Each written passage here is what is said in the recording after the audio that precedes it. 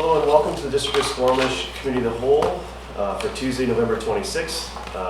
My name is Armin Herford and I'm the acting mayor this month, and I'll be chairing this meeting. I'd like to welcome everybody to the traditional territory of the Squamish Nation. Can I have an adoption of the agenda? Councillor Race, second. Councillor Anderson. All those in favor? Motion carries. Thank you. First item today is procurement function development presentation. Mr. Jeffery, our procurement manager, take it away. Thank you. If you don't mind, No, that's all right. Christine Matthews, Chief Financial Officer, and I would like to just take a few moments this morning to lead out on probably some of the things that Mr. Jeffery won't speak about. Mr. Jeffery's been with us for 7 months, and he's already accomplished a great deal. And brought a service to the financial division that is much overdue. Procurement can sometimes be perceived as one of those areas that can hold up or cause administrative burden, slow things down. And I think it's a testament to Mr. Jeffery that he manages to find this excellent balance between sound procurement practices and ensuring those are happening while clearly adding value to processes. We get a lot of excellent feedback from all of our clients. Currently, Mr. Jeffery has no delegated authority beyond that of any other manager, but he relies on his relationship building, good humor, and practical solutions. He's innovative. He's bringing some approaches to the procurement area that just make sense. They're not traditional in the local government circles. He's really opening us up to a better world of negotiation and strong contract management. And ultimately, he's going to save us considerable amounts of money and already has started. He also has an eye on the supplier experience, so he's ensuring that we have fair and equitable services that are not overly burdensome, and and give them time to prepare so that we actually are getting an encouraging, wholesome competition, which is exactly what we need. So I'm very excited to have him as part of our team, and looking forward to the next chapter in procurement. And with that, I'll turn it over to Mr. Jeffery. Thank you. Thanks for that, Christine. This is basically an update on the procurement function, what we've done in the last 7 months, the who, what and why, and where we're going. It's always interesting when I discuss what I do. People really don't understand it. One of my favourite stories is my son.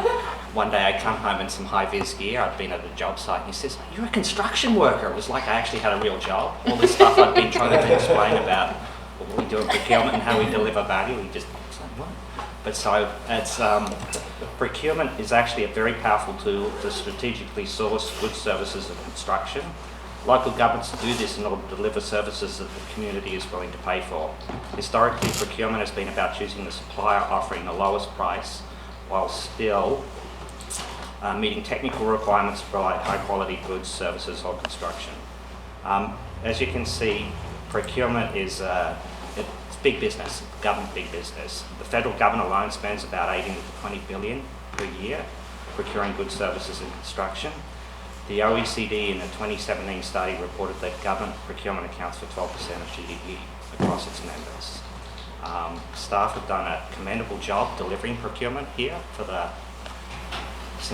before I came, but it's really something that they haven't had a lot of time to devote to. They've been doing it off the side of their desk, but they've done a commendable job, trying to manage their limited resources, meet pressing timeframes, and comply with increasingly stringent regulatory frameworks and a decentralised procurement system. The next couple of slides are the difficult ones for me to talk about where we're adding value. Christine did a good job doing that for me, so I don't know how much I want to really dive into here. I can give you a few examples. So the biggest area where we add value is most of our supply chain is made up of contractors and consultants. So we spend a lot of money on capital projects, 40 million a year.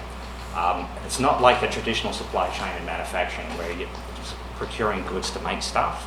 So ours are made up a lot of human beings, having good contractors, good consultants. So what we're trying to do to add value here is what we call the procurement playbook. This is based on UN model procurement law. It basically is showing that there's more than one way of going to market. So in the traditional contract day tendering world, you'd hire a consultant, they'd do the design, and then you'd hire a contractor to build it. where what this is trying to capture is trying to deliver that 3 to 5% of savings we can achieve on the majority of our supply chain, which is consultant contractors. And a lot of it has to do with the way we go to market. So, for example, the RFI on the upper top, we've got a TTP project we're actually going to market at the moment for, and we're basically doing it as a proof of concept. We're going for basically, it'll be 2 months, we'll prove that the concept works, and then we'll probably enter into a longer term contract after that. That's not how you traditionally do things in Canada, in our tendering world. So,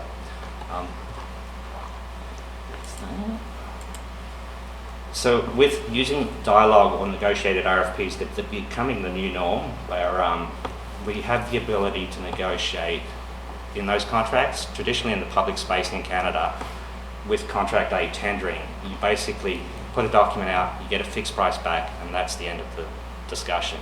With the negotiated or dialogue RFPs, we do have the ability to negotiate contracts and better terms and conditions. We did this on our audit services contract that we just signed. They've come to council, 2 weeks ago, I think. In the 5-year contract, they had a 6% increase built into the pricing, the highest evaluated.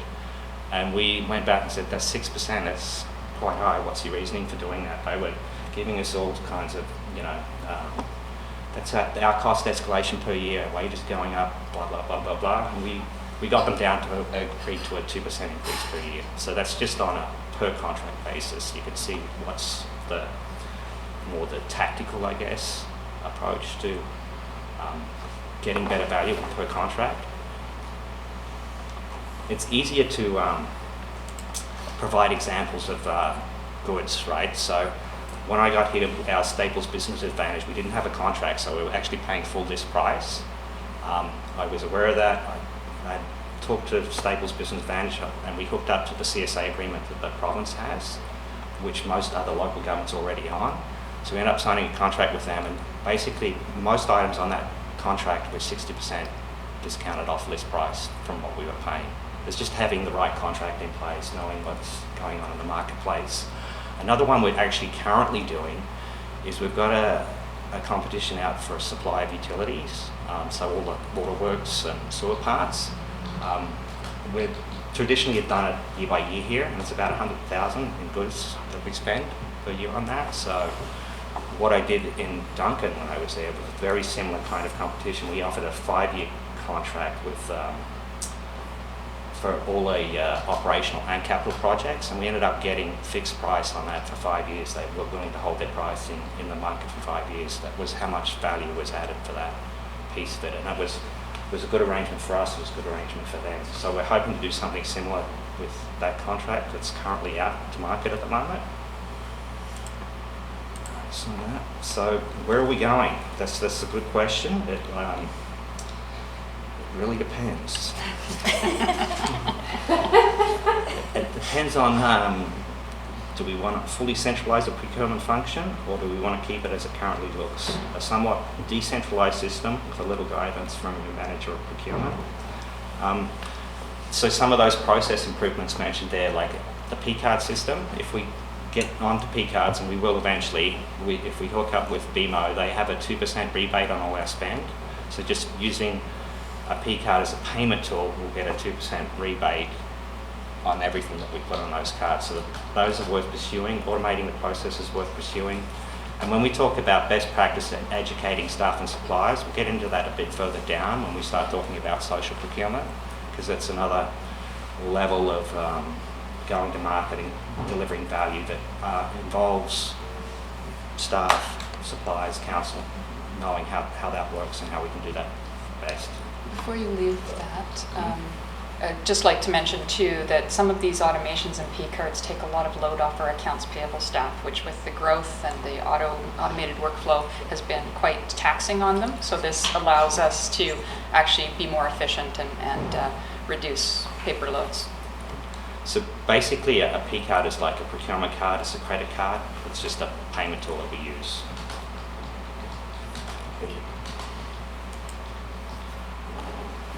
So where are we going? Well, procurement encourages innovation, entrepreneurship and continuous improvement. Procurement can be used as an agent of change to move an organisation in the desired direction. And what would that direction be? It's social procurement. So what is social procurement? Social procurement is the process of getting more social value from existing procurement of goods, services and construction. Instead of focusing solely on price of best value, social procurement also considers various social goods or objectives as part of the procurement process. In this process, the supplier must satisfy or carry out some necessary social objective as part of the competitive process. You're still required to go through a competitive process, but the added value is including a social criteria as part of the bid evaluation process.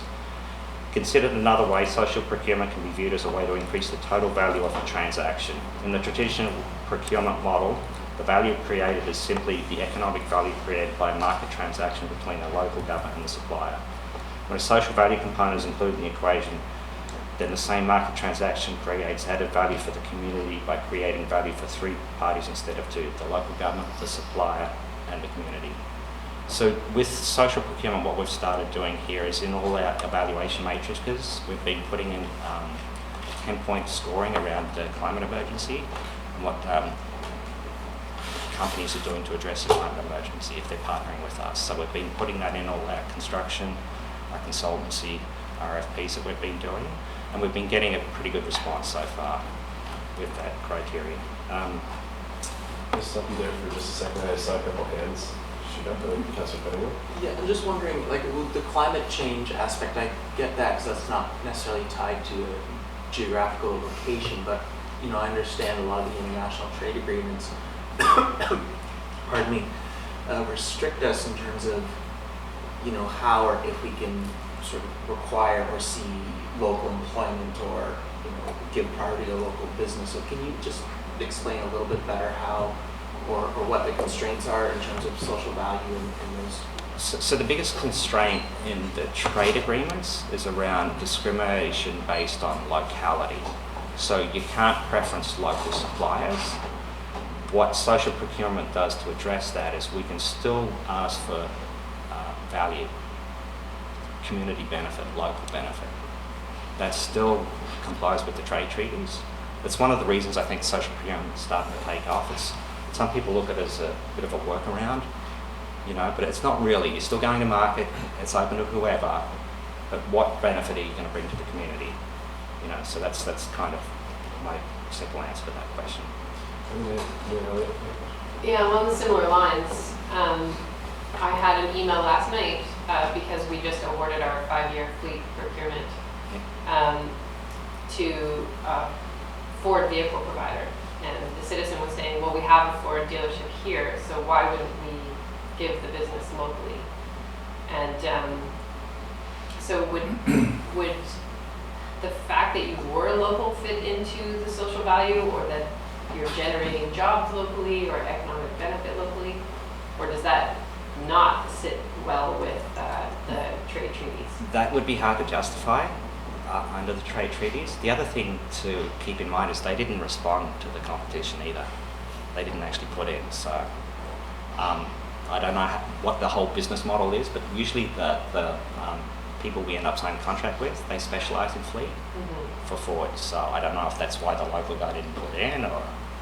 Yeah, we can't make people apply to our RFPs, but that social benefit piece, I know last term we talked about living wage. So can that be a requirement of our procurement contracts? It definitely can be. The thing to keep in mind with living wage is a lot of our big spend in procurement, our supply chain here is with consultants who are getting 100 or charging us $200 an hour. So it really won't come into play. It might come into play in some of those construction contracts. So it's definitely something we can put in there to get social value. That's one of the biggest things they emphasise in social procurement is the living wage and the training opportunities for apprentices and stuff like that. So I think probably the caveat on that would just be that you have to be able to follow up and investigate whether, what they indicate is actually true. Do they have a living wage? So what steps do you take to find that out and investigate that? See, it's easy to do on the front end. It's easy to put that in a document, and people will respond and tell you what you want to hear. But we want to have some teeth behind it too, to do a bit of an audit if we can, to ensure that they're delivering that value that they said they'd deliver to the community. Councillor Rice. Thank you. Interesting point, because since I've been on council, we've periodically had debates about favoring local companies, for example, on construction projects and things of that nature. And we've gone back and forth on that, but we've seemed to always arrive at the point that our ultimate duty is to the taxpayer. And if we start sort of favoring local contractors, then other contractors will sort of not have faith in the bidding process and will not bid, and therefore the prices go up and our taxpayer suffers. So it's kind of, how do you balance that? I mean, if you're starting to somehow bring a local component into it. That's a very fine line to walk, actually. One thing we want to do is encourage competition. So, we want to encourage the local suppliers to bid, but for them to know that they're in a competitive bidding process where people from the city may bid on the same work. What we're finding though is that the market here is tough. It's hard to even get people to bid on our work, let alone get people from the city to come up and bid on the work. So we want to kind of encourage the local suppliers to bid on the work, but also people from the city, we'll get better bang for our buck. We'll get better return on investment. Thank you. Thank you. So basically, with procurement in the public sector is changing quickly. We've gone from considering just price and quality to a number of factors in our procurement decision making. We can leverage our procurement spend in a way that reflects the values of council staff in this community. Squamish is a great place to be. Let's do this. I've got nothing else to say. Any questions? So two, one, in terms of auditing, like if there's a big, does that come into the sort of procurement policy or your approach, or how does that, how do we manage that? So to do that piece, what we'd call that is supplier evaluation or performance evaluation. That's something that we will get into down the road. We basically need to evaluate our suppliers for future procurement, so we can make that part of that audit process or incorporate that into our supplier performance evaluations. I think one of the key things that Mr. Jeffery is bringing to the procurement is that full cycle and planning process of procurement. Understandably, the staff that are trying to do it decentralized and off the side of their desk right now, they're busy. And that's not their expertise. Their expertise is in whatever they've been hired to do. So Anthony's able to bring that complexion of this expertise to it and start to really plan out procurements and think about the full cycle and add some continuity, keep the records that allow us to maybe next time not take that supplier low bid or not because they didn't add the value that they said they would.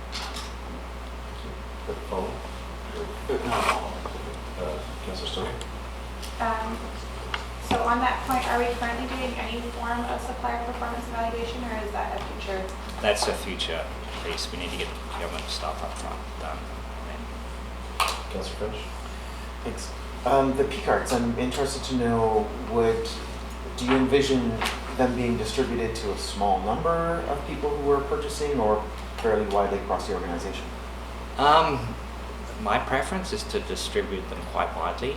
It's good 25 years ago, I was involved, I worked for an Australian government department when P cards first got rolled out there, and one was handed out to everybody who worked in that department. I'll follow up too. We have a lot of small and tedious processes around public works, procuring, things like that. The beauty of the purchase cards versus we have credit cards for a select amount of staff right now, but the beauty of the P cards is we can actually limit and direct what types of expenditures can be made on them. So we've worked at this, I know when we were in Metro, pretty well everything under $5,000 almost ended up being a P card type transaction as much as possible. So it takes all those small loads off, allows us our automated workflows to work better because now we're truly dealing at the level we need to be dealing with automated workflow instead of trying to pick up all these small invoices and issues. So It's the vision. We need Mhm. some systems and some tools in place first, and that's the next step. Is we actually don't have an automated procurement system right now. Makes it very difficult for our staff, for Ms. Klassen to be able to actually make sure people aren't exceeding contracts, etc. So we're really dealing with a lack of tool right now. So we're hoping to do that next, and then we'll keep advancing. Thank you. Follow-up? Yeah, Does the organization currently have some kind of fleet fuel card Yes. program? Yes, we do. Thanks. Mary Ellen? So Mr. Jeffery, you and I talked about a program that was launched on the island around social procurement, and I didn't get a total no from our participation from Mayor Osborne, who was leading that up. So maybe could you speak a little bit about the social procurement collaboration that happened on the island? So I was involved in an initiative called the Coastal Community Social Procurement Initiative on the island, which was basically bringing together all the local governments on the island around social procurement. So doing policy, procedures, educating staff, suppliers, elected officials on what can be done in the social procurement space. The City of Victoria has been a key player in that. What they did was they got grant funding to get a consultant to lead the local governments there. So for the last 6-12 months, they've been doing a series of workshops for suppliers, for staff around social procurement and what that initiative involves. So on a practical level, we were doing a lot of procurements where I was in Duncan, where the social piece of the evaluated criteria was up to 20 to 30%. So it did have a big impact on who we chose. So it was quite an exciting project to be part of, and it'd be nice if we could look into that one, because we are, if you look at the map of all the local governments that are involved, it covers the island and it comes right down the Sunshine Coast. And that's just, Squamish is just here. So I have sent an initial ask to Mayor Osborne, is sort of now the contact person in Tofino, and she didn't outright say no. She said we could talk about it. So it's something that I would like to pursue and get more details on. See if we can participate. Because they do have I think a half-day session on the Sunshine Coast on the 12th of December. It might have some value for some of us to go to. Councillor Stone?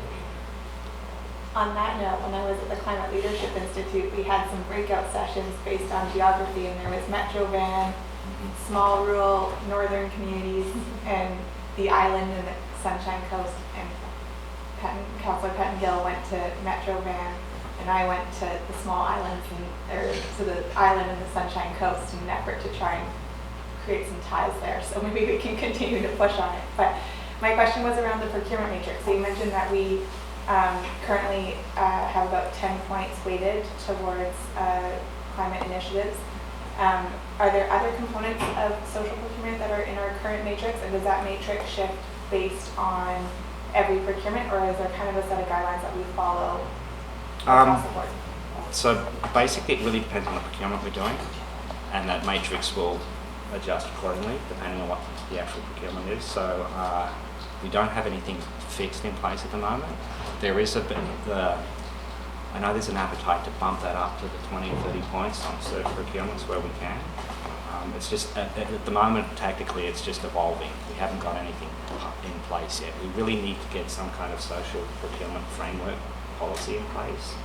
That would be a guiding leading document, and then to get down into the nitty-gritty procedure, how we do that on a tactical basis. I think I'd just like to weigh in too on every contract's different. So on some contracts, we would have much more leverage and output from rating social procurement higher. On other contracts, it may be minimal, and then we wouldn't want to necessarily give up other aspects of evaluation. So I do think that each one still, we're going to need a little bit of flexibility to make sure that we're really valuing and putting the most emphasis where it makes the most sense for that, the nature of that contract. Yeah, just wanting to clarify where the sort of lines are around procurement. So I gather that our intent is to have a clear set of policies that everyone will follow when it's purchasing, but there's a certain threshold where the procurement team will be actively involved in the negotiations. If there's something involving employees even if they're casual in deciding when to call someone in, that's not procurement. But if it's a contractor, it is procurement. If someone is buying a lunch or something, they have that authority to make that spend. But is that sort of considered part of procurement, or is that employee expense type of thing? Or It's all basically packaged in procurement. It's just whether or not what level of stewardship we put over that. Right now, we're really focusing on the large dollar because Mr. Jeffery is one man, and we have a lot of procurement going around the organization. It's one of the things we're grappling with, even just trying to devise new policies, new procedures. Mr. Jeffrey's already drafted a bunch, and admittedly, I looked at it and went, wow, what happens if you're on vacation? What are we going to do then? So, these are some of the things where we're trying to figure out what is the model, where's the future. We have some conversations. We've requested some audience with our senior management team to say, where can we go? What direction are we going in over the next few years so that we can start to build and devise those policies and procedures that make sense? Are we centralized, decentralized, blend? What does that look like? And then the policies and templates and things come very quickly after that when we know what it is we're dealing with. Structure. So my main focus is actually on when we hit those trade treaty thresholds, so the 75,000 for goods and services or 200,000 for construction, because that's we have a higher risk exposure at those levels. What we do under that, we have a lot more flexibility, so I'm really focusing my attention on those thresholds. Thank you. All right, Councillor Race. Thank you. Just last term, when we were having our discussion around the living wage, and we got sort of touched on the thought of, how far up the chain do you go in procurement to ensure that it's not just the first guy, but the ones behind them. And it gets to the point where you can end up in a third world country, and how do you apply a standard to that?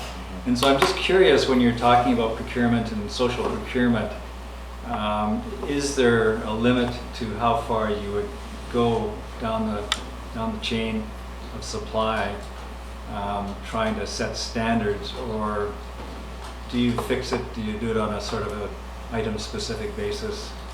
I would suggest the best approach would be an item-specific approach. As I mentioned earlier, most of our contracts are with construction companies or design consultants like these fine fellows behind us here, and especially with design consultants, that living wage is not going to be a factor in those kind of procurements. So as far as goods and services go, it's very hard for us to get into where Corix is sourcing their parts that they're supplying us. I mean, that would be a time-consuming job for somebody. And do we want to devote resources to that? Do we have the capacity to do stuff like that? So something to keep in mind. Travel budgets just went up. Councillor Anderson, and for the final word. Councillor Anderson. Over the last several years, Council has produced a number of master plans and strategic plans for water, infrastructure, real estate. What's the role of the procurement manager in reviewing such plans and participating in their production? Currently, the zero. If we're going to do asset management planning, procurement should be involved in that, because we're involved at the start when we procure the goods or services or the construction. Over the life cycle, we're getting parts or whatever, and then, end of life, we're disposing of that asset. So procurement should be involved right through that whole process. Thank you. Thank you. And thank you for the presentation.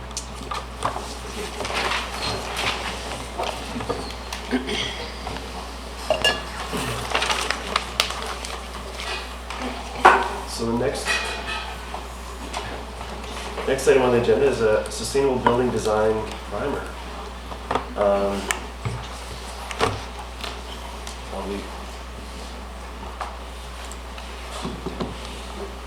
As we get set up here.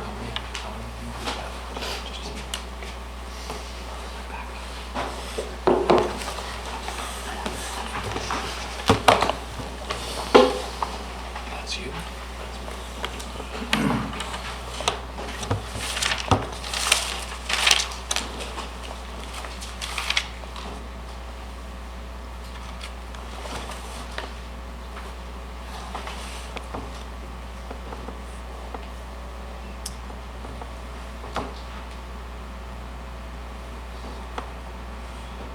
feel like we're close.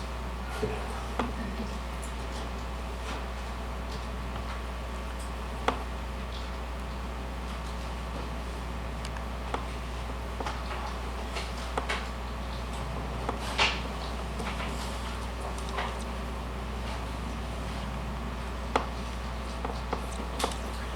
you go. Over to you. All right, thank you very much. My name is Chris Wickham, Director of Engineering, and I'm here with Jeffery Morwood, our Capital Program Manager, to present a bit of just-in-time learning on sustainable building design. HCMA is working on our fire hall design. And as we were getting into the fire hall design and starting to get at the point of making some important decisions, we'll be back in a couple of weeks, we really had the realization that we're going to be building a lot of buildings. And we're in a climate emergency. And we're really stretched for cash for building a lot of buildings. And there's going to be some really important trade-offs or decisions made around how are we building these buildings. And those are going to be decisions of council. And so there are, we as staff realize that there's an alphabet soup of different certification programs and whatnot. There are energy efficiency and carbon efficiency and all sorts of things that we had to tune ourselves up on, and largely to the help of HCMA. And we decided that it would be really valuable to bring that conversation to council and to the community to just start having the thoughts about what this all looks like. Now, the sustainable, there's all sorts of different ways that a building can be sustainable. The focus of this presentation will really be on energy and carbon. So I'd like to just turn it over to Jason Burtwhistle from HCMA, who's going to walk us through some of the alphabet soup, I suppose. Great. Thanks, Chris. Thanks for having me today. So as Chris touched on, it's really a high-level overview of energy and carbon, setting the stage a little bit with some context, and then getting into some of the principles around how to design buildings to achieve some of those goals. Had scheduled some time for questions at the end, but it was great to be able to sit into the previous presentation as questions come up. Also happy to field them as we go. So a couple of objectives of kind of going through the presentation was just to generally look at the kind of climate context around the globe and as it relates to Squamish, deepen an understanding of the terms and metrics that are used when we're talking about these different measurements in buildings, and then reviewing some of the different targets and codes that are out there that are kind of floating in the ecosystem to understand how they apply in different cases. And then lastly, just to look at, as I said, some of those principles of building design. So who we are and why we're here, just really quickly. HCMA has a long history of working on buildings, trying to really push the envelope of sustainable design. So this was a rec center in Surrey, which used a wood tensile roof structure, was LEED Gold certified. This is a childcare up at SFU in Burnaby that pursued the Living Building Challenge. Currently under construction in Vancouver, a fire hall that we're working on that's pursuing LEED, Passive House, Zero Carbon certification, Net Zero. It's kind of everything in one building. On the other end of the spectrum, currently the largest Passive House project in North America is the Clayton Community Center, again in Surrey. And one of our newest projects just in design in New West is an aquatic center that's looking at going zero carbon, which is quite cutting edge for an aquatic center to consider something like that. So globally, the context, and there'll be some, as I go through, some perhaps simplistic, what seem like simplistic statements. assuming that you're all pretty well educated audience, but really just trying to establish a baseline, as Chris touched on, to kind of bring the conversation up. So we know that climate change issues are increasingly complex, as we heard in procurement when we start to get into issues of social sustainability and things like that. So on the carbon side, though, we know globally the Paris Agreement is targeting carbon with some really aggressive targets, 80% reduction by 2050 for Canada. Then provincially, again, similar targets were set by the Climate Action Plan in BC. And then Squamish's targets, even going a step beyond the 80% and looking at carbon neutrality by 2050, which we were really pleased to see as we started to dive into this project. So the kind of good news is that although they're becoming increasingly complex, I feel that both in the design community and generally around the world, we're starting to get better at understanding the nuances of some of these issues and how to address them. So to this end, at HCMA, we're striving to create holistic, healthy, equitable, inclusive, and efficient places. So we're really trying to look at things from a holistic perspective and really grounded in a place. So on the efficiency side then, kind of bringing us to the more technical side of the conversation, is really what is energy and carbon, and how do we set targets, and how do we understand how to measure these things in order to achieve those goals touched on previously. So again, a really important distinction to draw is that energy and carbon are not the same. When we set an energy target for a building, it doesn't guarantee us that we're going to achieve a carbon neutral building, and vice versa. If we say we're going to be a carbon neutral building, we're not necessarily going to have the most energy efficient envelope. But we can strive for both. So this is just an example of looking at a similar building as the energy efficiency increases, but the different mechanical systems in the building, you see drastically different amounts of carbon emissions within the building. So they're both driving it down, but obviously with an electrical system, it's much more efficient. We'll get into that later. Any questions so far? Good? Okay. So how do we measure those two things? When we talk about energy and carbon in buildings, we've had a number of rating systems and things come about that all throw around different ways of measuring it. So just to establish some baseline for the terms, when we're talking about greenhouse gases, it's not only CO2 that we care about, but the reason that the IPCC, Paris Agreement, they all target carbon is because we've come around to understanding things in the context of carbon. So when we talk about carbon, it's often in CO2 equivalency. What that means is greenhouse gases have a different equivalency of carbon. So methane, for example, is 25 times more potent in the atmosphere than carbon is. And likewise with a wide range of other gases. So this one I just wanted to touch on because that's over 100-year time frame, as I understand it. Over a 20-year time frame, and we really are, when we think about feedback loops, what happens in the next 10 or 20 years is absolutely critical. So over 20 years, it's, I believe, 88 times as potent, and over a 10-year period, I haven't done the math, but I'm sure it's much higher than that. Yeah. So. Exactly, and that speaks to a really important distinction that a lot of the science out there that speaks to these things has for a long time looked at things over 100 years, but many of these gases break down much differently in the atmosphere than carbon does. And so yeah, it's a really good distinction. So then when we bring that down to the building scale, we talk about GHGI, greenhouse gas intensity, which looks at the amount of CO2 equivalency. So it looks at all of the gas emissions or your fuel emissions per meter squared per year. So that's kind of the common metric that will get used in most of the rating systems is GHGI when we're looking at it per square meter. And that allows us to compare buildings of different types to see per square meter, they're all roughly this. One of the last points on carbon is that zero carbon and carbon neutral are not the same either. So really being clear in our terminology when we're defining these things in procurements, as the previous presenter was talking about, but also when we're talking about it. So zero carbon meaning there are no carbon emissions over the lifetime of that building. it does not produce carbon through its operations.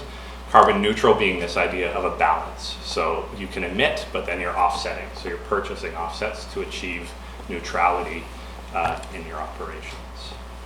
And then lastly, we'll get to a little bit later in one of the rating systems, which is called the zero carbon certification. So another layer of confusion, perhaps. That's just a review question. Yeah, when you speak about the life of the building, does that include construction, or is that just like the carbon that would be in the actual construction, or is it just operational? So in the sense of this, we're talking operationally. I'll get to the embodied carbon as well, which we know is, yeah. That's pretty good. Yeah, so I'm glad you touched on the definition of neutral, and I just want to skip back to, I think in our current climate emergency declaration, we're at 0% emissions by 2050, not carbon neutral by 2050. So that may be something we need to reconsider, or maybe that is our target. Sure. On the energy side of the equation then, a couple of metrics that are used in both in STEP code and a number of other cases. So the first one, what's commonly referred to as TEDI, thermal energy demand intensity. So this speaks to the amount of heat loss and heat gain through the envelope of the building. So it's really the passive heat demand in the building. So it's your gain from the sun, gains from human bodies and things like that, and then losses through the envelope, just through leaky envelopes. So it's your passive gains and losses per square meter per year, again. And then on the active side, what we commonly refer to as total energy use intensity, or EUI, is the active system. So your lighting, your heating, if it's electric heating and gas, and then plug loads and things like this, again, per square meter per year. So the units are the same for these two, so it's just the easiest way we tend to talk about it is the envelope and then the active systems as we'll go forward. A couple of last points in terms of the terms. Of course, we know both energy and carbon have a price, but they're not always necessarily equivalent. So utility costs is something that for a long time we tended to measure against. As carbon becomes a much more important part of the conversation, we have to consider the potential increases down the road of carbon taxes, as well as potential offsets. If carbon neutrality is what we're after, we're going to have to start to factor those into our procurements and things like that. And then, so this brings us then to the last kind of metric that we tend to look at, which is the embodied carbon. So this is the carbon in the building materials at the time of construction and the associated carbon emissions leading to their production. And this is often measured in kilograms, sometimes tons of CO2 equivalent per functional unit. So it gets a little bit more nuanced here, where not every building material will be the same comparison. So it's important to kind of really look at the number and what is being demonstrated to you, whether it's per meter square of material, per kilogram of material, or per unit. For example, like a brick might be per brick as opposed to per meter squared. And then the embodied energy similarly looks at the amount of energy used in the production of those materials.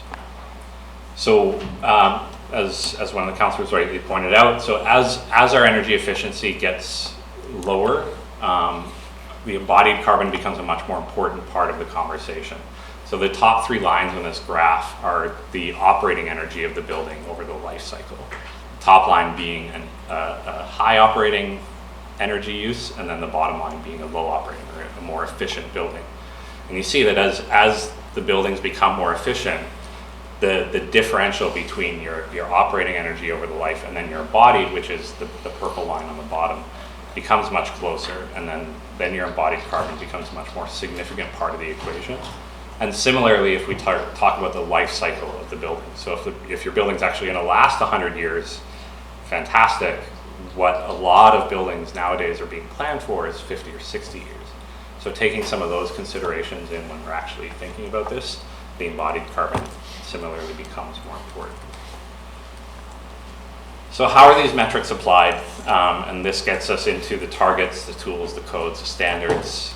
There's an increasingly complex ecosystem of rating systems out there that are trying to tell you what the most sustainable building is. They all have different ways of measuring, different important categories that they measure. By no means try to interpret this image. It's really just there to show the breadth of rating systems that are out there and how they're kind of trying to address things in different categories. For the purpose of today, we'll share the presentation after. So, for the purpose of today, we're really going to focus on 4 that are kind of most relevant in kind of the current climate in Metro Vancouver. And those are Passive House, which is the first one, the lead rating system, which has been around for much longer, Step Code, which is really becoming embedded in the provincial building code, and then the Zero Carbon Certification, which is another program by the Canada Green Building Council, which also administered LEED for years. Are there any standards that, rather than evaluate based on essentially the size of the building, try and tie it back to per capita energy consumption? And just my thinking there is, there's this, sometimes you hear the debate, well, as a whole, China uses more energy than Canada, so Canada doesn't need to do anything. But I think if you look at sort of an individual living here versus an individual living in China, we use already far, far more energy. And so if you believe that individually we should kind of, it would be fairest if we're all using about the same, it seems thinking about our buildings in terms of like bringing it back to the per capita is maybe quite relevant. And there's not a rating system out there, as far as I understand, that looks at it that way. And I think mostly because the vast majority of the rating systems that are out there really try to address the building as a building scale. Whereas I think once you start to scale up and try to look at throughout like my life, the emissions that I'm using are going to be in multiple different buildings. So it starts to look at it more of as a systems approach. And there are, not necessarily a rating system, but there are standards out there for measuring that, kind of to look at per capita for Squamish, for example. If you wanted to look at the district's per capita emissions, you could do that looking at all the different factors, both the buildings and the transportation, those kind of things. Is that? Yeah, I'd just sort of like to make sure that as we proceed down whatever road, we're not thinking, oh, well, this building per square meter is really efficient, so we should therefore proceed with it, but it's like 10 times bigger than we really need, so it actually adds up a really big footprint that is not helpful. Yeah. No, it's a great point, and looking both at the per square meter, and this was one of the problems with some of the rating systems previously, is that they break it down into a unit that then doesn't actually look at the total energy use or the total carbon use. Yeah, I would just add to that we can't afford to build a building that's bigger than we need. So we have a self-limiting situation. We have a very robust process we'd be going through to look at what we really need and what we need for the future, and how far in the future, and what are the programs that are going to be, especially our goals are complex, multi-use sort of buildings. So that we will be presenting in a couple of weeks' time, and then it's an apples to apples. With this program space, we can do these things energy or carbon wise. Looking. So I'm not going to try to do an in-depth dive into each rating system. I've been working in the industry for 6 years, and there's still things that I'm discovering about LEED, for example. You're like flipping through the 3,000-page manual, and I didn't know it was calculated that way. So we're really just looking at how they deal with energy and carbon and the differences to help establish a common understanding. So Passive House is really, really focused on energy. So a Passive House building on average will consume 90% less energy than a code building today or a few years ago when the studies were done. But it does address carbon in the fact that it factors into the energy calculations your energy source. So in the latest version of Passive House, which came out a couple of years ago, they changed the way this calculation was done, and they factor in your energy source for your location. and scale it accordingly, whether it's coal or nuclear or electricity or hydro, et cetera, et cetera. So that's how they kind of address the carbon, but they don't have a specific measure of carbon that you have to achieve to meet passive coast standards. On the other end of the spectrum is the zero carbon standard, which is the latest from the CADC, the Canada Green Building Council, which is entirely focused on carbon. So they're trying to create zero carbon in operations buildings. You have to submit an embodied carbon study of your building, but they recognize that you can't, if you go that way, you can't ignore the energy. The energy, as we saw in that graph of the houses, still plays a part in the equation. So they have a heady target focusing on the envelope of the building that you have to meet to get certified. So you still have to create an efficient envelope in your building, but that's the only measure for energy in zero carbon certification. On the LEED side, one of the reasons it's gotten much maligned over the years is that the LEED energy points do their calculations based on energy cost. So it's you're creating a baseline model, and then you're modeling your design building and looking at the cost differential, and that's how many energy points you get. The thought behind that was it helps owners understand how much energy they're saving over the years. The downside of that is that it's not giving you a really accurate representation of how much energy you're saving in the building. When you say something gets 10 LEED points, it could be because it went from electricity to natural gas, which is creating more carbon because gas is cheaper. So in the latest version of LEED, they've updated this, and they've started to recognize that problem and recognize the changing industry. So they now have equally weighted points in version 4.1 that you get half your points from your carbon emissions, half your points from your energy cost. So they are shifting in that direction. And then the last point is the step code. And if you can see the little pink cloud, it's really an acknowledgement that the step code as currently written doesn't address carbon. It's done an amazing job of trying to standardize our energy metrics, our EUI and our TEDI across building types, but it doesn't have a carbon metric. So when we're specifying a step code building, we're driving the energy efficiency down, which is good, but there's no carbon metric.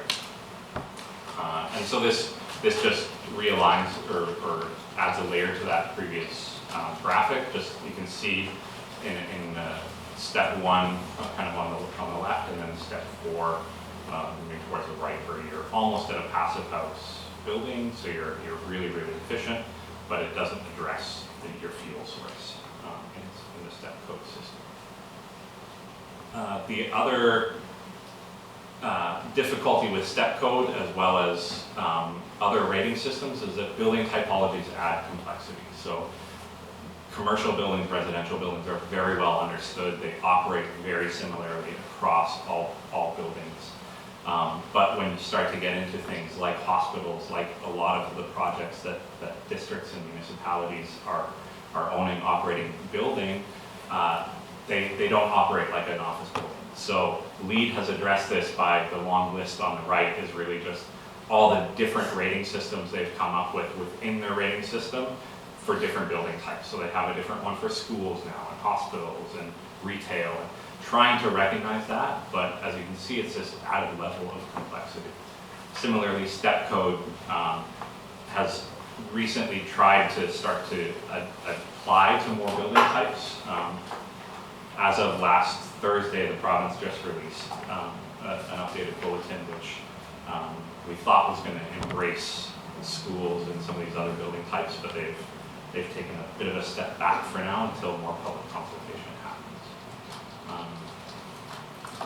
And lastly, just wanted to take the broad approach is, as important as carbon and energy in the building are, we have to consider everything in context. We have to zoom out and look at where are we placing these buildings? Are we placing them in a location that's going to require us to build a 1,000-car parking lot because everyone's going to have to drive to get there?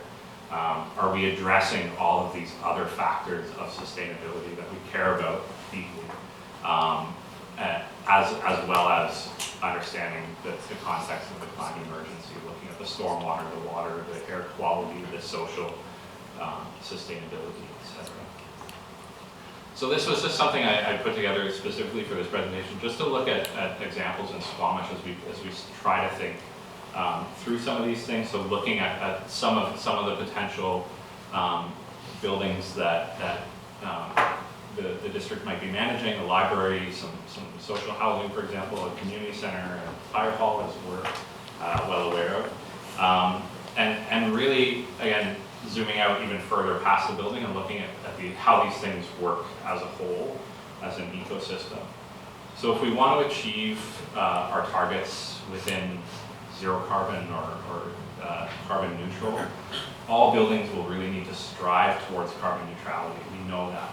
Like the buildings we're building today are going to be operating in 2050 when we're saying we're going to be carbon neutral. So we have to be striving today. And simple buildings, those buildings that are well understood, will really need to strive to be energy positive in our understanding and impression. So one way that might look at, if you kind of look at the ecosystem of buildings, is that maybe your library and your housing, which are lower energy intensive and more understood building types, might be the energy positive ones, because a community center with a pool is extremely difficult to get to zero carbon. It's not impossible, but so that you have to think of all of your building stock as a system and see, okay, if we know we're going to have some carbon being produced over here or some emissions happening over here, how are we going to try to create an ecosystem that is truly carbon neutral?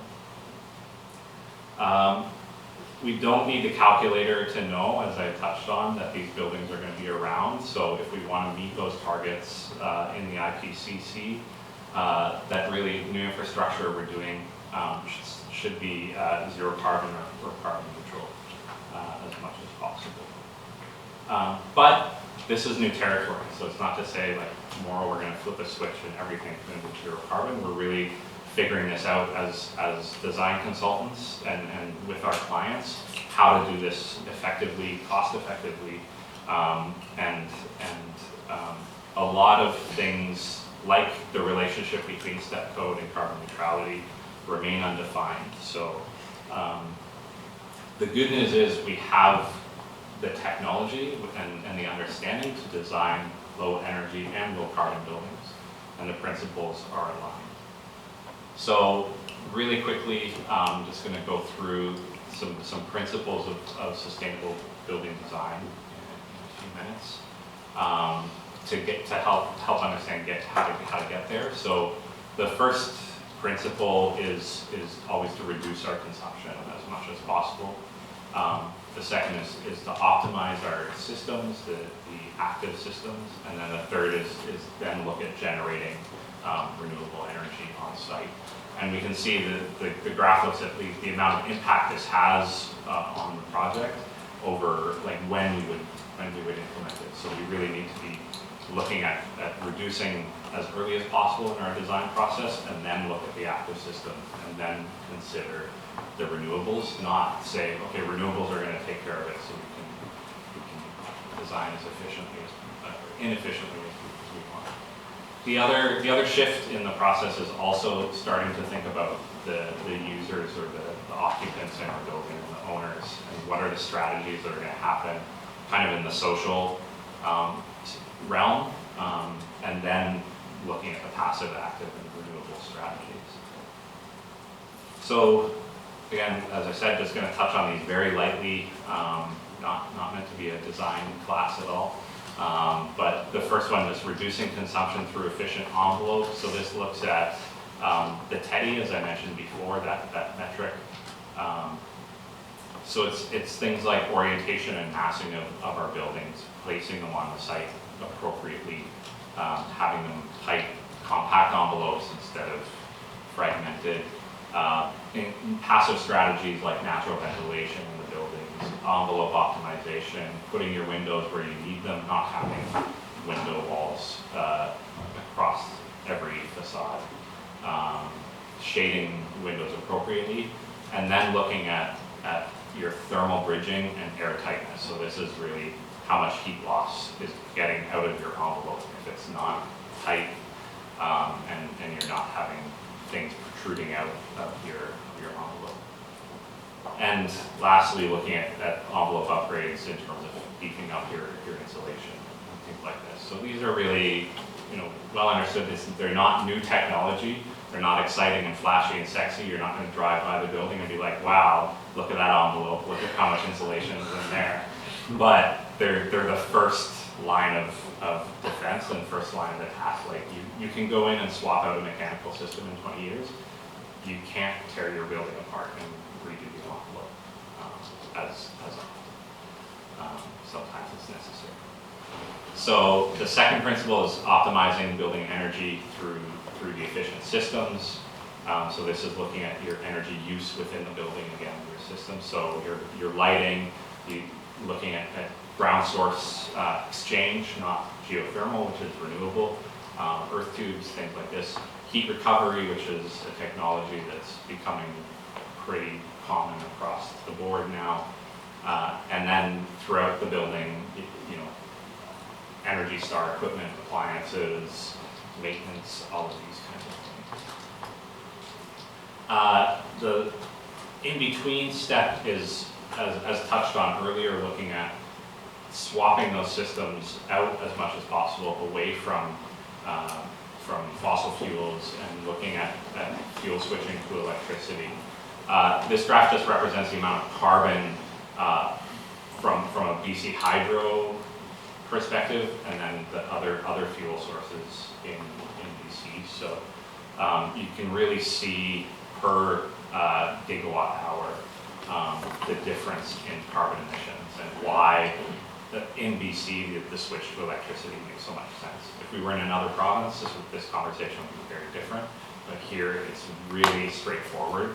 Switch to electricity first to drastically reduce your carbon emissions. But again, also don't forget the envelope as the first principle.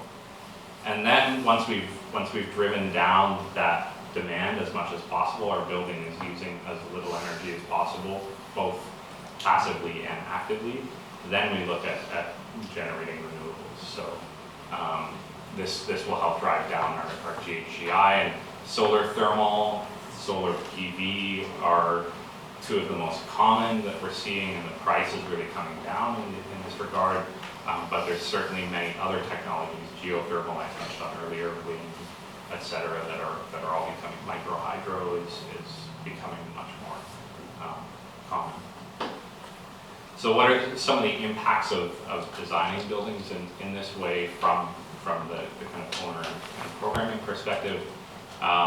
It takes we start to think of some of the operations of the building a little bit differently, starting to identify and try to see adjacencies where we can tighten up the program and bring places together, looking at more efficient programming or reduced programming. So operating an ice rink throughout the summer where it takes much more energy to keep that ice cold versus switching the ice to a hard playing surface for lacrosse, soccer, etc., can have a dramatic impact on your energy use in the building, but it's a programming choice. It's not in the hands of the designers as much as the owners and the operators of these buildings.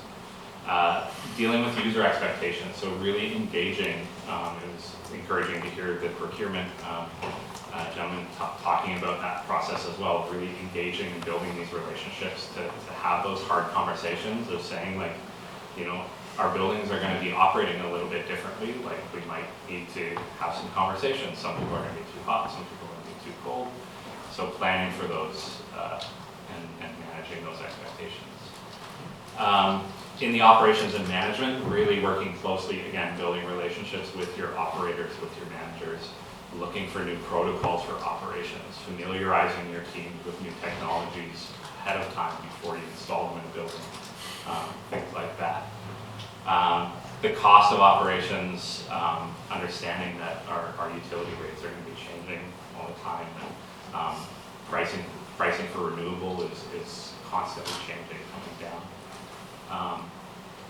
So how much is it going to cost you to do all of these things? One of the questions we always get asked. We're still figuring it out because, as I touched on, these are still new in terms of some of the benchmarks and the rating systems. Here's what we know so far from some of the projects we've worked on. So the step code report from the province of BC claims to achieve the highest levels of step code, you're looking at a 5% capital cost increase. So that's, again, only focusing on energy, 5%.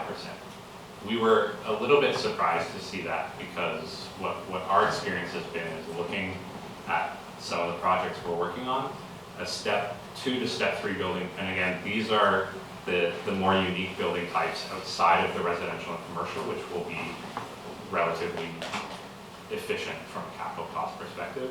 But those unique building types that are the civic projects, step 2, step 3 are going to be in the order of 6 to 8%. It's not a hard, fast rule. These are not by any means for every project, but this is generally what we've seen from a couple of projects that we've worked on so far. And then step 4 is roughly in line with passive house, which is, you know, anywhere from the order of 10 to 20%, depending on the complexity of the project and the project type and what the programs you have in that space are. So we expect that, as we saw with LEED, when LEED first came out, you know, everyone was up in arms and we saw prices quite high, but we expect that these will come down over time. On the zero carbon side, the SAGE-UBC put a report out that puts a zero carbon building roughly in an 8% range from a capital cost point, which, if we look back, would be roughly in line with the step 3. So if you were considering between focusing on energy and saying step 3 or focusing on carbon and saying zero carbon certification, you can kind of equate those from a capital cost perspective. But it's also important to balance, though, that cost and looking at what the value that cost is bringing to you is. So the long-term operations of the building are obviously much larger than that initial capital investment. So really understanding what are some of the values, both on the social and the operational cost side of things. And factoring in things like the cost of retrofit. If you want to be zero carbon and you decide not to do a zero carbon building today, and you have to retrofit it in 2 years, you know, the accountants can run those numbers, the quantity surveyors can run those numbers and tell you what it could cost, what the cost of energy and carbon might be, and the value of some of these sustainability measures. And then the last point was just the potential adjustment to the project schedule. So it's really comes down to, as we saw, like planning and front loading the project a lot more. So having some energy analysis embedded into your RFP, into the procurement as early as possible to understand what the opportunities are. Energy modeling, air tightness during construction can be a schedule add. So depending on how it's done and how big the building is, it can add some time to the schedule. So there's just a number of considerations. So key takeaways, hopefully wrapped it up in mostly on time. You're good. Thanks. So we have the technical knowledge in the market today. It's not rocket science. The technology exists and the design know-how exists, but investment is needed to realize the long-term solution. So kind of starting to balance the short and the long term. Achieving these solutions requires an integrated approach that builds relationships among all stakeholders. And this really touches again on the previous presentation as well, is that so much of it comes down to relationships and having those conversations, or bringing the procurement guy in as early as possible, and talking to your operators and talking to the people that are going to be in the building and the social connections. We really feel that designing a world that is more just, equitable, inclusive, and dignified requires us to address the social change as much as the climate change. So that social capital and things will have an impact on the climate change and vice versa. So really addressing this both. And lastly, there's no one-size-fits-all approach. As we get into these unique buildings, it's every building is going to be a little bit different, so it's going to be hard to identify, like, we want to do this on every project. But as I went through in some of those principles, we can apply principles across all the building types. So it's really about reducing our demand and optimizing our systems. And that's Thank you. Council, questions? Councilor Cunningham. So, you mentioned at one point, thinking about a 100-year lifespan instead of 60-year. Is there any reason to contemplate thinking about a 10-year lifespan, like sort of going the whole other way? And one of the reasons, I think it was Kamloops was saying they'd done a passive house based on, the climate projections of a year or two ago. And it was working great, but then they quickly found out they had to put air conditioners in because the technology, wasn't making it. And so as things are evolving so quickly, and we're kind of hearing that the IPCC targets really aren't enough for us to survive, and so we can expect, as aggressive as what we have said already seems, we may very quickly have to get much more aggressive. So, is there any thought to doing things much shorter term so that we can iterate more quickly? Yeah, I think there's two ways to tackle it. One, what we're starting to see in some RFPs is a requirement to forecast in the energy modeling that we talked about, actually forecast based on the future climate predictions as well. So to do it based on the current climate assumptions and then also the future, like we have the 30 and the 50-year climate projections. So that can help build in some resiliency into the building right off the bat if you're already planning ahead to that. The other point I think I would say is just that one of the reasons in the passive houses we've seen for that reason is that some of those passive strategies that I touched on tend to not always have a 7-year payback. So things like external shading on your building, which can eliminate that overheating and prevent you from having to install AC. It's not always an easy sell when you kind of look at the quantity surveyors and go through value engineering to say, like the external shading on the building costs this much and it's only saving us this much energy, but it's not factoring in that in 10 years we're going to have to install AC. So I think that those are just two considerations. Councilor Race, followed by Mayor Elliott. Thank you. You mentioned, and I think maybe not go back to the slide, but there was one cost was 8%. I think that was reducing carbon, and the other cost was energy efficiency. And it was more or less the equivalent of, I think it was a step 3. Yeah.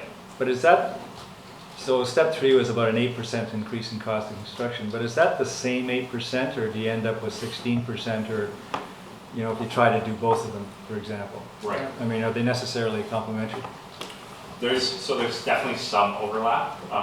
What I touched on, I think, in the zero carbon certification is that they do have an energy standard or an energy requirement for your envelope, for the TEDI. They have a target. And that will align well with your step code. So if you're meeting your zero carbon, you're going to achieve your TEDI requirement, your envelope requirement in step code. So it's not going to add up to 16. Like I would say it might add up, and again, totally off the top of my head, don't quote me on it, but I'm being recorded. But I would say probably like 10 or 11%. Like I would say it's not going to add a full amount, but you're still going to have other considerations for pursuing either zero carbon or step code that aren't covered in the other one. So. We had a discussion last week because we're building a affordable housing project, and the province will only fund up to a step 3 building, but we've set these targets around our climate emergency, and that building will be there in 2050 when we should be at net zero. So the argument is, well, we've designed it, so we would delay the project if we redesigned it And yet, are there things that you can do at this point in the design phase that would allow us to treat it within our ecosystem, at least give it a shot at being as close to carbon neutral as possible? Yeah. Yeah, I think the biggest part there is really designing for the future. So even if we can't achieve zero today, if we electrify the whole building, so oftentimes in residential buildings we tend to see natural gas for hot water and things like that. So if we're able to move those systems to electricity, down the road, once our grid becomes more renewable, once we're able to maybe build more positive projects that can offset that. So I think it would be a matter of building in some of that resiliency now to say, let's try to electrify that project. Again, not to dictate what that design team would do, but I think just to have some of those considerations. And then one of the other things that we often talk about is trying to future-proof the building itself. So planning for PV coming down in price quite dramatically, or even in 1 or 2 years having it part of a separate project or a separate phase of a project that maybe isn't funded by the province. So having the wiring and the transformers and things included in the design, or at least space for them included in the design today, so that in a couple of years when that becomes more of an option, you're able to do it without having to tear something apart or things like that. So, just for my own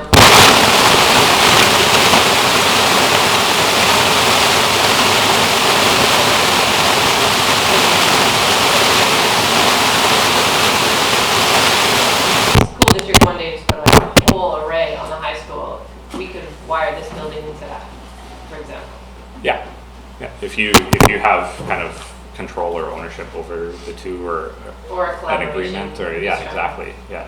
So yeah, I think that would be a great opportunity. So starting the opportunities get really exciting when you start to actually scale up and look at more of a systems approach as opposed to just a building unto itself. Yeah, that was very helpful, in fact, that takeaway that we should be treating our community as an ecosystem, and that some buildings can borrow from others in order to achieve that.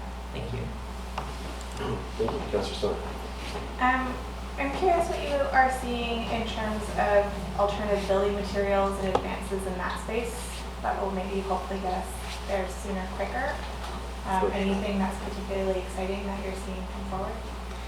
Yeah, didn't touch on it too much in this presentation because it was really focused on the energy and carbon, but there's a lot of really interesting technology coming online. Off the top of my head, I'm going to draw a blank, of course, but... I'm sorry, so I guess I'll reframe that as are there ones that you think are ready for testing in the next year or two that are worth us pursuing as alternative, as we start thinking about the sort of design concept and trade-offs? Mm-hmm. Are there materials or new materials or building forms that we could lend to or test? I think from a carbon perspective, obviously the conversation for a lot of people goes immediately to wood. There's a lot of really interesting advances happening in wood right now that are a little bit beyond the traditional glulam's and CLTs that could be really exciting. There's some difficulties, I think, in procurement, and hearing the conversation earlier about kind of local, preferencing local is always from a holistic sustainability perspective, I think always really good. But there's some really interesting things happening on the East Coast and in Europe and things like that, with different ways of designing with wood that allow for the end of life to be, designing for deconstruction, things like that. It adds a level of complexity, but there are some technologies that are there. Go ahead. So thinking of the overall value perhaps of seeking a certification, yes, you can follow those principles, but you don't necessarily need to seek that certification and those costs associated 100%. So from your perspective, is there value perhaps in trying to flex more towards alternative building forms and still have that overarching ideal of carbon neutral, but perhaps not going fully to LEED or zero carbon in terms of certification, but trying some of these other things? Yeah. There can be value. I'm hesitant to say, and in the conversation around the fire hall, this came up as well, this idea of rating systems, and it's a difficult one to say easily yes or no, because the rating systems bring a level of certainty and verification that, in projects that we've worked on in the past that say we're going to be equivalent to a LEED Gold standard, it makes things very difficult for both the client team and the design team to know, okay, well, what does equivalent mean to you? Like, if we don't do, we say we do this point, but we don't do it, or we do a scorecard, is that enough? So it can be a slippery slope.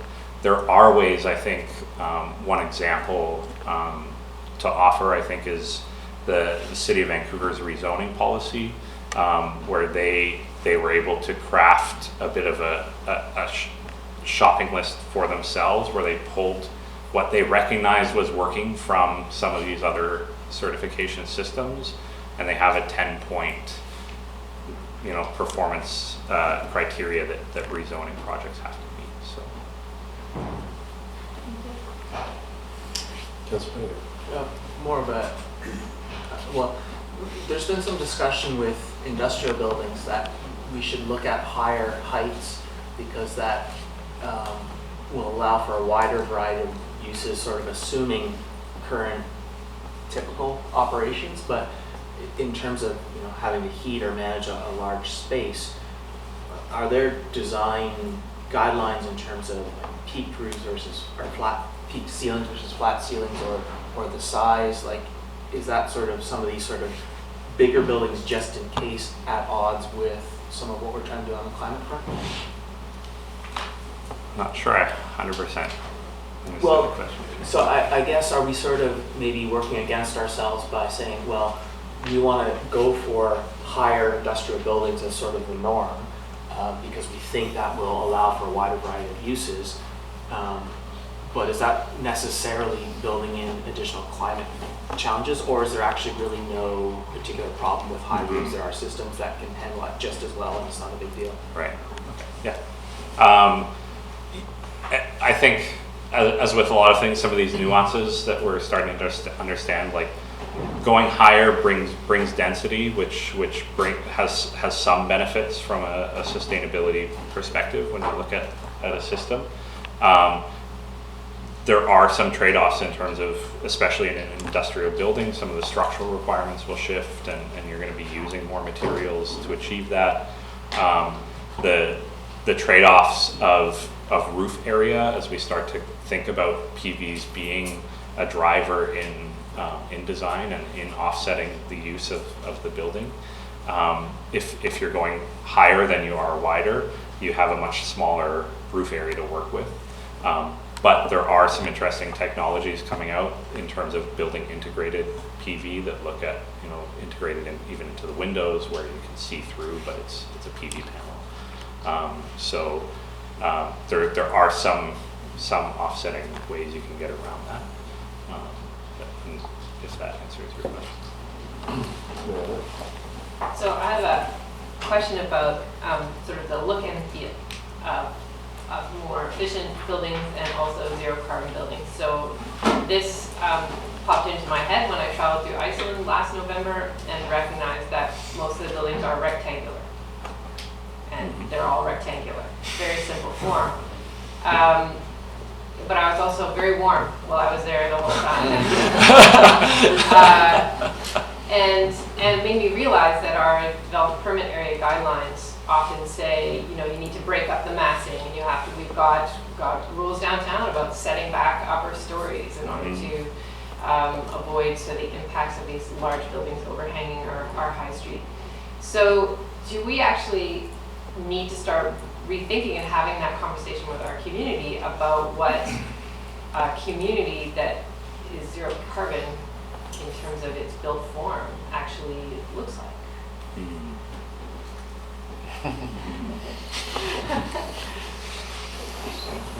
There's no help coming.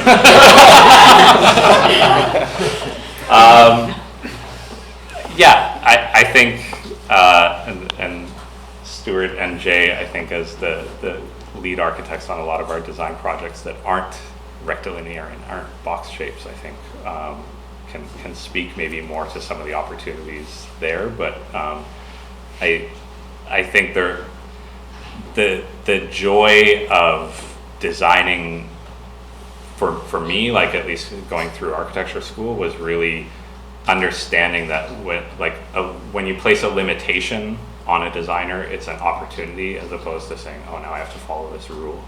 So it can be a way of coming up with creative solutions within the rules to achieve both. Like I think as I touched on, like we have the capability and the technology to achieve these goals.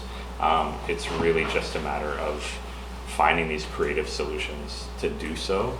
I don't think we have to move towards every building will be a box.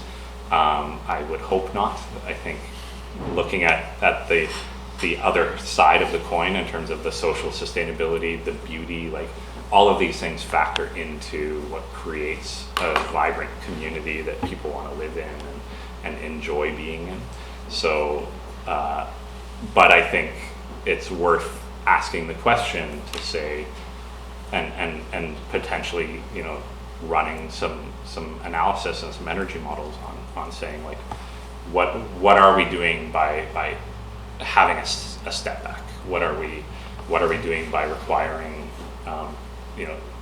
zoning that requires like side lanes X wide versus like actually having yards with planting, and things like that. So again, I don't want to get into hot water with the planners,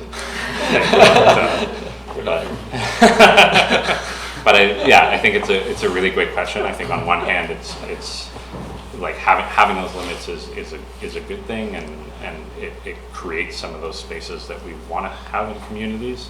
But questioning them is equally valid in this new kind of climate that we're in. I see it more of an exercise of aligning rather than DPs coming forward and council saying, well, you can't achieve the energy that we need in that building, so no. Yeah.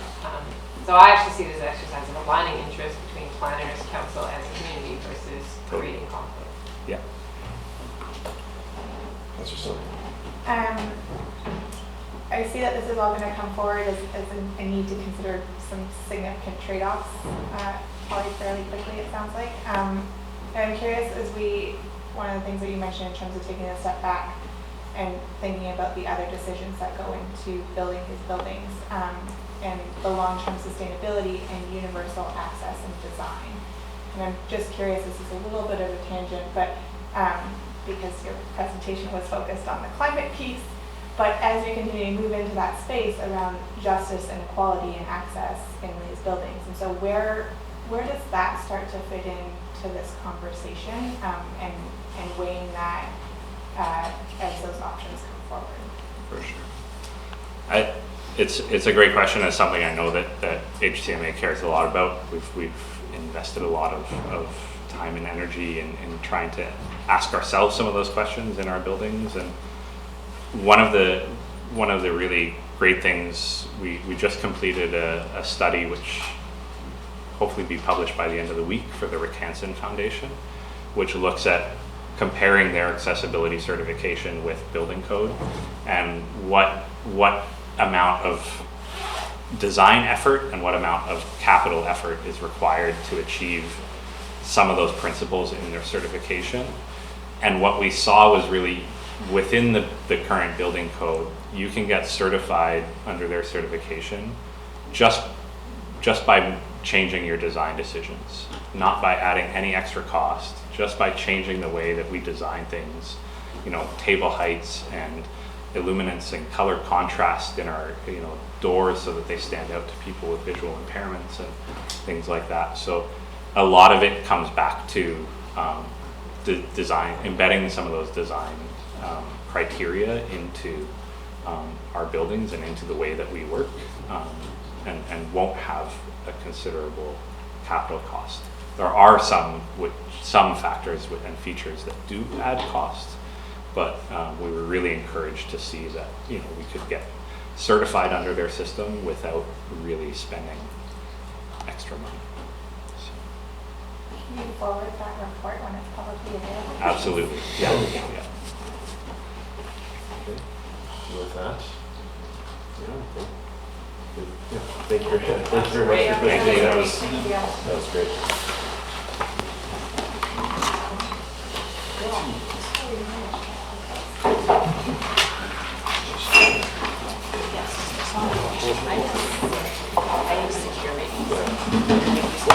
Let's take a 5-minute recess while we get set up and clear up coffees and stretch. And we're back. This is Committee of the Whole for November 26th, and we're on item 3, the summer 2020 transit service expansion, and I'll turn it over to Dora Gunn to introduce. Good morning, I'm Dora Gunn, Sustainability Coordinator with the District of Squamish.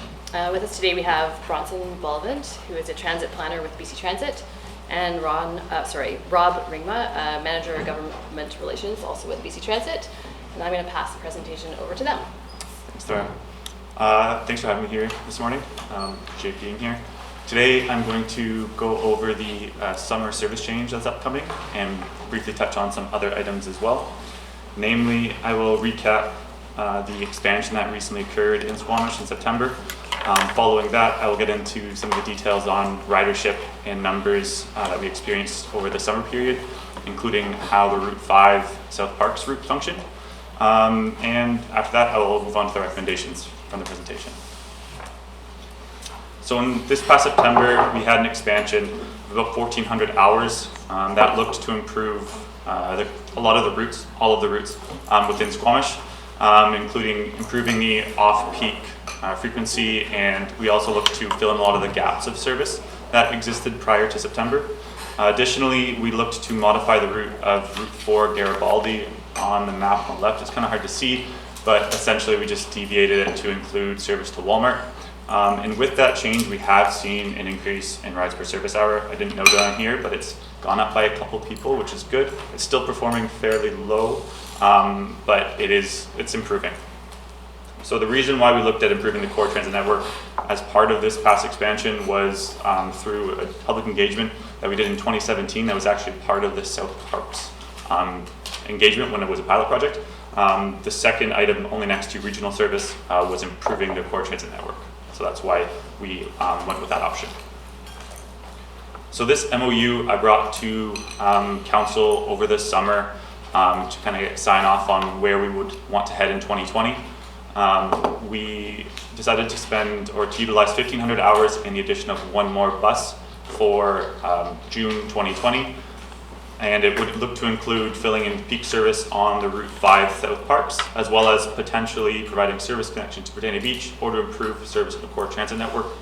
So with that, we decided to actually split the expansion up, utilizing some of the hours, 500 hours for the summer expansion, and then saving the 1,000 hours for improvement in September of 2020. Utilizing these hours, we are actually going to add on both frequency as well as deviating the route a little bit on Route 5. I'll get into that a little bit later though. So the current APC data that we have, APC to kind of just go over again, automatic passenger counter data, shows the kind of projected boardings that we have as well as the rides per service hour. I just want to touch a little bit on APC data in general. It's still a new technology for us. We just introduced it last fall. There's definitely been hiccups with it. Thankfully, we have other data sources to kind of verify what we're seeing. But just to note, the data for APC data in Squamish really only became fully reliable in June of this summer. So any data before that we couldn't really utilize to make we couldn't use it to verify or make any assumptions about how ridership is going. On top of that, you can see that the rides per service hour are performing relatively well. In the Transit Future Plan completed in 2015, there were some baseline KPIs, key performance indicators, for service in Squamish. That included about 18 rides per service hour for local routes and 20 for core transit routes. And we are performing relatively at that level. The South Parks is at 9.5 as shown in this table, but that is up from last year, which was about 8.6, I believe. So it is increasing, but the reason for the modifications that I'll be going over later in the presentation are to look to improve that number. Other numbers, kind of going back to the summer, is the free weekends that Squamish provided over that summer period from June 15th to September 3rd. I utilized the weekend ridership from April 1st to June 15th and compared that to the data from June 16th to September 2nd. It isn't perfect just because of some of the APC data issues that we encountered, but I do trust this data, and we see an increase in 19% of weekend service. That's kind of on par with free ridership we've seen elsewhere. In Whistler, last year they have free summer service in roughly the same time period, and they saw an increase in about 30% this past summer. So 2 summers ago it was 30%, this past summer was 25%. So it's on par.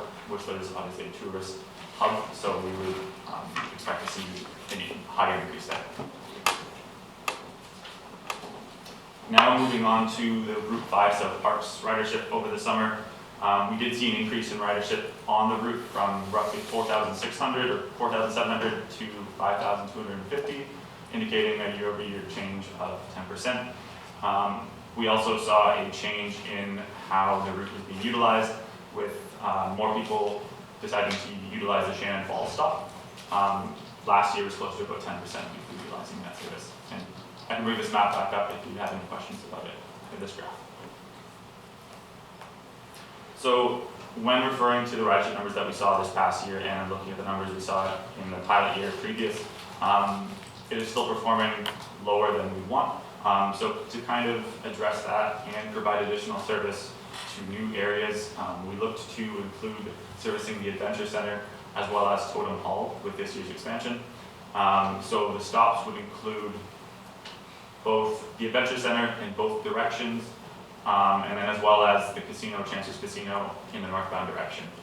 The reason for the only northbound direction is due to any traffic that you would encounter with taking a left turn in the southbound direction and another left turn would increase the on-time performance issues that we would see pretty significantly. With this option, we would look to, or we would see an increase in the runtime from 30 minutes to 40 minutes, strictly due to the fact that now we are servicing a larger area with more turns and more stops. We haven't yet to test the run with a bus, which we will be doing soon, so that it's approximately going to be 40 minutes. It might be a little bit different than that. So that's one part of the expansion that we're doing, is kind of changing where we're servicing. The other is looking at filling in the gaps. If council is not aware of it, when we originally introduced this pilot, we were doing it with buses that were currently being interlined with other routes. Interlining means essentially when one bus will run, it then changes to another bus to improve the efficiency of the system. This year we were able to add another bus on into the system, so we were actually able to have this bus interlined with itself only. Having this increases on-time performance, but also enables us to have service at peak times, which we weren't able to do in the past year. So we kind of see that that's also where the ridership is the highest. It makes sense, it's logical. People are utilizing the service to get to work and to get home from work. So that's where the highest ridership is. That's where we're looking to add service. So it's roughly a couple trips in the morning and about 5 trips in the afternoon peak, which is about 2 p.m. to 6 p.m. The other modification of this is that with the 30-minute headway, we were roughly 30 trips. With this headway, we're roughly 22. That's mainly because we're adding on 10 minutes to each trip. I don't foresee that being an issue, mainly because this is still servicing. It's servicing the entire range from 8 a.m. to 10 p.m. With consistent service, and there's no gaps, so 10 minutes won't really affect that much. But yeah. So just to kind of recap, we're filling in the gaps at the morning and afternoon peak with 40-minute service from 7:30 to 9:30, 8 to 10, but close. Adding in the 2 stops to the Chancellor's Casino as well as the Adventure Center as a trial for this summer period. We do want to ensure that we have ridership at these locations and that it is being utilized. And then we're also, I forgot to mention, we're also modifying the Shannon Falls stop. This past summer, there was a lot of issues with congestion within that area. So working with staff, they've been able to find a new location across the street at Darrell Bay to provide a safe and efficient turnaround for the bus. So up on the screen is the recommendations to essentially look to get us to work with staff to implement the service change, as well as also include free service in 2020 from June 13th to September 7th on the weekends. Thank you. Council, questions? Councilor Reese? Yeah, thanks. And generally, I went along with the recommendations, but I had a couple of questions, and one was with respect to the Alice Lake thought of going up to Alice Lake, and there's no place to turn the buses around, but there is a loop up there that is used for pumping out the vehicles' holding tanks. And I didn't know if there was room for a bus to go around while that's going on, whether that's convenient or safe to do that, but there is a loop. And that was one thing, and the other is the Britannia Beach aspect, but maybe if we go to the first one first and then we'll come back to Britannia. I'll speak to that one, through the chair. So I've been working on and off with BC Parks over the years to talk about what their interest is in bus service to Alice Lake and also to Murin, actually. And they initially said no to Alice Lake, they weren't interested, and then somewhat more recently, kind of a few years ago, they said, oh, maybe Alice Lake. But they did not want the bus going through that sandy dump spot. Their idea was to have the bus kind of do something almost like a 3-point turn in the main parking lot. They thought it almost might make but that doesn't really work for to do that. And so basically we said, we'd love to provide service to Alice Lake, but you need to provide a way for the bus to turn around at Alice Lake. And so we somewhat got stalled there, and they've actually had some staff turnover.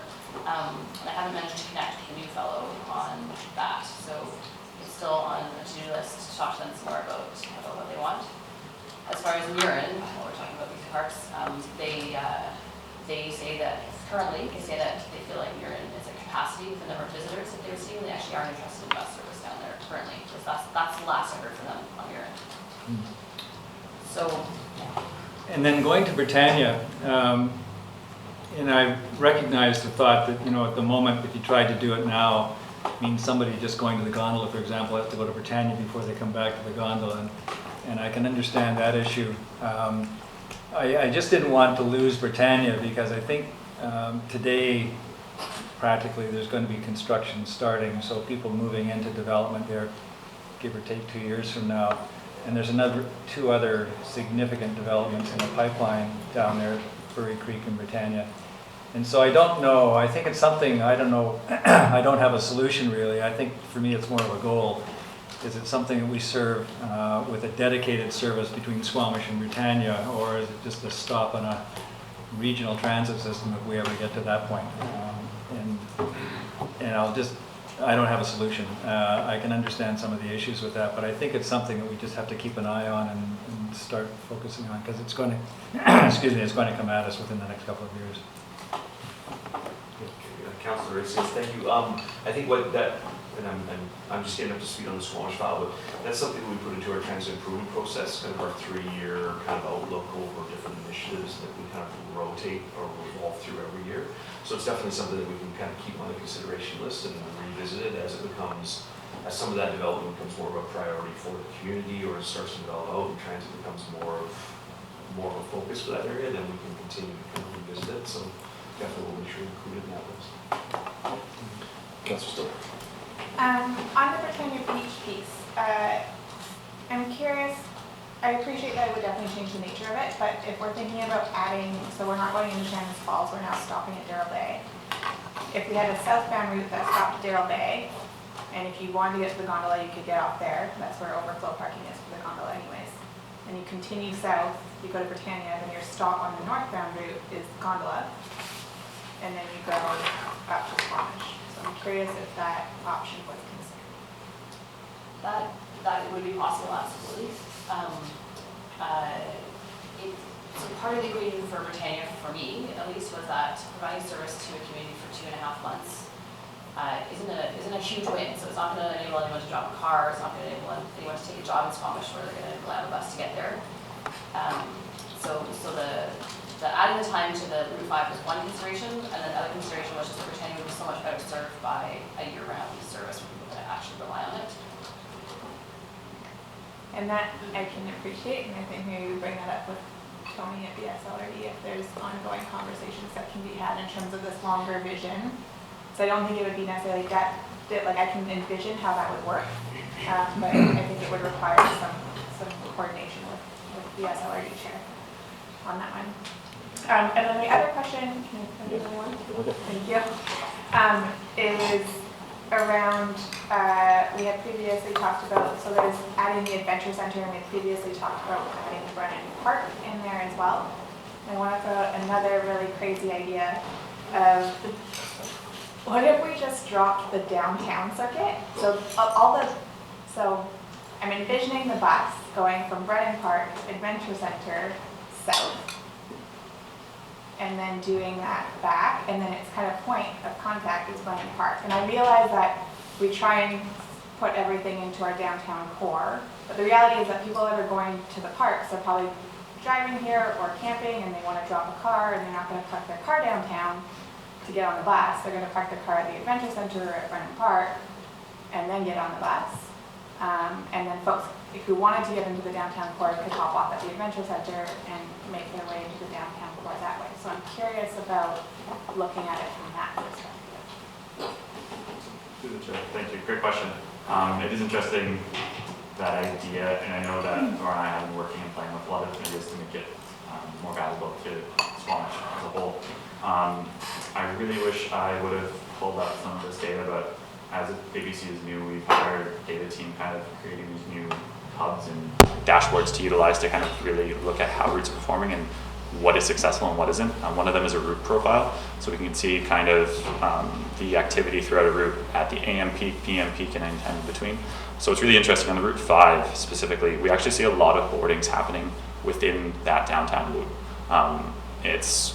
There's no, like, I mean, obviously that's the only place it can, but it happens everywhere within it. It's not just at where they're departing out of the city and at the start. It's also throughout the entire area where all the loops are kind of combined, which I thought was really interesting. It means that people aren't just utilizing it as the only place that they can get on at, which is kind of the entrance and access and egress to the downtown area, but it's throughout the entire little downtown loop area.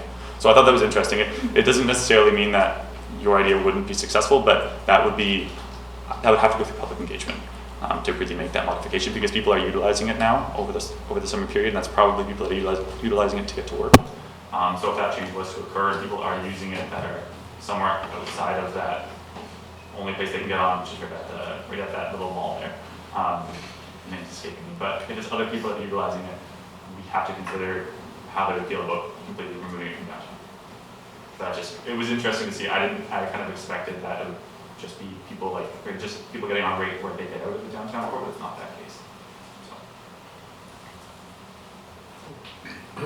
That's pretty good. Yeah, so a few things. Just in terms of Mirren Park, I think our goal is to get people out of cars and onto buses instead.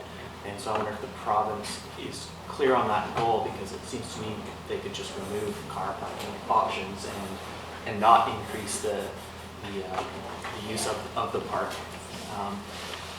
And maybe related, the rationale for using Shannon or Darrell Bay instead of Shannon Falls was that the Shannon Falls lot is too busy, but then there's accessibility challenges at Darrell Bay. Like, is there an opportunity to have a conversation with the province about, dedicating Shannon Falls parking at Darrell Bay? So if you don't have mobility issues, you can park your car at Darrell Bay and give the bus priority access at Shannon Falls. Through the chair. It was a difficult conversation with BC Parks to get that bus to pull in there in the first place. I'm absolutely happy to talk to them again and see what they might be able to. I anticipate that would be something we could do for this summer. Probably be a bit of a longer conversation than I would expect, but happy to. I mean, I need to talk to them more anyways about the obviously options, so happy to have that conversation with them. Go ahead. So I just want to understand a bit better the rationale behind the Chances Casino stop as opposed to a stop actually somewhere at Totem Hall. And a couple things on that are related to that. You know, I wonder, the gondola has contributed a fair bit to the bus service, and is the casino as a private business contemplating the same? And then also, it's more anecdotal, but I know previously when there's a stop at Totem Hall, we found low usage, but the conversations I've heard is that people didn't understand the opportunity, or it was more of an awareness or a scheduling issue. And so have we had a conversation directly with Squamish Nation about is Chances the best place? Are they willing to, you know, help us and construct maybe a bus loop there to make it easier to stop on that side? Chair. So there has been, so the Valley Cliff bus did used to go to Totem Hall, and that's actually before my time, and I'm actually not sure how it turned around. I understand it more recently there has been challenges with a good turnaround spot at Totem Hall. So it was due to the turnaround challenges that we were looking at Chances Casino. So that's the reason. And as far as choosing the Chances Casino location, I have worked with them, Chances Casino, but I have not worked with the Squamish Nation on that one. However, the Squamish Nation had expressed interest in a stop there. I have no doubt they would prefer it to be on the Totem Hall side, but that turnaround challenge landed on the casino side. We'll follow up with it. Yeah, follow up on that one.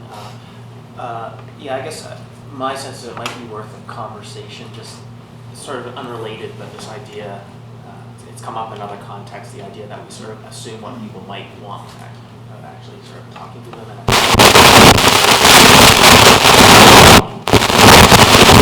willing to construct a turnaround. I have one more. We'll come back to it first. Mary Elliott, and then I've got myself on the list. So 2 questions. What would it take to make Darrell Bay more accessible in terms of capital improvements? Through the chair, so we would need a budget to construct some sort of sidewalk or something. It's quite rough down there. Even the road surface is quite lumpy. So even if someone in a wheelchair was trying to navigate the road, it's just really rough. So it would need a budget. So it's not insignificant. Not insignificant. And second, the rationale for not taking the bus down to Britannia Beach is that those folks would be better served by year-round service. So I'm a bit hesitant that we have a stop at Chances Casino because the reserve would be better served by year-round service. So the same rationale for me applies there. So why are, in the spirit of maybe something's better than nothing, offering a stop near the reserve for 2.5 months is really not a good offer. So why are we stopping at Chances? The chair, I 100% agree, and I had that same thought myself about, it's not enough for Britannia to have 2.5 months. Why would we do that for the Totem Hall?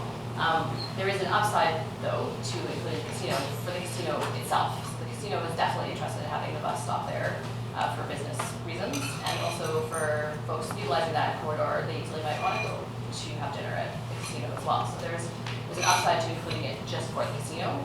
And then secondary upside is that yes, Totem Hall gets 2.5 months of service. I absolutely agree that year-round service would be better for Totem Hall as well. And if we were looking at something for Britannia Beach, I see that could be a good way to include Totem Hall in that kind of service. So I hope that we can consider that in the future.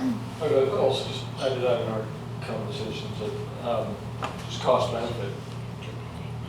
Adding a stop when you're already going past Chances is a fairly small cost for that benefit, whereas going all the way down to Britannia and all the way back up the hill impacts the service for everybody else in the service much more significantly. So that was part of it.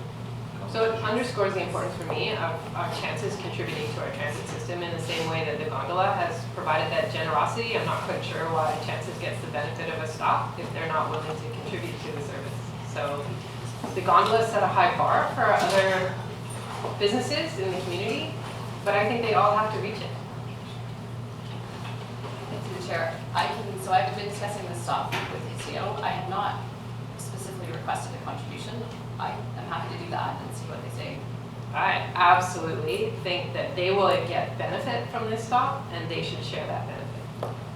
So that would either they contribute, or maybe they don't get a stop.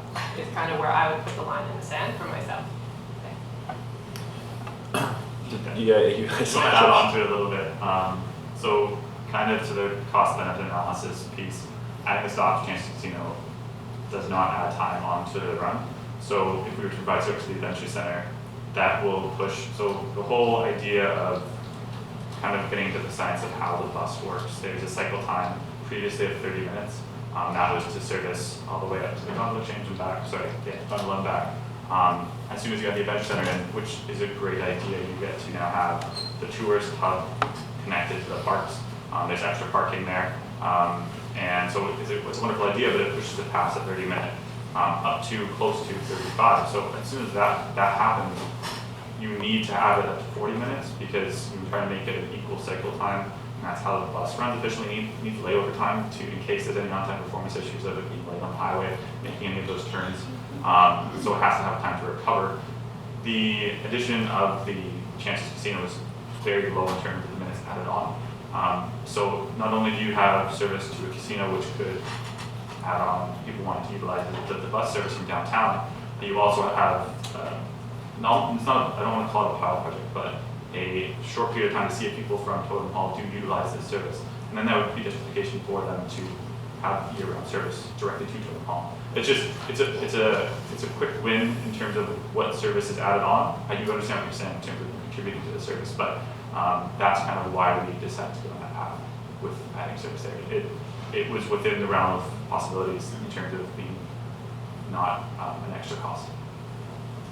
So my point being is that there is so much we can invest in our internal transit system in terms of the core network, and we're just not there yet. And so this service is primarily for the employees working in a gondola and our tourism sector. And so therefore, tourism businesses that are out on that route should really contribute and do their part. So that's my argument, because I could take those 500 hours and bring way better service to the folks on routes 1, 2, 4, 9. I just apologize for Robin in advance.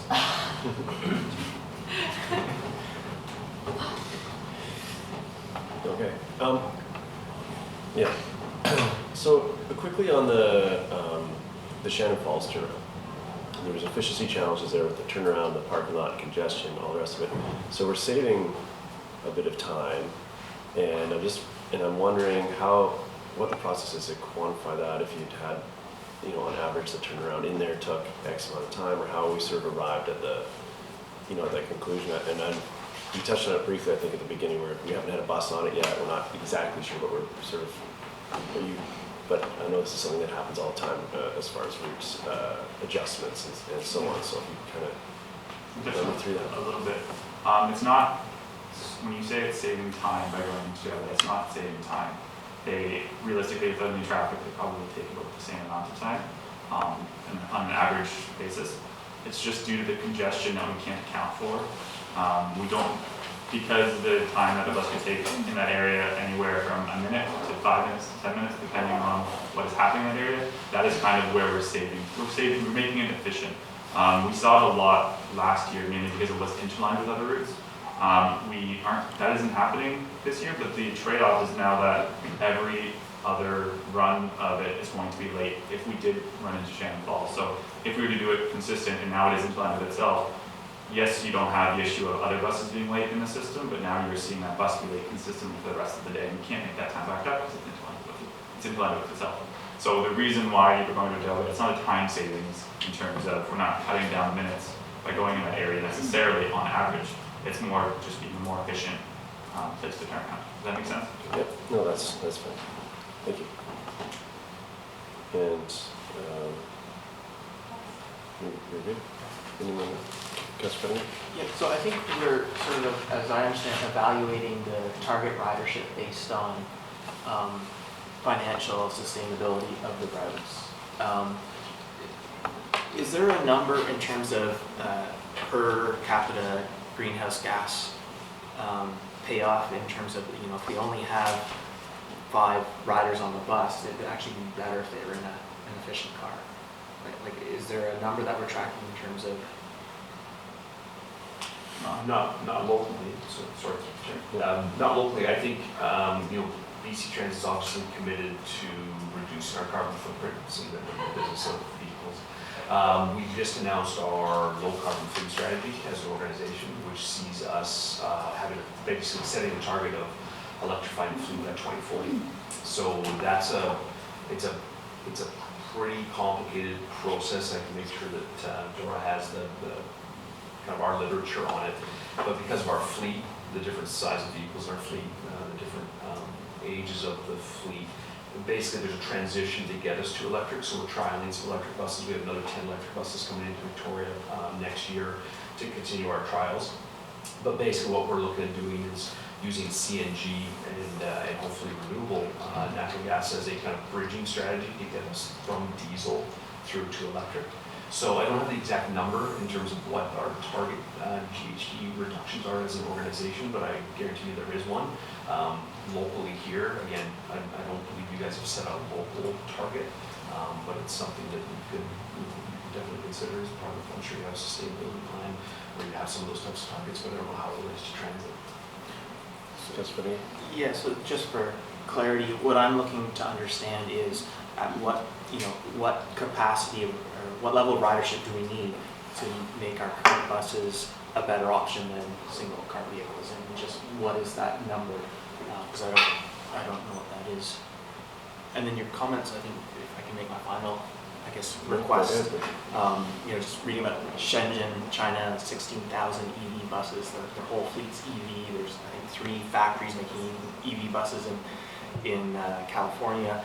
So, you know, I requested it before, but I would suggest that we skip the compressed fossil gas step and get right on the EV buses. Yeah, and point very well taken. Clearly what we're trying to do through some of the trial that we're doing, there's a couple of really interesting considerations with electrified buses. Number one, manufacturers are still, there are manufacturers out there, there's not as many as we'd like to be able to bring the cost down, so we know that's going to change over time. It's really the charging infrastructure and the decision on how do you implement the charging infrastructure. So the easiest example is, do you simply put in-facility charging and have the buses charged at night?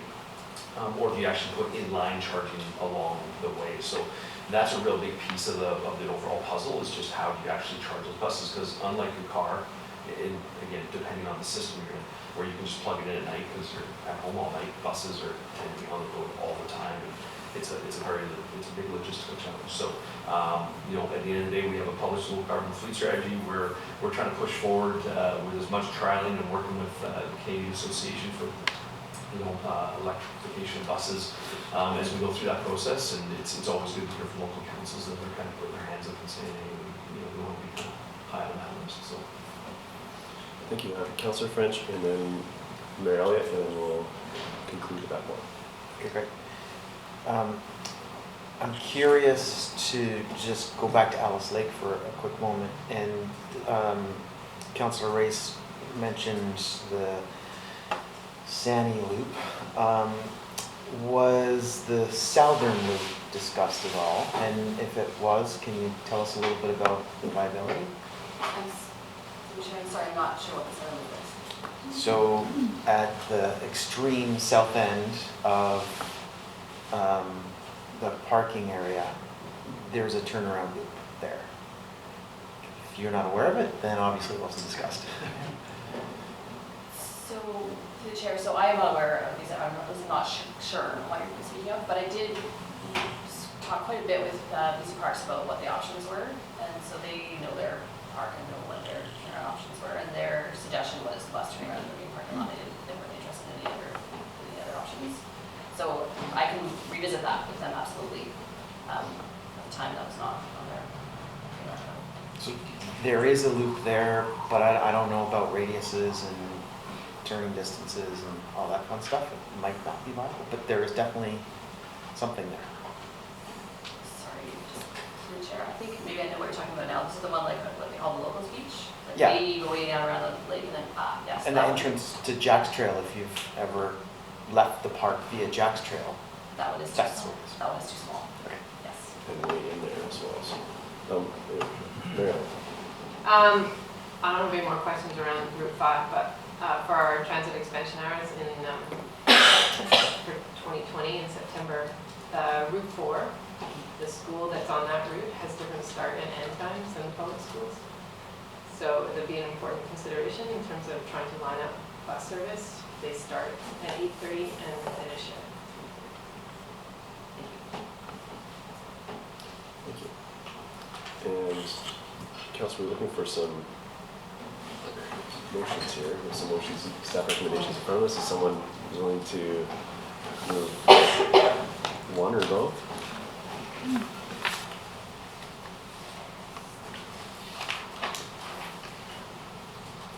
I'll move it. Or are you doing the first Doing it all at one. Both, we'll do them all together? With the feedback that they. With the feedback that was, incorporating the feedback that was presented today? Is that your motion? What's the feedback? What is the feedback? We had, should Chances Casino. we had a discussion around Chances Casino contributing. Do you want- Question, do we want to actually add that in, that we would include stops at the Adventure Center and a stop at Chances Casino pending financial support from that company? I don't think we would tie the Adventure Center. I was trying to separate it out. Councilor Race, this is your, this fell to you as you bravely step forward to. Yeah, I'm just going to move the motion as it's presented, the recommendation as it's presented, and I think we can have a separate conversation if we want about those other considerations. Yeah, do we have a seconder to that? Councilor Anderson? Okay, Councilor Anderson seconds. Comments? Right. I guess I have a question for staff. Do you want that in the motion or not? Because I don't know how further conversation clarifies more the position of council or not. It's not captured in the motion. Through the chairs, since we haven't worked this out with the casino yet, and since we're kind of considering this as a bit of a pilot anyways, we're going to track the numbers of people getting on and off at both the Adventure Center and the casino. From my perspective, it would be great if it wasn't to have the financial requirement wasn't in the recommendation, just so that I can proceed with the service for this summer. I will have that conversation with the casino, and I will report back to council, probably in a memo or some format. Okay. And then we can, if we don't like the way it turned out this year, we don't have to do it next year. There may be multiple reasons why we won't do it next year anyways. That's a fair answer. Councilor Petty? Yeah, I guess I have some discomfort on the chances too in terms of conversation with Squamish Nation. I think even if we don't resolve it this year, I think there has to be some sort of conversation about what they think the needs are at Totem Hall, because I don't know that we've quite got the mark there. Councilor Race? And I'm happier with the motion as it is because I think those points certainly will be taken by staff that were made, and I think there are some pilot elements to this 2020 proposal that we'll just consider and see how it worked out. And that's why I prefer to just go with the recommendation as is, as opposed to try to interject those for the 2020 year. Actually, I had Councilor Stoner and then Mary Ellen. So I will support the recommendation as is with a few pieces of hesitation, recognizing we're still trying to evolve this service as best as we can over the years. But I do want us to start thinking about pulling us out of the downtown core. I'm curious to see what those numbers around the Adventure Center are going to be to help inform that decision. But I think that could be some time savings and start to really pull us up towards Brennan Park as more of a center. I don't think it solves the issue with Squamish Nation by any means, and actually getting bus service to the reserve down there in Totem Hall. And so as we look at further expansion hours in 2020, consideration of putting the Valley Cliff number 3 bus back in that direction. If that's feasibility or something along those lines, I think will be important discussions. And then the advancement towards Britannia Beach in the long term is also something that I'd love to see us work towards. I'm 100% behind this recommendation. I think good transit to our tourist destinations is essential, and I think this pilot has shown it can be successful.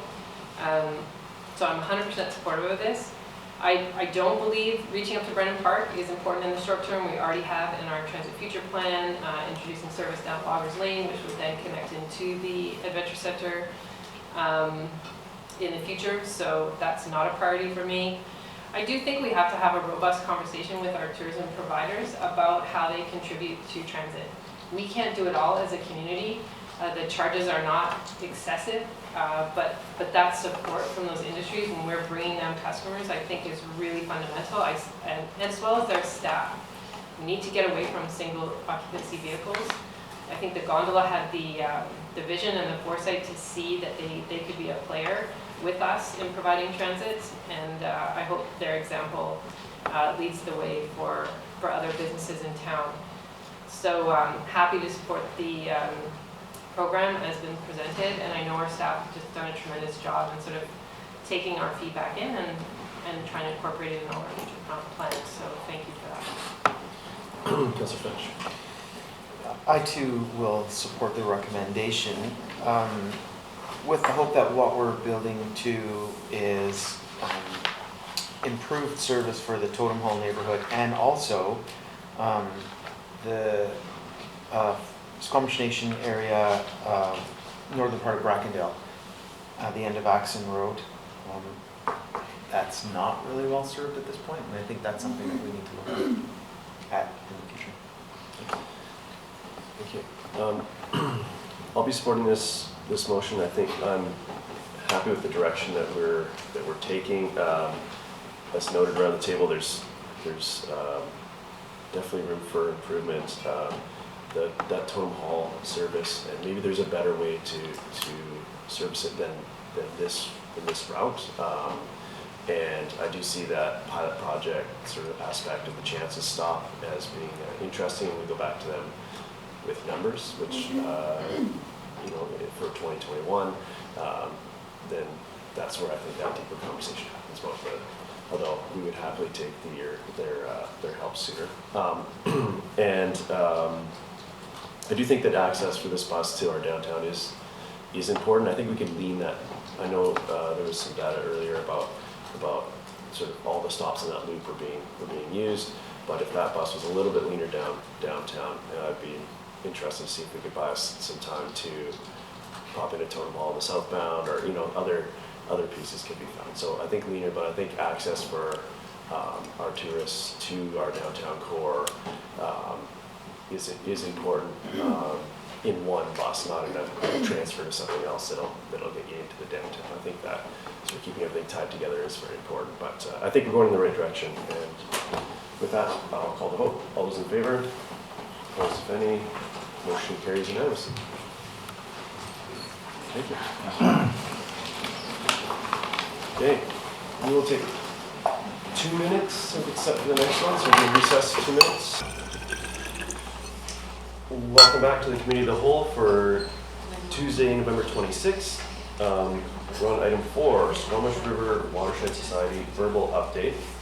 And this agenda item has 10 minutes in our agenda, which seems like a short amount of time. So I will, with no further ado, Mr. Wickham.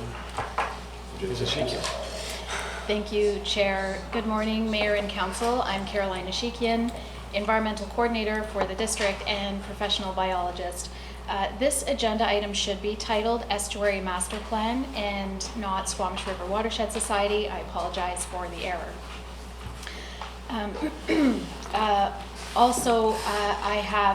We have one slide today, and it's the recommendation. So while I speak, I will leave it on. I'll leave the photo up on the screen. At the June 11th Committee of the Whole meeting earlier this year, Council passed the following motion: that council direct staff to investigate possible options for scoping an estuary master plan gap analysis in 2019 and investigate repurposing SEMC funding and bring back to council for discussion. While staff have been exploring this opportunity to scope an estuary master plan, concurrently, the Central Estuary Restoration Project, whose project team is comprised of the Squamish River Watershed Society, Squamish Nation, and DFO, has been moving forward. Phase 1 of the Central Estuary Restoration Project is now complete, which was to upgrade existing culverts in the training berm to improve fish access. The project team has scheduled a project stakeholder meeting for January 2020 to begin discussions on phases 2 and 3 of their project, which would entail modifying the lower section of the training berm to reconnect the lower estuary in phase 2, and installing a flow control device under the CN rail spur to rewater historic channels in phase 3. The overall Central Estuary Restoration Project outcomes are to reconnect and restore habitat to support the juvenile Chinook salmon. Juvenile Chinook are considered an at-risk species on the south coast of BC and are known to be the primary food source for the endangered southern resident killer whales. The district has a role to play in engaging with community in order to understand potential community impacts and work towards solutions that are aligned with shared interests. Good engagement takes time. However, to support the conversations in the context of the Central Estuary Restoration Project and wind sports, this must be resourced.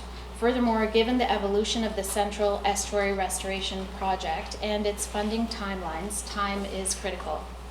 Staff are therefore making a recommendation to park the broader estuary master planning and gap analysis for a short time period of a few months and refocus the remaining Squamish Estuary Management Plan funds for supporting community engagement for the Central Estuary Restoration Project.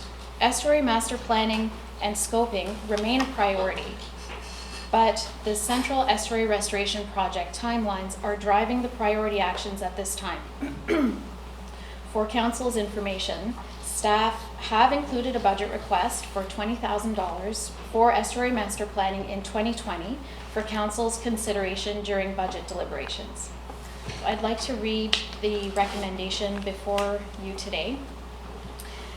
The staff recommendation is that in support of the Central Estuary Restoration Project, led by the Squamish River Watershed Society in partnership with Fisheries and Oceans Canada and the Squamish Nation, the District of Squamish redirect remaining 2019 funds of $15,000 to resource community engagement on proposed Phase 2 works on the Squamish River training berm and recreation access options, and that the district work with Central Estuary Restoration Project partners to initiate immediate engagement in order to leverage the time-limited CERP project funding in place while mitigating impacts and balancing shared interests within the Central Estuary.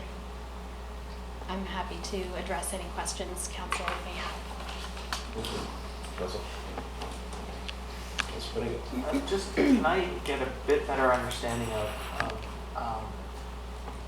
is this a broad community engagement, or is there sort of a very more targeted community groups we're thinking about here? And sort of bundled with that is just wondering the timing. I know I at least get annoyed at the environmental assessment office, and sometimes it seems like these engagements drop right before Christmas and no one's available, but it also sounds like there's very tight timelines here. So, you know, how do we make sure people have time to participate and do the timelines allow for that? Through the chair, that's the reason why we've brought this forward to council's attention today, is that time is critical, but if we are able to refocus those remaining funds, then that would allow adequate resourcing in order to hit the ground running and in order to move forward with a more fulsome engagement.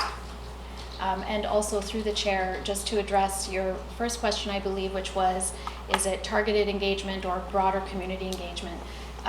The Central Estuary Restoration Project is doing their own community engagement for their project.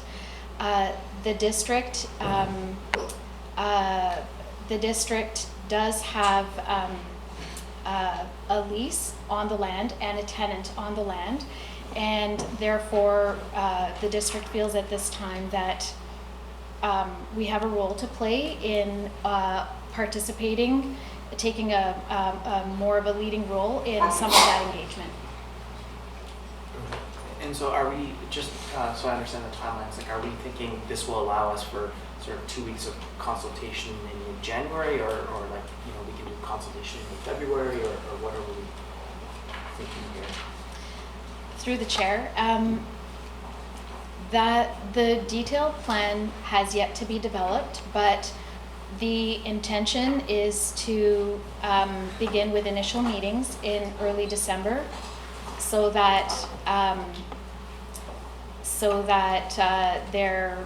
there can be that initial touch point before we get into the stakeholder meeting in January. Thank you. I think you spoke a little bit to my question, but the Squamish River Watershed Society is leading the Central Estuary Restoration Project. It is being done in partnership with Fisheries and Oceans Canada, Squamish Nation, but they really are the driver behind this project. You mentioned that they're doing community engagement, but here we are being asked to put $15,000 staff time, resources in a very short reactive period towards their project. So I'm curious, is that just that they are falling short on the community engagement front, or why are we now being put in this position? Thank you. Through the chair, I would like to clarify that the district has not been asked to direct these funds towards the project.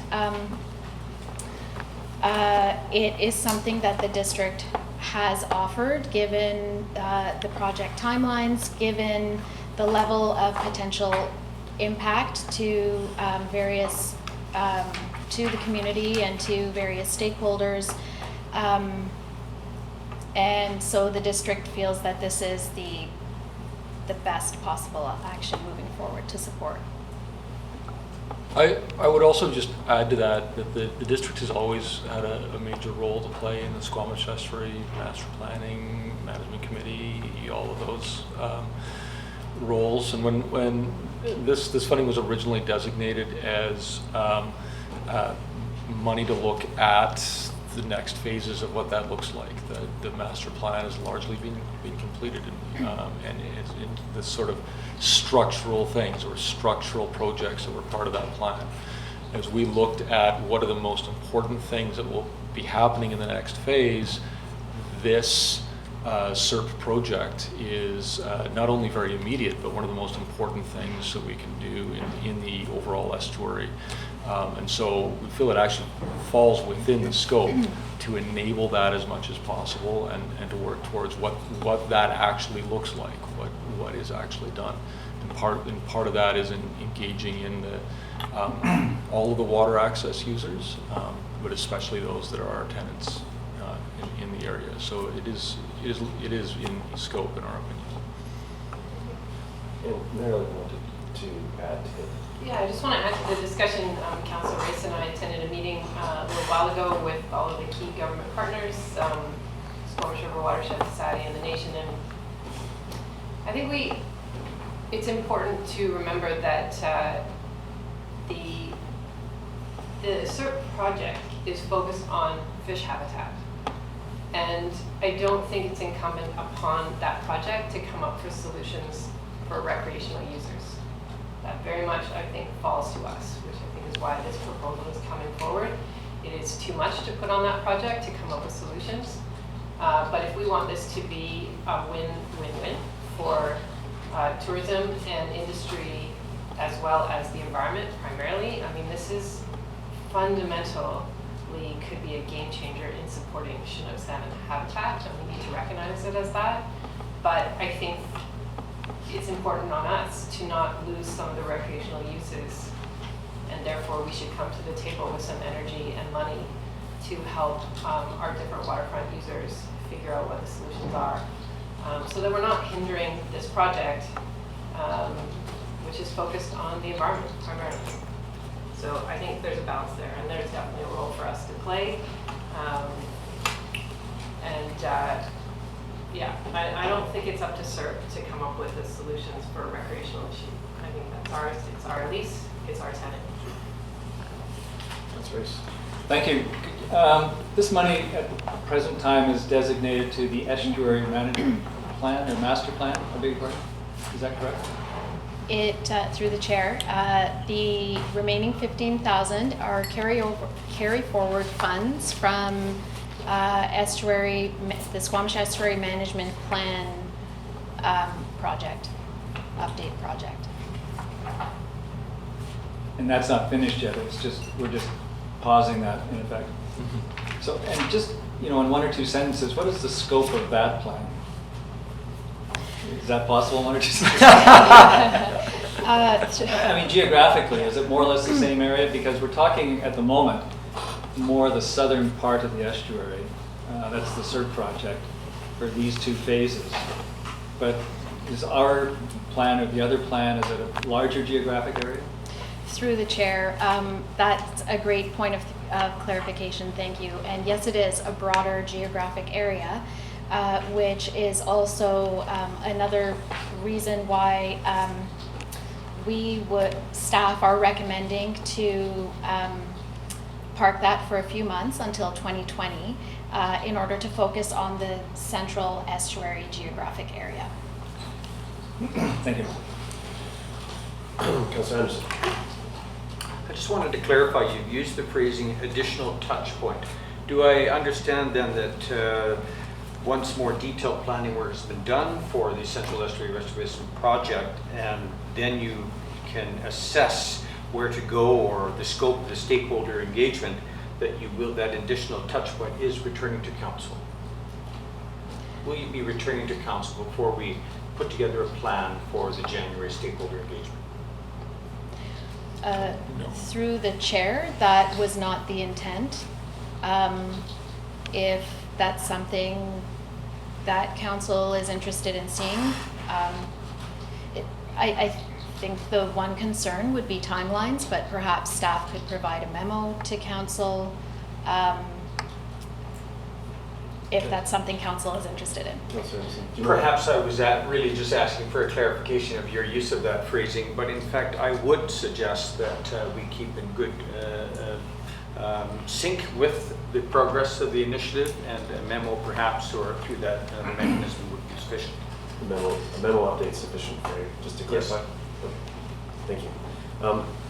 Council, in the interest of time, we're 20 minutes over. That's what I was looking for. Thank you. Are you going to do both together? I will. I think they are inevitably tied together. I'll move both of them, and if they're seconded, I'll speak to it. Councillor French, go ahead. Thank you. This is, and actually if you put the picture up there, it's easier to talk, I think, looking at the picture. This is a significant project, and I was invited by the Watershed Society to be part of some of these earlier meetings. And personally, I'm kind of excited about it, and not just what's proposed in phase 2 and 3, but the larger potential, which kind of comes a little bit farther north and sort of goes to where the river takes a sharp bend, which is a longer term because it impacts some of our district floodproofing. But I think it's entirely appropriate that we get community engagement up to speed. Inevitably, the district is involved in this. It takes in a whole bunch of different district infrastructure. There's different possibilities.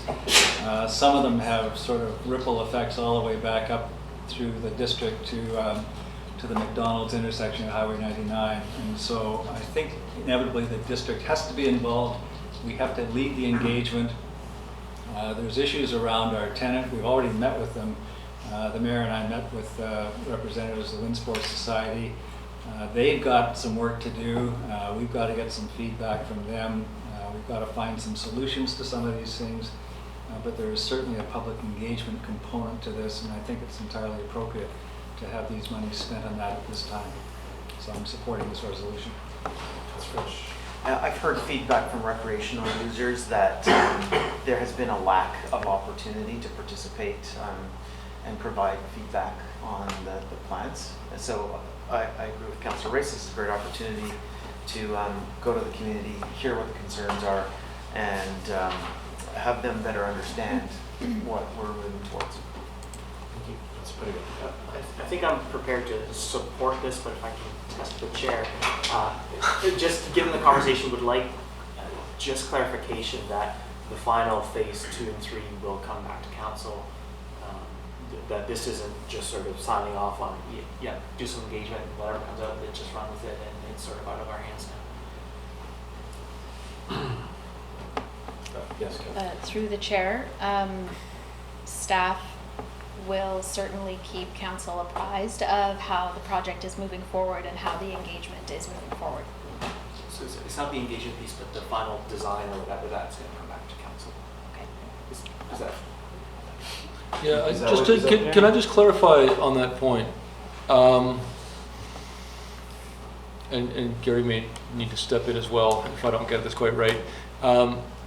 This is not a district project.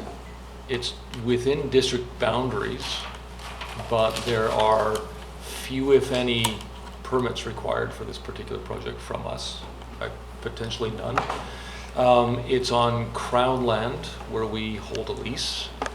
And so that really is our major involvement, plus our ability as an organization that feels that council has expressed feels strongly about the environment and about the fish health and everything, that we have a role in helping to enable this project.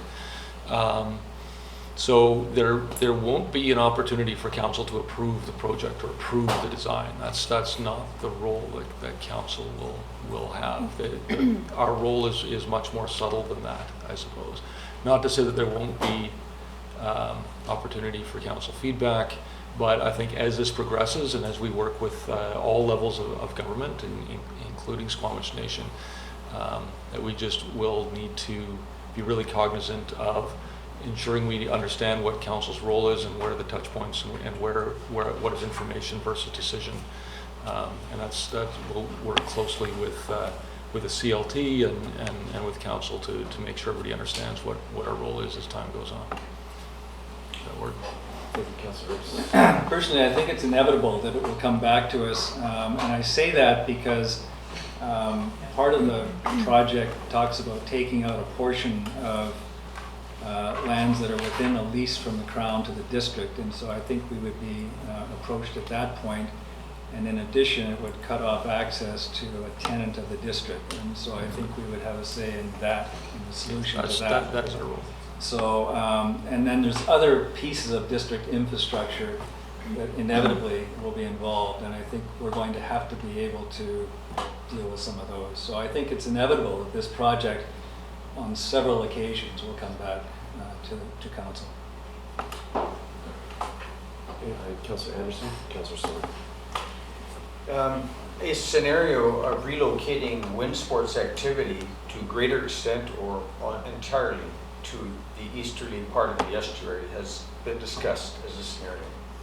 That impacts not only recreation and tourism, it impacts industry and the use of the navigation channels. That issue has been identified not only by industry consistently for several years, but it's also been identified by the Wind Sports Society up to the present day. So we just wanted to be clear that the district does have responsibility, as Mr. Wickham has pointed out, because of its role in CERP as well. And that role involves being a part of an understanding of stakeholder engagement in the entire estuary planning process. Councillor Stewart. I'm not going to support this resolution. I do find it challenging, the scenario that we're in. Appreciate that the district does have a role to play in this, and I think that this motion could allow us the opportunity to do that.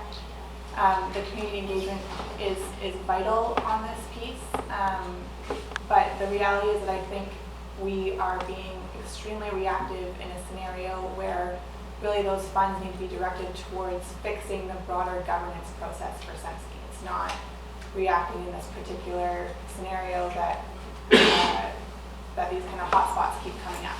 And so that's why I'm most challenged about redirecting these funds, is that it kind of takes us off course from a broader conversation. I recognize that this is already going on and it is critically vital to that conversation.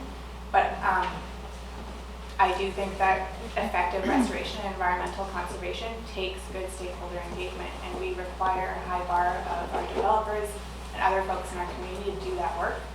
We shouldn't expect anything less from environmental conservation societies, because if you don't get buy-in in your projects or you don't have strict enforcement, then it's not going to work in the long term. And so I think that this is a failure process, and I'm not supportive of redirecting funds.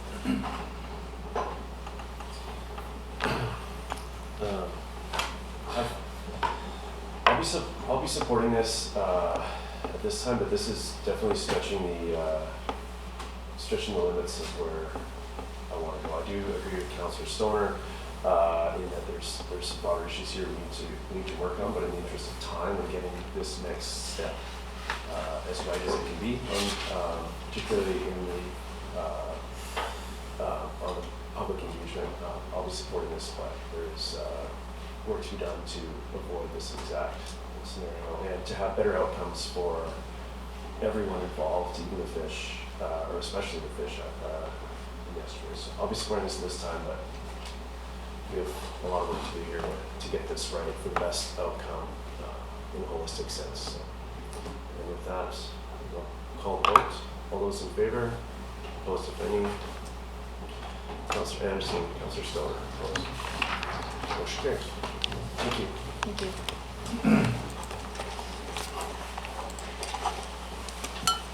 Okay, Council, we're running a little behind. We don't want to put that load onto the next topic, but That's what it is. be mindful of time and concise questions.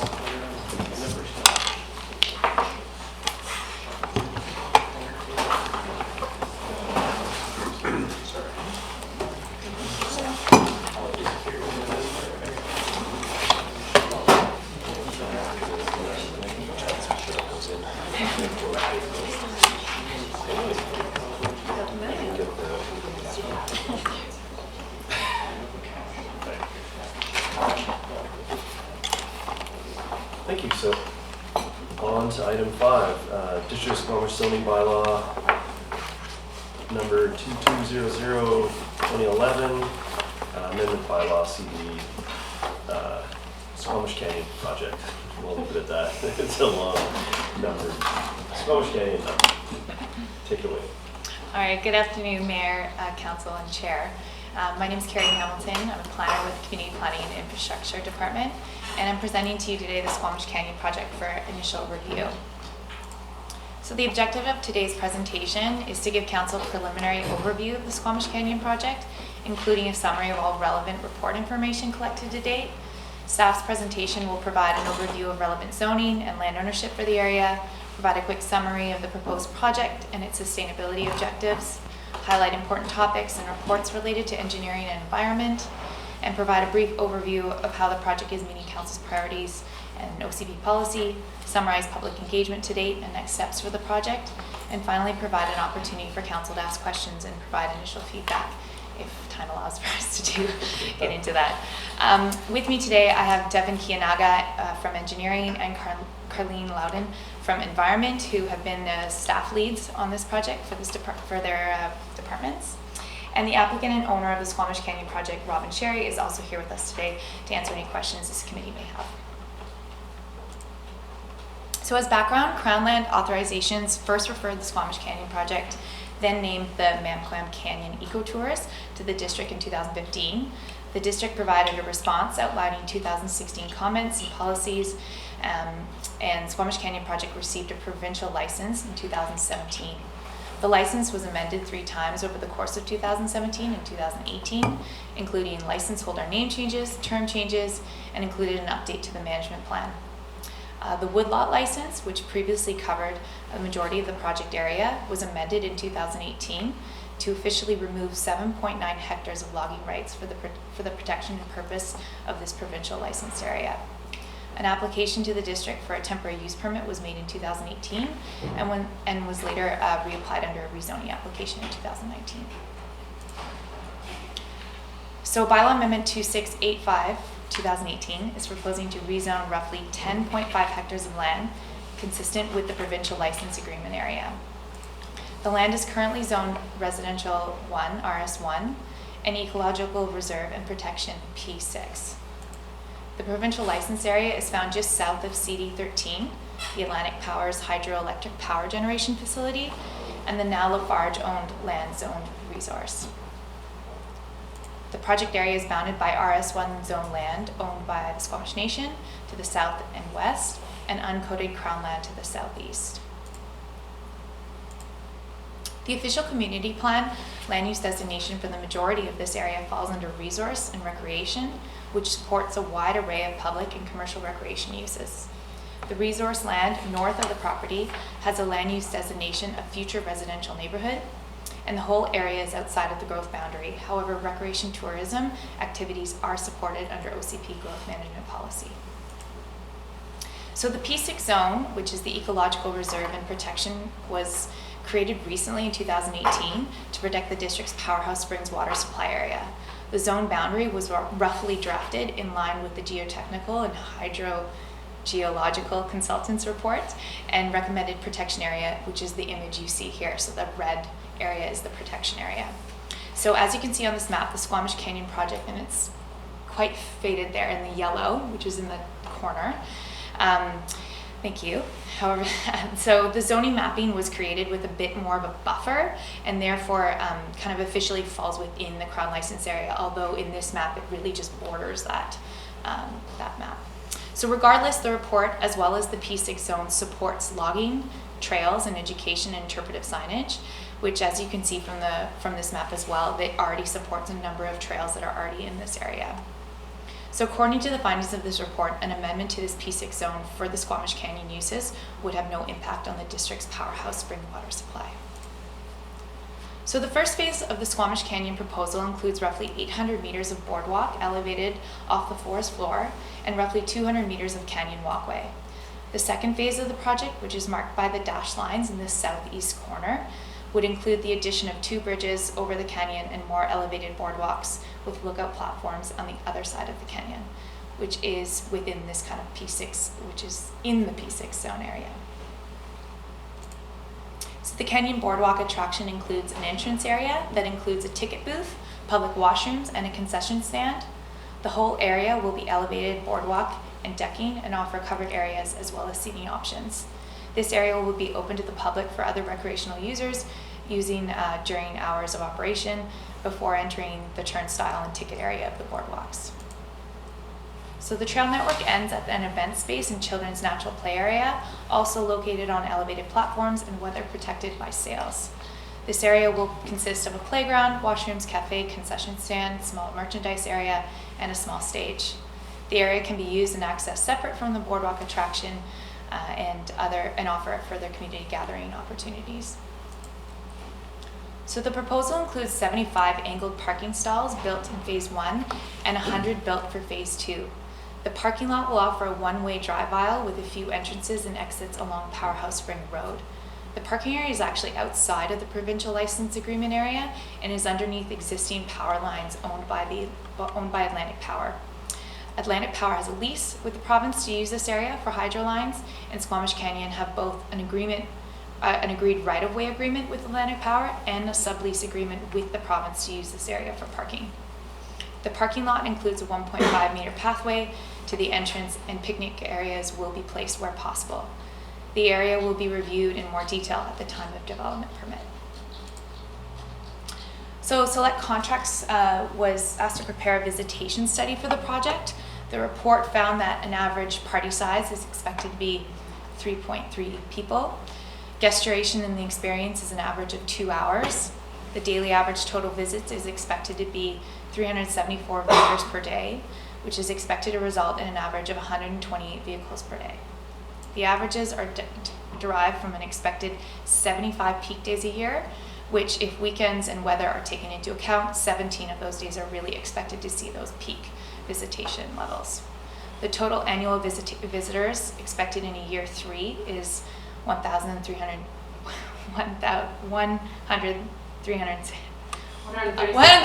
I always struggle with these numbers. Thank you very much, Mayor.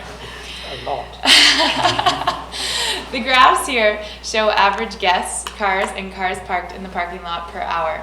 The graph on the left shows an average day, while the graph on the right shows a peak day. I've created these tables below just to show the maximum expected for each of those categories, so you can kind of get a sense of what those numbers might be. Graphs were also prepared to show people, cars, and cars parked per hour at full build-out. And so staff prepared this graph to show the expected differences between year 1 visitation and full build-out of maximum visitation per hour. So note that the dark colors show peak days, while the lighter colors show an average day. So the Canyon Project's 2018 management plan highlights a number of sustainability goals for the project, some of which are still feasible and others that will have to be revised and amended as part of an updated management plan with the provincial license. So for energy, the applicant intends to explore micro hydropower as a future renewable energy source, but in the meantime, the site will be connected to power hydro and with infrastructure capacity to accommodate electrical vehicles, bike, and even bus charging stalls, which I've been told is a lot of power. I have to correct that. Sorry, We need to be at the table to speak. sorry. Maybe there'll be clarification later. We might be able to. Go ahead. So services, a connection to municipal water is feasible for this project and is planned for helping to reduce bottled water waste. Rainwater will be captured and stored for irrigation and vegetation needs. On the environment side, goals such as elevated boardwalks are an additional expense to the project. However, they also help to preserve and protect natural drainage in the area and small mammal crossings. Boardwalk railings are also proposed to be installed to keep visitors on the designated trails. The project, as it develops, intends to be carbon neutral and achieve low to zero waste and low to zero emissions, working towards zero waste and negative emissions. So with the site access, although the initial predominant mode of travel to access the site will be vehicle, the project's future direction includes electrical vehicle charging stalls, tour bus transportation, road upgrades to create a designated bike and walking area along Powerhouse Springs Road from Valley Cliff community. And they've also have a capacity plan, whereas if the proposed, should the canyon activity or parking reach capacity, it will be communicated to the public at the Highway 99 intersection turnoff via a sign on the highway and a flag person at the entrance to the Mount Clem FSR Road to avoid unnecessary travel up the road. So a number of walking and biking trails are accessed via the existing servicing road, which is the blue line, and the Mount Clem River Access Road, which is the yellow line. Access to the mountain biking trails via the service road will not be impacted by this project.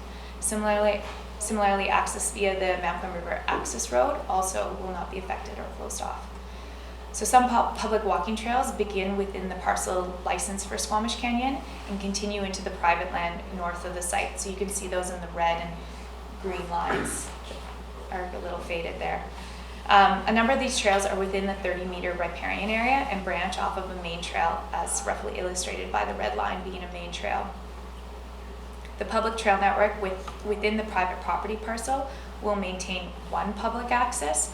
So the applicant's looking to maintain that red one, but are looking to restore the other trails to their natural habitat. The provincial license agreement area also includes 2 important kayak access points to the Mount Clem River. A petition to preserve these accesses were initiated by BC Whitewater Society and sent to staff following the application's development showcase release. So staff have hosted several meetings and discussions between the applicant and the Mount Clem River Access Society and BC Whitewater Society to address and discuss this kayak access preservation. So both accesses will be preserved as part of the memorandum of understanding between the applicant and Mount Clem River Access Society, and will be a condition of rezoning adoption. MRAS, which is the Mount Clem River Access Society, and BC Whitewater are also seeking a provincial license to preserve this access point in perpetuity.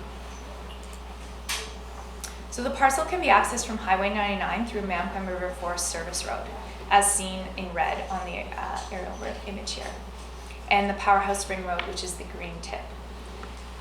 So control and oversight of the Mampim FSR falls under the Ministry of Forests, Lands, Natural Resources, Operations, and Rural Development. So commercial users of the road are required to obtain road use permits from the ministry and enter into road maintenance agreements.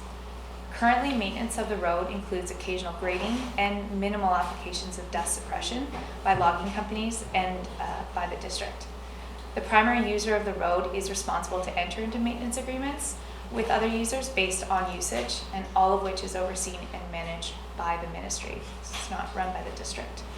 There's more detail about the road. Provided in the report, but main points are that the applicant has a road use permit. Dust suppression applications will increase at the applicant's expense as part of this project, and a traffic impact assessment has been requested and is currently underway to, and this is to evaluate the Highway 99 intersection, which is on the yellow bubble there. And we hope to have that report for council by first reading, so council has a chance to review that. And finally, mitigation measures are currently still being explored for the Bossum Way and Cherry Lane residential neighborhood to further mitigate concerns around dust and noise at this particular area, because the road is quite close to the residential neighborhood there. So as the district does not own this road and the property is on Crown land, typical rezoning legal tools like land development agreements cannot be secured through those typical ways. So therefore, staff are suggesting that a number of servicing agreement related conditions are completed by adoption, and then they are written and amended into the provincial license. So this means that water connection details will be secured by adoption. We will require VCH, Vancouver Coastal Health, approval of the septic system prior to adoption. Stormwater management falls under DPA 1 and can be secured under development permit. But the hydro legal agreements for usage should be drafted and signed prior to adoption. And emergency services plans, which include fire hydrant, fire truck access, turning radius, which have all been reviewed by staff and emergency services, will need to be amended and secured into the provincial license prior to adoption.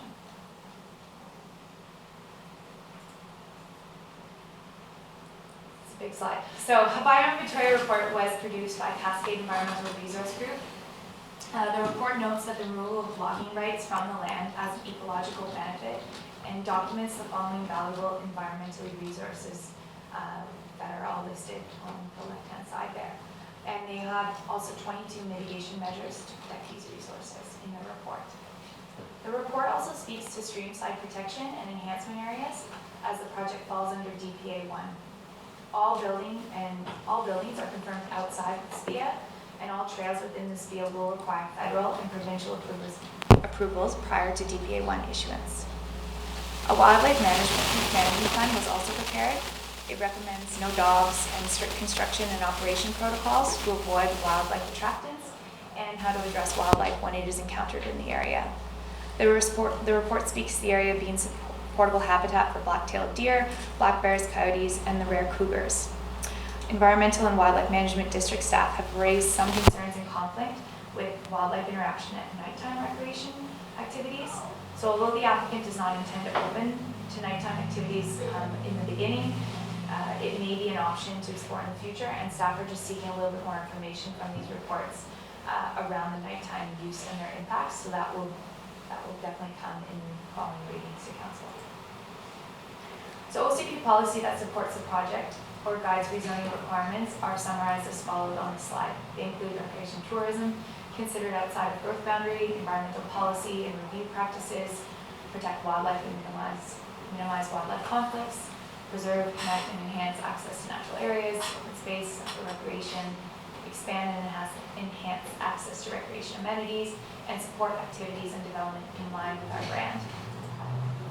The development is aligned with 3 council strategic priorities: the planet and environment through more preservation of environmental habitat over the RS1 zoning, and the economy and local jobs. Tourism is a core economic sector for the region and plays a vital role in the district's economic vitality. and neighborhood connectivity and public spaces, as the covered play area and stage offers an inviting space to support community connectedness and social gatherings. So the application received over 50 comments during the development showcase phase, many of which were regarding the Mampcon kayak access concerns. The project was referred out to over 10 external referrals, including Squamish Nation. The applicant held a public information meeting on October 22nd, 2019. All 50 emails, inquiries were informed of the fin date and the location via email by staff. And over 30 people were in attendance of this public information meeting. We received 12 comments from this meeting that were also part of your package. And all public comments can be found in Schedule F of that package. I know there's a lot of comments, so I qualitatively reviewed and categorized the frequency of each topic in a pie chart, which can also be found in Schedule F and also on the slide. Top 3 frequent concerns were really the kayak access, the Mampcon FSR road around use and traffic, and the sentiment that people would prefer to keep this area natural and as is. So next steps for this project would be to go through the rezoning readings. Should council give third reading, a number of conditions will be required for adoption. As I expressed before, some of these are unique and different for this project because of the fact that it is on Crown land. As previously mentioned, no land development agreement can be secured. So if conditions are met and council moves adoption, the file will proceed to DPA 1 and DPA 3 review. And from there, site alteration permits and building permits will be required. So staff's recommendation to council today is to receive this information and provide any feedback for us, and then to give a motion and recommendation to move this application forward to official readings. Thank you. If I may, I would just clarify with the applicant that the bus charging stations is something that they're planning for the future, but wouldn't be possible with the current hydro at the site. I have 2 questions. One, are we rezoning right now to allow for the night use? You mentioned that more study is required, so I'm curious as to if we rezone this as it stands now, is that an allowable use to have nighttime activities, or would we add that later? At this point, it would allow for it. Even without all the answers, or the questions answered around that? We hope to have those questions answered and concerns answered before we proceed to the meetings. Okay. And then have we discussed with the logging industry any potential conflicts on sharing that road with tourists? Is it wide enough? Is there sufficient sort of maintenance on that road to allow for these 2 uses without creating a lot of problems? So through the chair, the district hasn't reached out to the logging community specifically, but we have reached out to the ministry who do coordinate and work with the logging community. And they say that this is common practice and that they've seen this before, and that the logging users are able to adjust to increase traffic on a road like this. They have not expressed any concerns around it. So speed control is the biggest issue? Speed and speed is an issue. I don't know if it's the #1 issue. What are their recommendations then for making this work? What works on the road when you're sharing it between logging trucks and single vehicles? Do you want us to, do you have any thoughts in the conversation? And tour buses? Through Chair, to be honest, the feedback we got was very limited. It was, yeah, we don't have a problem, go for it. So that was the feedback from Flynn Road. Like Carrie said, they see this on other events, on other FSRs quite a bit, and so they didn't really have any concerns. So now the applicant has, in the proposal, is proposing to install signage, which would be between them and Flynn Road. So Flynn Road would have to, and Flynn Road has indicated that they would be obviously actively review any plans for signage and are open to working with them to try to improve, safety. but no requirements that I recall being placed down on the applicant from Flipper for additional signage. Okay, thank you. Councillor Kennedy. So two things that, questions. The one is, you know, an EV is better than a combustion vehicle, but still mass transit is better than even EVs. And so do we have any mechanisms to, over time or even at the start, to require a shift away from vehicles like single occupancy vehicles or cars towards buses? You know, can we enforce or mandate certain parking and change over time, to try to prevent businesses building a dependency around that mode of transportation? So through the chair, it's definitely the intention of this of the project to allow for bus service, but the issue right now is that the conditions of the road, and so requiring it from the get-go, when you aren't requiring that the road is paved, it would be a challenge. I think the intention is to grow that, and over time, once the business shows its viability and success, then they would be paving the road and increasing that infrastructure to allow for more ease in transit use and to move away from single occupancy vehicles. But there's no really way, because we don't have a land development agreement, there's no way to kind of secure in 5 years' time you need to have this. It's very challenging. So the other thing, I mean, there was a fair bit of comments, especially from the kayak community, but other groups as well, around maintaining existing public access. So I'm just trying to understand better, if this was to be logged, could a logging company put fences around it? Or in general, in terms of tenure, like I'm more familiar with a mountain bike company has a tenure, but I think, you know, they get to use the land, but other people can use it freely too. So is this sort of typical for a tenure to be able to restrict access to some degree? I know there's some plans to allow for some, but and how does that compare to if it continued as forestry in terms of public access? Good questions here. I'll bring up this slide. So through the chair, from my understanding, there's a license and then there's a lease that you can have with the province. So the license allows you to operate your business on that land, but it doesn't allow you to restrict use on that land. Once you have a lease, then you have a lease, and it usually is on infrastructure, so buildings and probably the boardwalks and potentially that whole area. Then there is an ability to restrict use. From my understanding with logging, usually they work with our existing organizations or societies, so such as like CERP or 99 Trails, to keep those trails open during those areas or close them off during the construction period and then reopen them. This is a similar case where the applicant is working with those groups to try to ensure that those accesses are preserved and maintained and kept. The only real closures and change that this community will see is some of the closures of some of those trails along the ridge, and anything on the south kind of east side, which is a lot less open and not as used trails. If you go down to the area, there's a distinct difference. So a lot of the common trails will still remain open to the public.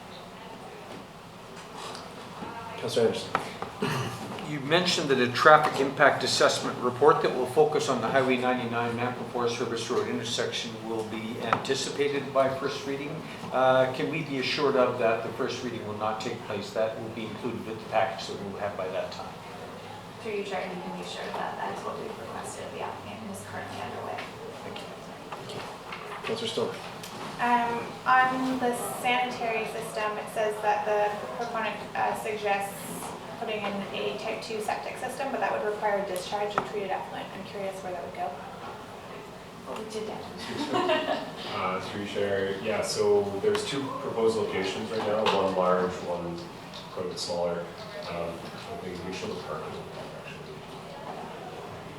So the larger one is actually going to be just north of the proposed parking area, so the green, more green spot north of the gray parking area. That's the proposed location for the larger system. And there is a smaller system proposed right by the entrance, I believe, to the attraction. And I believe that is for the specific washrooms in that one. And sorry, the question being, where would the discharge from the septic system be? Discharge would be at those sites. Okay. And then, quick follow-up, there was limited information about potential flood risk, and with especially changing climates, we know that there will be greater impacts in terms of more rain coming more quickly, more often. So what is the requirements for the applicant to do potential risk studies for flooding? I'll leave that to Devin this time. Through Chair. Clarification, do you mean for the river itself or for the land? I meant more so for the river and the potential infrastructure. Yep, so that has definitely come up in our review. This area has a history and it is quite possible that canyon can flood. So the plan right now is from an operating public safety perspective to have monitoring of the river levels upstream. I believe they have an agreement with Atlantic Power to share the information because Atlantic Power on the other side of the river monitors upstream river levels real time. So they'll be able to, they'll have thresholds, cutoffs well below the actual walkways to basically shut it down and get everybody off and out of the risky area. The actual infrastructure itself is to be built with that in mind, essentially, obviously by a structural engineer, and yeah, ideally built to be as robust as possible to withstand any debris flow. Are there any best practices or guidelines on that component specifically? I mean, the more infrastructure we build within floodways, potential increases of damage downstream is basically what I'm thinking. You have things flying off when there's large rainstorms. Yeah, so that was looked at actually by Cascade, directly, specifically for debris flow of the actual walkways. So the walkways do come loose, and so the general consensus is that the impact downstream would be significantly minor compared to the amount of debris flow that you're going to see on an event of that size. One concern that Cascade did raise is, I guess if people were picking through the debris flow or walking through it after, the added kind of conflict could be the fact that there'd be metal components and then less natural components kind of poking out potentially. So that would be something that would be a concern. But I mean, the amount of debris that would come down at a flood event, that would be probably pretty significant. I'll put myself on the list here. My question's about the public access. I sort of see it as three pieces that are clearly defined anyways. There's the whitewater access, which is, I understand that group has sort of their traditional spot below, downstream from the project, and one above stream of the project. And then there's sort of the cycling, hiking flow through the site over the Mountain Bridge from, say, connectivity to Quest and mountain trails and stuff that way. And the other piece into the back end of the Valley Cliff Trail network. And there was, so you mentioned some pieces, agreements around that access, and and then I guess the third piece is that red trail that goes through. It includes a beautiful viewpoint there, which is I believe is that red rectangle, is that correct? And just I want to make sure that we capture that access solidly, and I know that may not be the intention of the applicant at this point to restrict that, but just to make sure that that's in there. So if this project starts, that is really enshrined, and I'm curious to see how the staff feel that that's been adequately accounted for, documented, or in this process? Yeah, so I'll just bring you back to, this is their site plan. Actually, this doesn't have it in here, sorry. So this is actually a image, so the red line that we put through was an image part of one of the reports that they've submitted, and to show that they are to show that they are securing that trail to access that platform. So the platform is kind of in between the provincial boundary and that private property, and the intention is to preserve an access to that from Powerhouse Springs Road, as well as it connects to the Mamquam River Access Road as well. So that is, I think we feel that it's very clearly that access would be remained, and we can definitely ensure and look further into that at the development permit stage as well when we get into the fine details. Thank you. The last question I had was, Councillor Anderson took up with the traffic impact assessment of that intersection of highway. I think is a crucial piece of the overall picture. We'll leave it at that. Council, we're looking for a couple motions here. Over the staff recommendation? Staff recommendation, both of them? Yep. Both of them? Moved by Mary Elliott, second by Councillor Stoner. Discussion? Thank you. And this is a zoning, or potentially a zoning application, which is land use, and I know there's going to be a lot of detail to go through as the process proceeds, but as far as land use goes, I don't have any, because they're looking for feedback, and I don't have any concerns at this stage on the land use issue. So happy to support this motion. Councillor Stoner? Also happy to support this motion to see it go through the process. I think it'll bring forward their ongoing conversations that we need to have with the community. But I think the proponent has done a lot of work in terms of reaching out to a diversity of stakeholders, trying to figure out the different layers of permitting, and I'm curious to see where this goes. I'm happy to see it move forward to the zone. Councillor Cunningham? I'll be supporting this as well. I think there's a lot of exciting things about this project. I do, have concerns about maintaining public access and finding a way to work through that, and just also as we think about new economic development endeavors, that we are sensitive about the changes we need to make about how we do things, given the climate emergency, and as long as we can address those, I think it's a pretty exciting project.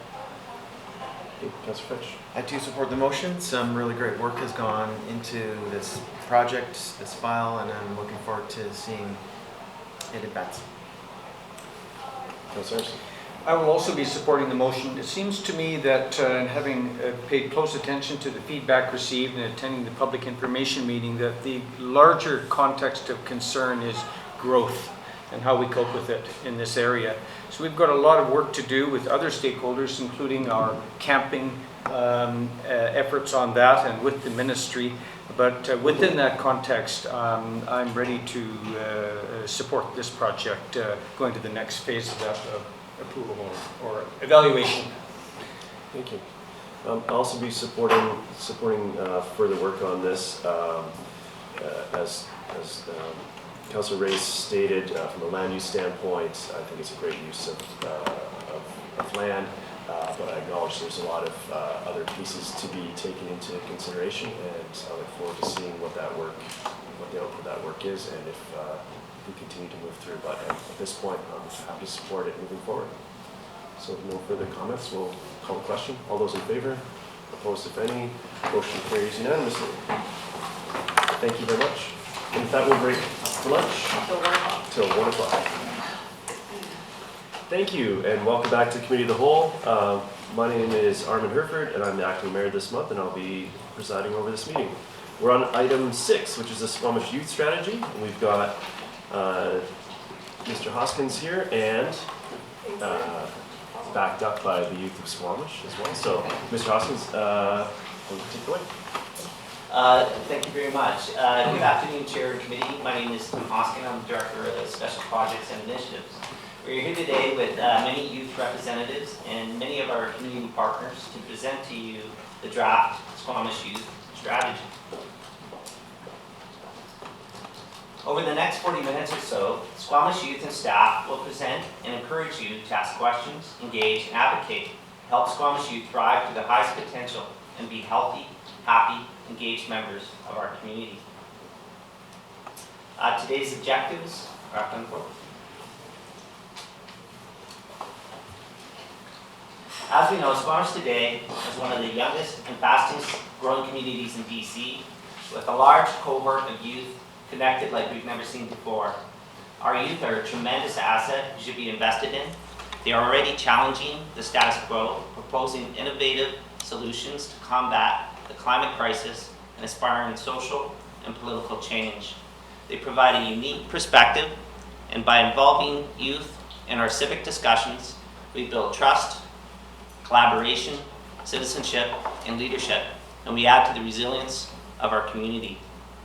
Through the comprehensive engagement undertaken with youth to develop this strategy, it is abundantly clear that in order for our community to meet its full potential, the district and its partners need to enable the conditions for youth to take an active role in our future.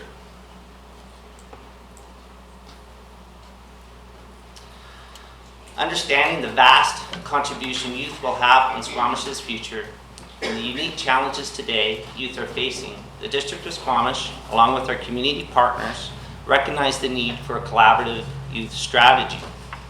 The district took a collaborative and inclusive engagement approach, and through multiple engagement techniques, hundreds of youth were engaged along with multiple community partners.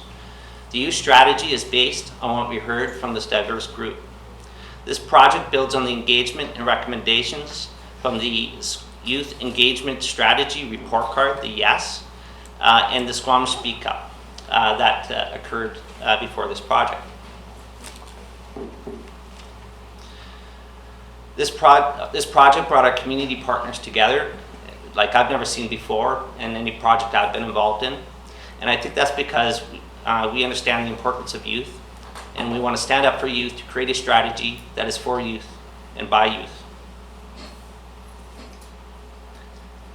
So I'd like to invite Brighton up, and youth are going to present the Squamish Youth Strategy to you. Hi, I'm Brighton, and I'm a grade 11 student at Housing. Many youth in Squamish are thriving with proactive support and programs to meet their full potential.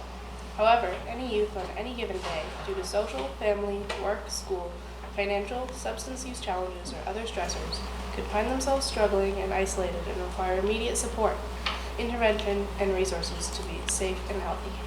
The 4 teams that surfaced as priority areas for the district and partner to concentrate on are Speak Up and Leadership, Spaces and Places, Emerging Adults, and Services and Programs. The community engagement is detailed in the What We Heard report. This youth strategy provides the district and partner agencies the framework to guide the community of Squamish to focus its work with and for Squamish's youth, aged 12 to 24, based on the vision, mission, values, and priority areas.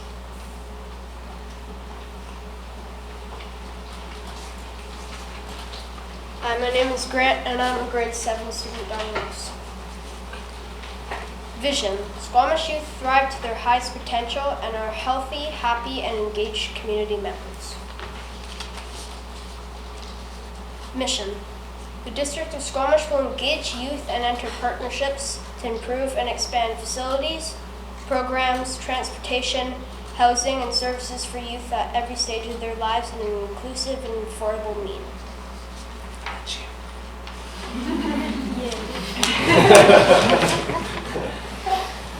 Values. Bring the programs to the youth. Youth programs and spaces should be affordable, diverse, inclusive, and accessible. They should occur in places such as the youth hub, neighborhood centers, library, recreation facilities, and schools. Thank you, Greg.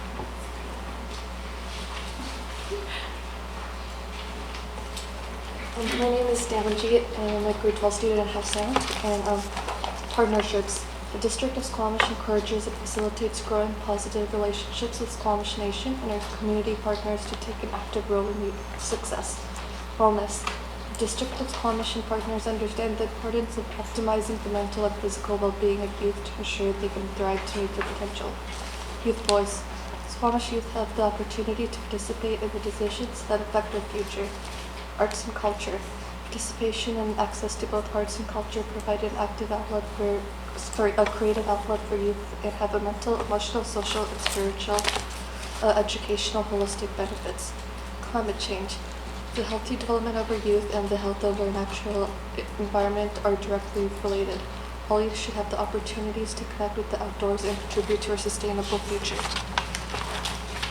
Let's speak up in leadership. Squamish youth are informed and advocate for positive change in our neighborhoods, their communities, and the world. Our community goals authentically engage youth in decisions that affect their future and the future of the neighborhoods and communities. Good job. Hi, my name is Jode. I'm in grade 9.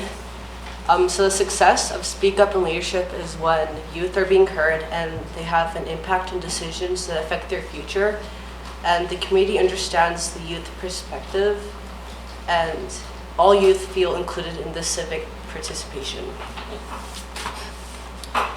The district should expand youth engagement and leadership opportunities through the establishment of the Mayor's Youth Council and create a youth charter with partner agencies. Enhance how the district reaches out and communicates with, listens, and responds to youth through the use of social media. Use traditional ways to reach youth, but engage youth where they are, like school or at the youth hub. Amplify current and traditional information sharing through school announcements, posters, newsletters, and most importantly, engaging youth where they are and where they are comfortable. Mainstream genuine youth engagement in Squamish culture through formal and informal means to maximize youth participation in decision making. Create youth leadership opportunities through microgrants, scholarships, and by supporting volunteerism. Thanks.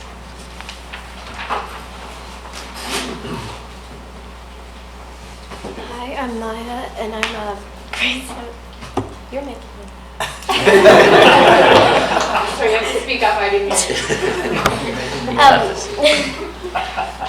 Hi, I'm Maya. I'm a grade 7 student at Don Ross. Spaces and places. Squamish youth have a safe place in their neighborhoods where they can hang out, play, create, and learn without judgment. Places where they can express themselves honestly and authentically.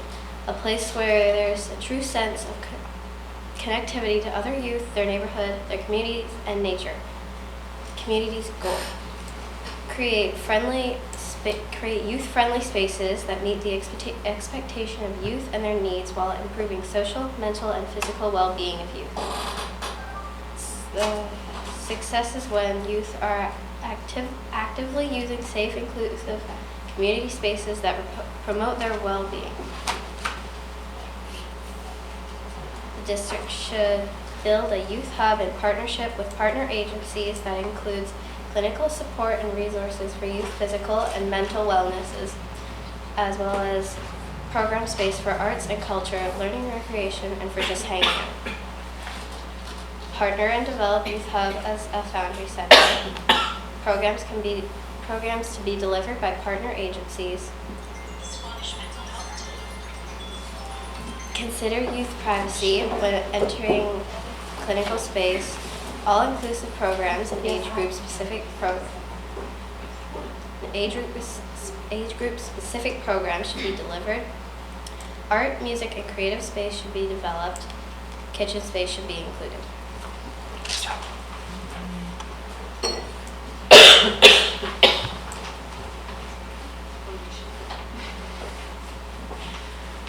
Hello, my name is Marion. I study at Quest.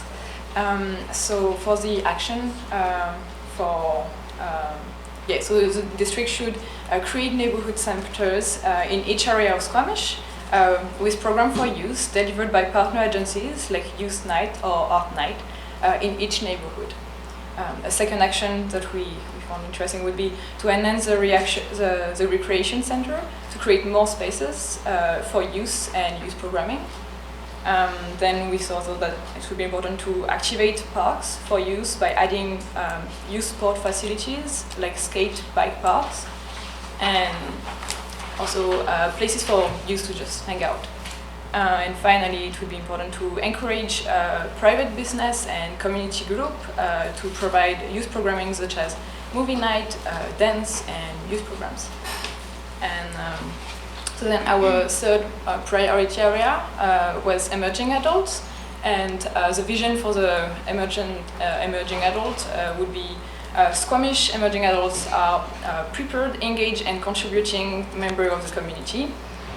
The community's goal would be to create programs and opportunities that will assist youth in their transition from high school into adulthood. And we could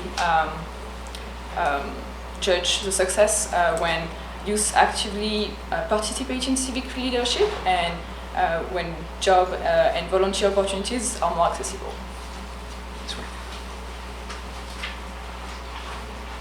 Yeah, I'm Harrison, and I'm a student at Quest University. So a great example of partner agencies working with and for youth is the Squamish Youth Chamber. Opportunities to help youth be prepared, engaged, and contributing members of the Squamish community. The Squamish Youth Chamber presents an online hub to communicate these opportunities, and they include volunteer opportunities as well as paid opportunities, training, chamber frontline skills, examples like the Don Ross Middle School Youth Leadership Program, access to partner courses, and in the time to come we hope to get adult life skills and recreation academy skills as well.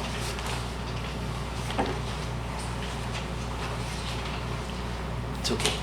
There's one more to go back to. It's okay. Cool. Do you want to? Oh, sure. There's restrictions, so if you go back one more page, back before that. Oh, there you are. There we go.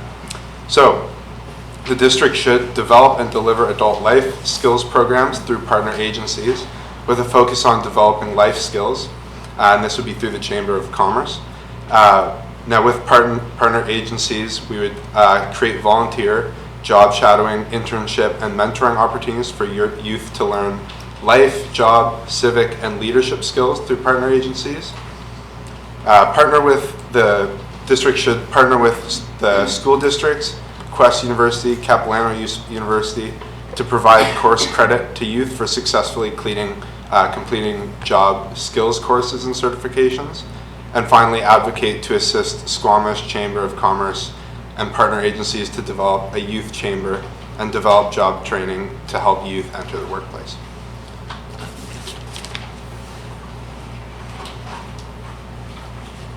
Hi, I'm Herman. I'm a grade 11 student at House Now. Services and programs. Squamish youth are able to access physical and mental wellness services and participate in fun, accessible, friendly, and inclusive programs in their neighborhood. Community's goal.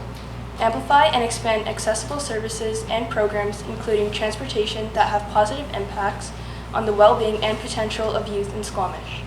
Success is when youth participate in more district and partner programs and events, youth are accessing resources and programs that support their well-being, and more youth are using transit and active transportation. The district should. The district should assist and advocate for partner agencies in securing of resources to support youth in crisis and for accessible health clinics such as mental health services, substance abuse programs, sexual health, and other health drop-in clinics.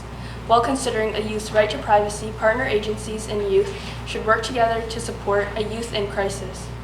The district should advocate and inform the importance of youth in development to increase unstructured, creative, social, and hangout time, and to decrease screen time. Support youth in creating organic experiences for youth by providing the space and time to be creative and connect with one another.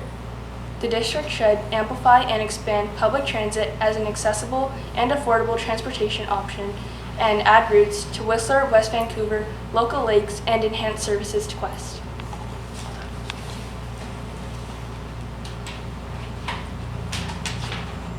Hi, my name's Maya, and I'm in grade 11, and I go to House Sound. The district should bring programs to the spaces where youth already congregate and deliver programs in schools, the youth hub, neighborhood centers, the library, Quest, and recreation facilities. We want to do this by developing youth community dinners and barbecues, develop intergenerational programs to enhance sense of community and opportunity to learn from mentors, deliver a variety of programs through partner agencies like sports, recreation, arts, heritage, leadership, adulting, and music, Use mayor's youth council and other engagement techniques to deliver relevant, engaging, fun, educational, and inclusive programs for youth. Create a memorandum of understanding with partner agencies to deliver programs in a variety of settings and by different providers. And review programs annually and revise as needed. The district should expand drop-in sports and recreational activities such as volleyball, basketball, and group and individual fitness programs.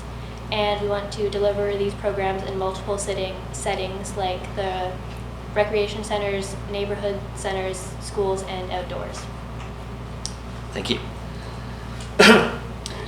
So, of all the areas I just want to touch on that under programs and services is definitely where the district has the most influence to run programs, change programs. Of course, some of the others are more through influence. So this is where we're at, the recommendation and discussion. The recommendation from district staff and from youth here today is that council approve the following resolution. Thank you. Thank you very much for the presentation, everybody that was involved in that. Council, do you have questions at this time? Marielle? I wondered in reading through the report, obviously we have a bureaucratic process called a budget, but what does the group feel are the quick wins that we can implement sooner versus later? Thank you, Mayor Elliott. Through the chair, I think the Mayor's Youth Council is probably the #1 priority because it will take this group and formalize them into the first Mayor's Youth Council and create a cool group of very intelligent, engaged youth that can work with staff and council to implement all the other recommendations. I think other ones that are important are bringing the programs to the youth and engaging where youth are already located. So what we heard very strongly was, don't ask us to come to you. Why don't you come to us in the schools? Why don't you come to us where we're already hanging out and help us with our programs there, help us in various locations. I think the neighborhood center model, which is a longer term goal, fits within this ideally. Yeah, I think that's probably a good start. Youth charter, maybe I'll just touch on that. I think it would be a great next step with so many of our community partners here today is to formalize this relationship, similar to what we did with the children's charter, but to create a youth charter and that we are all signing off officially under our organizations to work together to promote youth and support them. Thank you.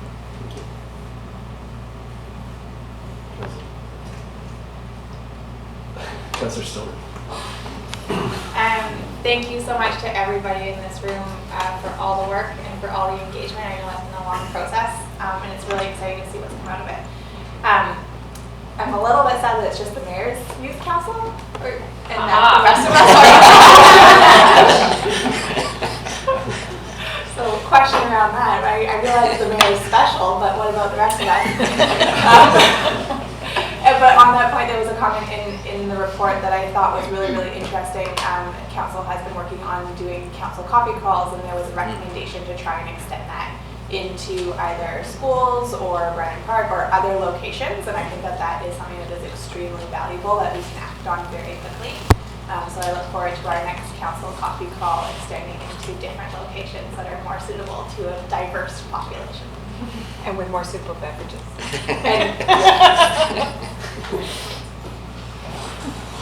Councillor Bendigo. I'd like to move the resolution. Thank you. Seconder. Seconder. Councillor Ray seconds. So I just thank you everyone for all your work, staff, and all the youth that participated. It's been a lot of fun and just a great conversation and I think a great result. Two things that are just popping out to me right now is, we talk about the youth strategy and so on, but one of the things I'm trying to remember is the report does make out at a few points the fact that there are different age groups and different subgroups and different needs, and so it's important for me to remember that the youth are not one monolithic thing, that we treat youth the same. It's one thing for all of youth. And the other thing, we did talk about, and there's recommendations about meeting youth where you are, and this is a very formal setting here, and glad to have you here. But just want to reinforce too that please don't hesitate to send any one of us an email. We're more than happy to sit down informally and have a conversation. And I agree too that we do need to think about coffee crawls in the schools and so on as well. But don't be afraid to reach out to us. Councilor Anderson. Like my colleagues who took part in various events and phases of the youth strategy process, we really enjoyed ourselves. And I will echo Councillor Stone, who recommended that we build a youth component into our coffee crawl program, and I wholeheartedly would support that. Last night in this room, there was a meeting of the Arts, Culture and Heritage Strategy with all kinds of community organizations, and the theme that came forward was lack of volunteers. And one of the suggestions was that we should try to bring volunteerism into the schools and treat it a different way than we have in the past, because we're a commuting town today, many people commuting, and we're a changing community with many new people here who don't know volunteer opportunities. So I'd just like to say that I really appreciated seeing throughout the strategy references to looking for opportunities to volunteer, and there should be many. A lot of organizations are just old people today, and we need some help. Are the old people getting tired? I think that was my cue. But thank you for coming here, and I will make a comment, and people sort of talk about, why should we be engaged and what does it do, and what you'll find, if you don't know it already, as you grow older, is local government, which is what this level of government is called generally, municipal government, city governments, and regional districts and so forth, is the level of government that will affect you the most in your life. And we're here. We are also the most accessible level of government to you, because we're actually in your community. We're not in Victoria, we're not in Ottawa. And so we are the ones that you can contact and engage with and get to know and influence in their decisions the easiest going forward. And that will affect you on a whole variety of different things, from what you can do with your house to speed limits to all kinds of stuff. So by all means, get engaged. This is a good start. You see out in the foyer, there are some artists' renderings of drawings for what we propose as a youth center. There's going to be lots of stuff to focus on. We're going to need more input on the design and the programming of that. So there is lots to do coming up. We want to start construction on that building in the very near future. It will take probably 2 years to build, but the youth hub is going to be a key component to that. And you can have input in that, but you have to be engaged and bring a friend along as well. Thank you. Councillor French. This strategy is exciting for me. I am the father of a 20-year-old who we very quickly realized at a young age had no interest in sport. So I really get the comment more for young people to do that aren't interested in hockey and soccer and baseball. One of his contributions to the community that's very much in line with this was he sat on the technology transformation project through the district. He was the youth representative, and he loved that work. So I'm excited to see such a big group here carrying on that youth contribution that my son was a part of a few years ago. This is really, you are the expansion of what was happening a few years ago when there was just a few young people taking on a few tasks. So very supportive of this. Thanks for coming. Councillor Stewart. Councilor Harford just reminded me that I've already had the chance to speak, but I'm going to speak again. Because I want to open up for some questions, but I am curious. I think one of the things that stands out to me is that there's lots of diverse things that need to be addressed here. And as the mayor mentioned, we have some bureaucratic processes which are always a little bit slow and they revolve around budget, but there are some quick wins. And thinking of the mayor's council in particular, a lot of the comments that I've heard from my colleagues are around how to plug you guys more into our kind of processes and whether have representation on different committees. And that's one step, but I'm also curious to hear, are there other ways to look at that? Like what other sorts of committees do we plug into your processes? And so just continue to kind of push that envelope a little bit, that it's easy for us to sit here and talk about these are the processes that we want to establish, but not to lose sight that this is for you folks. And so it can be anywhere from fairly simple, how do we get you guys engaged in regular municipal government kind of processes, and how do we teach you the ins and outs of that, to something bigger and broader than that. So would love to hear a little bit from the committee on that one. Thank you. And to that end, we'll call the vote on this. So I haven't spoken. Oh, I thought you were going to wait. Well, I was what I wanted to do is I wanted to hear from them. Go to you, and then what I thought we would do, if this is acceptable, was that we've got the motion before us, so we'll get this on, and then we do have an extra 10 minutes. So I want to use that time to maybe hear some more from from our guests that are here. Yeah, go first. I blame you, Councilor Pettingill. You put a motion on the floor way too early. Sorry. I'm 100% supportive of adopting a youth strategy, and I'm just abundantly grateful to all the partners that came to the table to work with us on this. We couldn't do this by ourselves, and to see some of the recommendations coming out of this report and the strategies, it's going to be an all hands on deck kind of effort, and I'm excited by that. It doesn't intimidate me in the least. I think people understand the importance of investing in future generations for just the health of our community. I'd be lying if I wasn't just over the top excited to see that there's a recommendation for a mayor's youth council. That's like a dream come true for me. And I'm happy if councillors want to attend.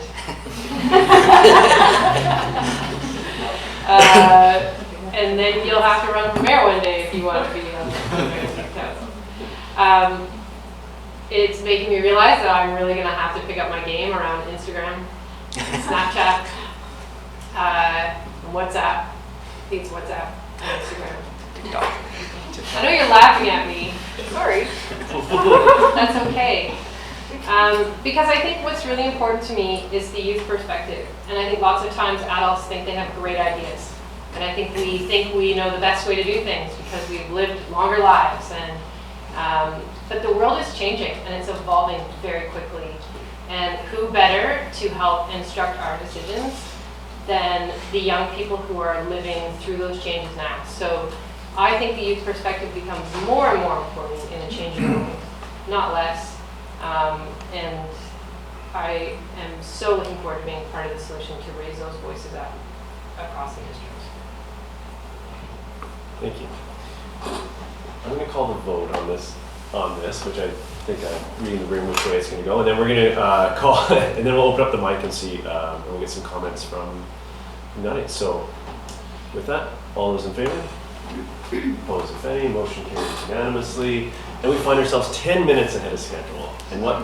And I would love to hear from anyone in the room that could tell us something about the experience, or maybe a part that they, in attending the meetings and the process, I read the report and I was really happy to see that it very accurately, I felt, sort of captured the whole room. But maybe you could tell us a time where you see a way you see yourself in the outcome, or anything you want us to hear about that maybe wasn't there as well. So we come up to the table. I think the best way would be to come up to the table. If anyone wants to come up to the table and tell us something, anything about it, whether it's the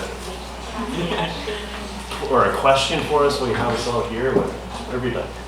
Please, maybe just the name and go ahead. My name is Nate McCarthy. I'm the president of the Quest University Students Association. I have a couple things I want to address. The first is directly to Councilwoman Stoner. I wanted to speak on behalf of the Students Association, and I imagine that we have some friends down at the high school and the middle school as well in student government.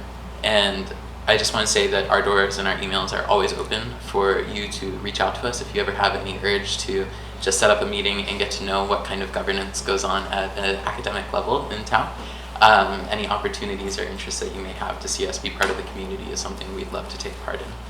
Another thing that I want to talk about on the topic of creating actionable items that are a quick turnaround is a narrative around the type of politics that I would like to see, and I think that many youth, particularly those at Quest, would like to see in the Squamish community, and that is an equitable and accessible politics.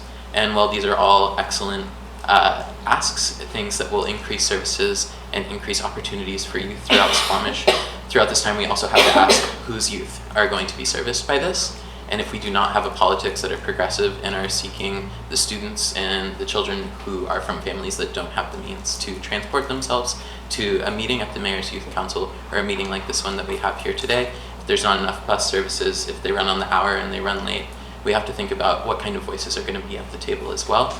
So I challenge and encourage all of us here at the district and at the municipal level and at the regional level to promote a politics that really seeks to ensure that all voices are heard, that all opportunity is reached equitably and not just equally, and that the people who need the services the most are given that type of access so that they can all take part in the community, just like we've had such a wonderful opportunity to today. So thank you all for listening to us. Again, feel free to reach out at any time. I really appreciate your consideration. Thank you. Thank you, Nate.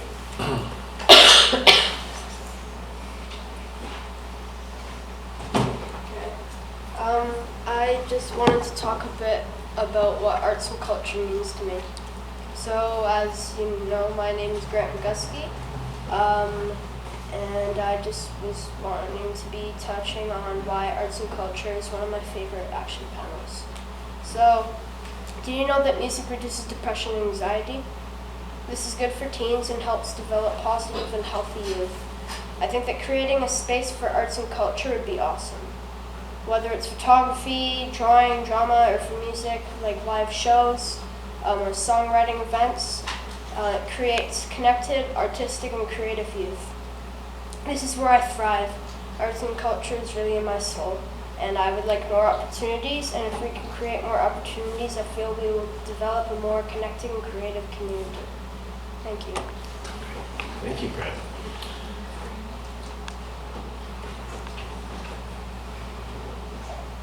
I know those are tough acts to follow, but it doesn't mean to be. I guess I have a question for youth is, what was it like participating in this process and what could we do better in terms of leading up to the Mayor's Council? We can always do better. So I'd be curious if anyone has any thoughts on what you enjoyed about being part of this process and if you've got any suggestions. Don't be shy. People say a lot of really bad things about us on Facebook. Not afraid of feedback.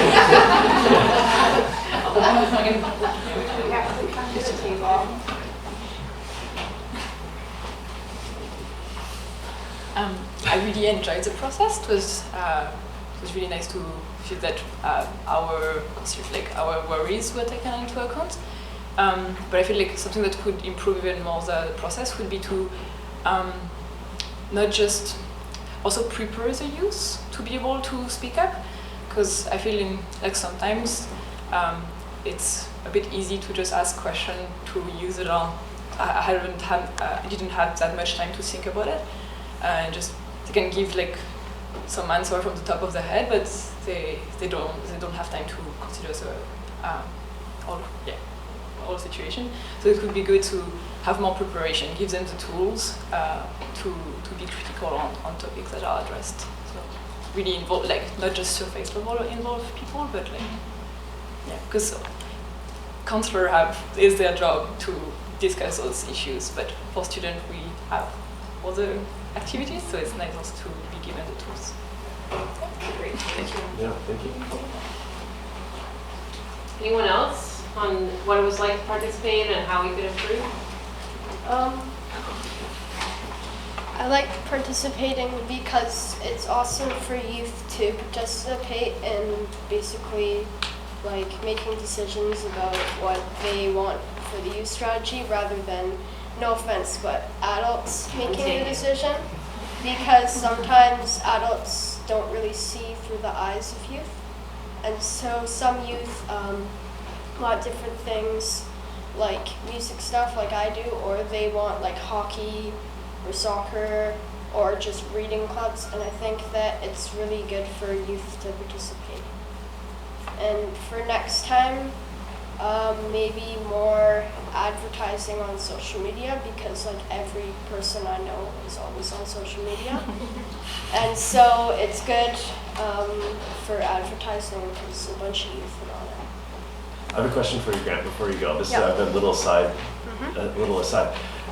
If we weren't, I noticed I went to the two engagements and here today, and we had pizza. If we're not going to have pizza, what are we going to have? What's your vote? I'm not sure. that's a vote for pizza. I was wondering if we're making some just assumptions, like, well, what do you know about youth? Well, they're going to give us a report, they'll tell us more, but what we know right now is they like pizza. If there's any other votes, I'd like to know about that. Thanks. Thank you, guys. Tim. I don't know if they'll take us up on it, but I know there was some questions they wanted to ask council. Yes, please.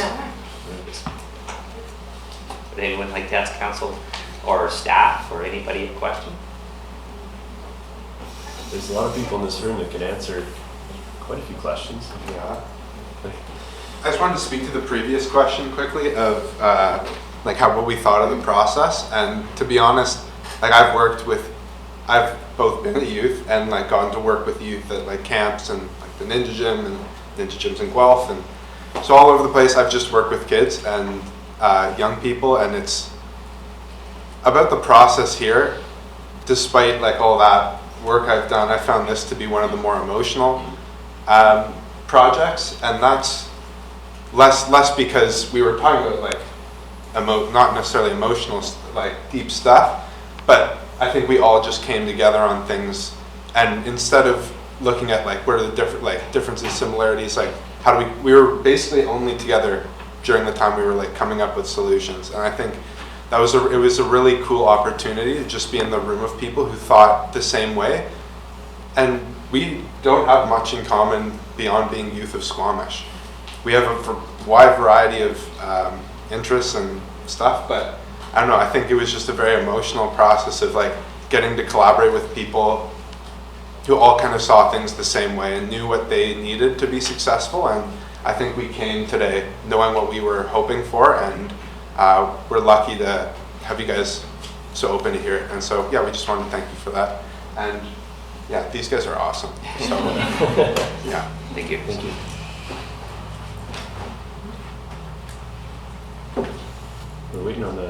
We're all primed for the hard-hitting questions. Well, just while we're waiting, the first few times I came to Chambers, I didn't realize there was a screen there too. So I just wanted to point out. Oh yeah, we're not Yeah. So one like subgroup of the youth is like emerging adults, and an issue for emerging adults is finding affordable housing in Squamish. And we were wondering if there was any plan already in action or future plan to make housing affordable for young people who are moving out of their parents' house. Who wants to take that?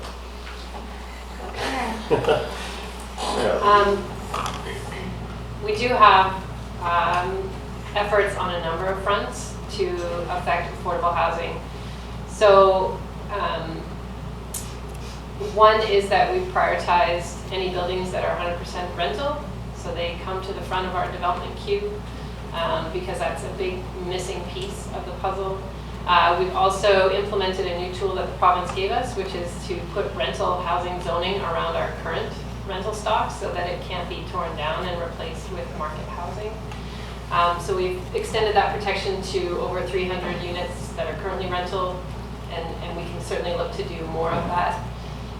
We're developing a perpetual affordable housing policy. So that means capturing below market rent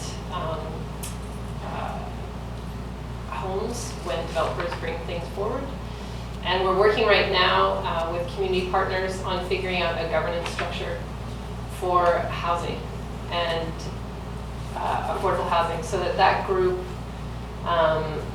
however it's modeled, could bring forward opportunities to the district for affordable housing and put the partnerships together to make that happen. And we're certainly an important part of the puzzle, but actually providing affordable housing is technically supposed to be a provincial and federal obligation. But we see, like other municipalities, that the pain is here, and we see it every day in people not being able to afford a place to live, and parents who say to us, my kids can't stay here because they can't afford it. So if you look at our strategic plan, one of the things we're trying to do over our term is extend affordable housing options, not just to condos, but extend it across different forms, because not everybody wants to live in a condo. And eventually, by the end of our term, figure out a way to extend that all the way through to affordable home ownership. So it's a long-term effort. It won't happen overnight, but we are putting a number of those pieces in place to try and create more affordable options for everybody in our community, including youth. So. Councillor Rice. And I'll add, there is one project, what we call the Buckley Avenue project. The district, the municipality has been involved in 3 housing projects over the last couple of years, and one of them is Center Point for vulnerable people. One is the Helping Hands Cutting Barriers project, which is under construction right now, just over there past the library. Also for vulnerable people, but the building up by the high school that will contain the youth hub actually is funded by BC Housing and facilitated by the district. We donated the land for that. And that building will be all rental and will have 3 different levels of rent subsidized by BC Housing. Some at market, some at just below market, and some at way below market, depending on the qualifications of the individuals. And it'll be like that in perpetuity. That, in a perfect world, will start construction this spring. So people up at the high school wonder what's going on. That's what's going on. And that's where the youth hub will be, on the ground floor of that building. Well, it's an interesting question, and especially in light of some of Nate's comments about equity. I mean, right now, a lot of what we're doing in terms of affordable housing, there's an aspect in terms of income level of the people looking to rent, but I don't think we're doing anything in terms of priority housing for a certain age group necessarily. And I think in terms of equity, there's a whole bunch of, I guess, challenges and opportunity there. I see none of our planners in the room, so I'm not sure even what. You can say what you want. I'm not sure what we're allowed to do even, but I think it's something that might be worth exploring in terms of, targeting different groups with the aim of achieving more equity in housing.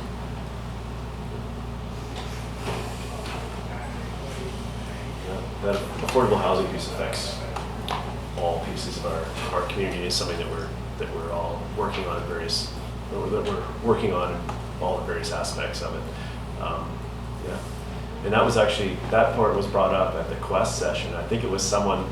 I remember it being said. I think it was someone that just sort of happened upon the meeting, or that sounds interesting. I'll pop in there, and that particular person I think was there for a couple minutes and made their point and had to go off and do something else. So I'm really glad I was really glad to see that was captured and was highlighted in the report.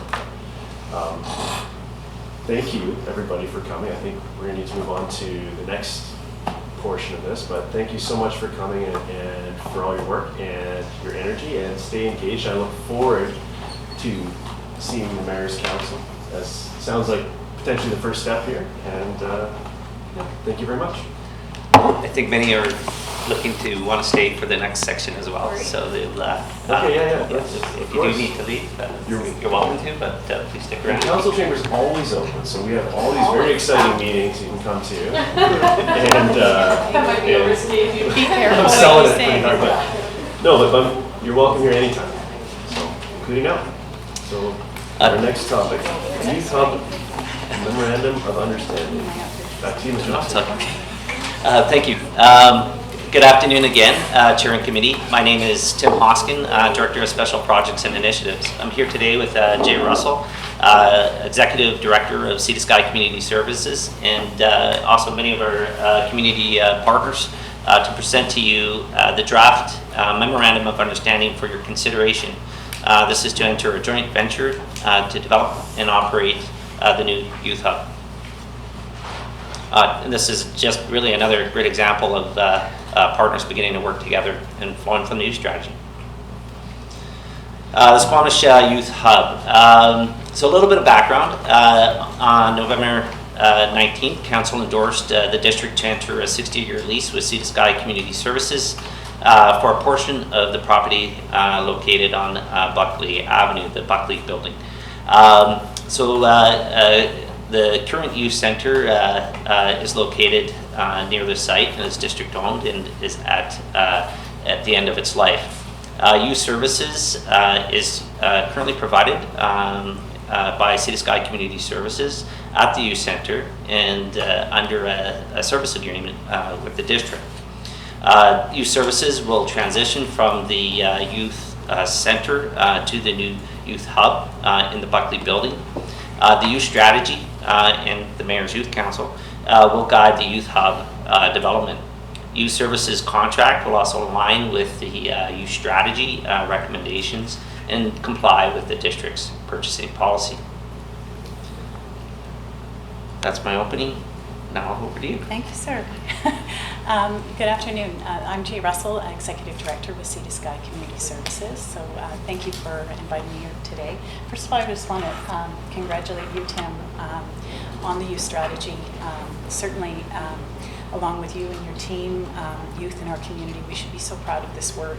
We're so pleased to be working alongside Tim and his team at Sea to Sky Community Services, and we just look forward to coming along through there. So, Chair and Committee, I'm proud and honored today to present and update you on the Youth Hub. I'm here on behalf of Squamish Youth, our Youth Hub working members, and my team at Sea to Sky Community Services. Today is the result of 2 years of listening, learning, and planning. It's been a process, but my goal today is to give you a brief update on the project to date. But before I get into our plans, I wanted to just sort of dive deeper into some of the importance of why we're building this project and why it's so important now. Certainly we heard from the research through the youth strategy that we know that youth are the fastest growing population in our region. We know that we have an aging youth facility. We know that youth in Squamish and in other municipalities deserve safe and welcoming space to hang out, meet, and be with their peers. But more importantly, we know with growth and need comes added complexities. So we're looking at right now close to 68,000 youth in the province with a substance use problem. 84,000 youth in BC have a diagnosed mental health disorder. When I pull more down into the numbers in Squamish, according to the 2018 Squamish District Report, that's an adolescent health survey, conducted with students grade 8 to 12 by the McCreary Institute, 23% of students reported having panic attacks or anxiety disorders, 18% with depression. An alarming 17% of students in 2018 attempted, or I should say, considered suicide or had suicidal ideation, and 7% actually attempted. So we know this as an agency. We've been operating the youth center for over 20 years with great success. But when we take all of this into consideration, the growing complexities, the growing population needs, and the reality of this aging center, we quickly become to realize there's time for a new space, but there's time for a new model or an approach to delivering services. So we gathered together many of the people that you see in this room. So key stakeholders in community that we knew would be invested in this new approach. We formed what would be called the Youth Hub Working Group, which of course now is Squamish Youth as part of that working group. Ourselves, Sea to Sky Community Services, Vancouver Coastal Health is involved, Ministry of Children and Family, District of Squamish, of course, Tim and Natasha have been so integral to that. Squamish Nation has been present in School District 48, and more recently the Squamish Lillooet Regional District. And many of these partners are here today, and I thank them for their ongoing support. So alongside this working club, Youth Hub Working Group arose and started to take shape of the Youth Strategy Program, which has presented an amazing opportunity and a way to integrate the voice of youth into this specific project. So using the youth strategy and gathering input, we were really able to direct our planning in a certain way and ensure that the voice of youth was at the table. I certainly want to thank my team, Karen Clark, I know is here today, and Caitlin Anderson for stick landing and feedback back and forth. Some of the technical pieces, it was a lot to stay on top of, but certainly a comprehensive consultation process. Then we needed to secure space. And what Councillor Race alluded to, and Tim previously, is we have found space, and that'll be on the ground floor of the Buckley Affordable Housing Project. This again is close to Howe Sound Secondary, as you know, the local skate park, transit, and the project is slated for completion in the spring of 2021. So, and then now it comes to, and I think you barely can see that, maybe the lights can dim dough, is kind of looking at then what we're proposing as the floor plan for both the interior and exterior space. First of all, I must say that we're very grateful for the in-kind support to develop plans by our architectural consultant, CHPA, on the Buckley project, who has presented and developed these plans for us in kind. It's very sweet. The interior space totals just over 5,000 square feet, and the exterior, which we're calling more the flex area, is just over 2,200 square feet. The floor plan on this side is a culmination of extensive consultation with the working group, youth, key advisors, and visits to other youth hub sites across the Lower Mainland. And I should say as well that, you know, I mentioned the slide of the working group partners. I know that we've talked with RCMP, we've talked with public health, we've also talked to local physicians to gather, engage input on what the site, particularly the interior space, would look like. But through and through, the key principles that went into the design and development phase certainly will continue through its operation, and that is to have a safe space where everyone is welcome and accepted without judgment. Walking you through the space, coming from that east side is the main entrance. You walk into a grand room, foosball tables, pool rooms. To your right is a kitchen with movable walls. In the back corner is more of a lounge area. You come down that hallway, there's accessible and harm reduction washrooms, washer dryer, shower, back area storage there. Right corner would be sort of the northwest, is a large flex space with a projector, room for movie nights, yoga classes, that type of thing. And on the south side of the building, as you can see, there's a separate entrance. We hear clearly from youth and other partners that a separate entrance is key and needed to ensure and maintain the confidentiality of youth who may be accessing more clinical supports. At this point, we call this the medical side for now, but it does have an exam room and 2 spaces for both individual and group counseling. So, programs and services. So we kind of have the floor plan in place. We started to dance around, and again, this is still a dance that we're playing in terms of what program models will be right for this space. As I mentioned, the key is to maintain the integrity of our current youth center. And I hear that through and through from community groups, but don't lose the core sense of who we are as a youth center. But how do we do that and maintain and address the upcoming and needed complexities, and to add in those existing clinical and educational components in this new model. So there are many approaches and models to learn from. particularly Foundry BC, which is a provincial integrated youth services initiative. Foundry BC is based on evidence from a program started in Australia called Headspace. It supports the case for providing upstream or prevention supports for youth 12 to 24 before their illness progressed or needs became more severe, and this has been associated with positive outcomes. Knowing Foundry was the up-and-coming model in BC, we have designed and incorporated elements in our plans to ensure we positioned ourselves to be in step with the next funding round. Funding round expression of interest was posted in October of 2019. And in that, Foundry BC announced 6 new expansion sites. As it would happen, today it closed and we submitted our application just a few hours ago. So fingers crossed. It's a whole host of work, and I certainly appreciate all of the partners for getting us through the finish line on that application, including the medical health officer who provided some of the data I shared earlier in the presentation. But fingers crossed, we look forward to that announcement. But stepping back from us, and it was something I certainly put forward in the application, which I believe will give us, I think, a step ahead of some communities, is the MOU, is the non-binding agreement that solidifies this unique partnership, not just with youth, but with service providers, civic leaders.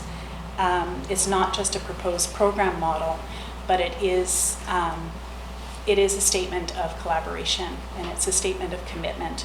Certainly as the lead agency and operator, that's important for me and my board to know that there is commitment to this space, both now at the capital stage and obviously into operation.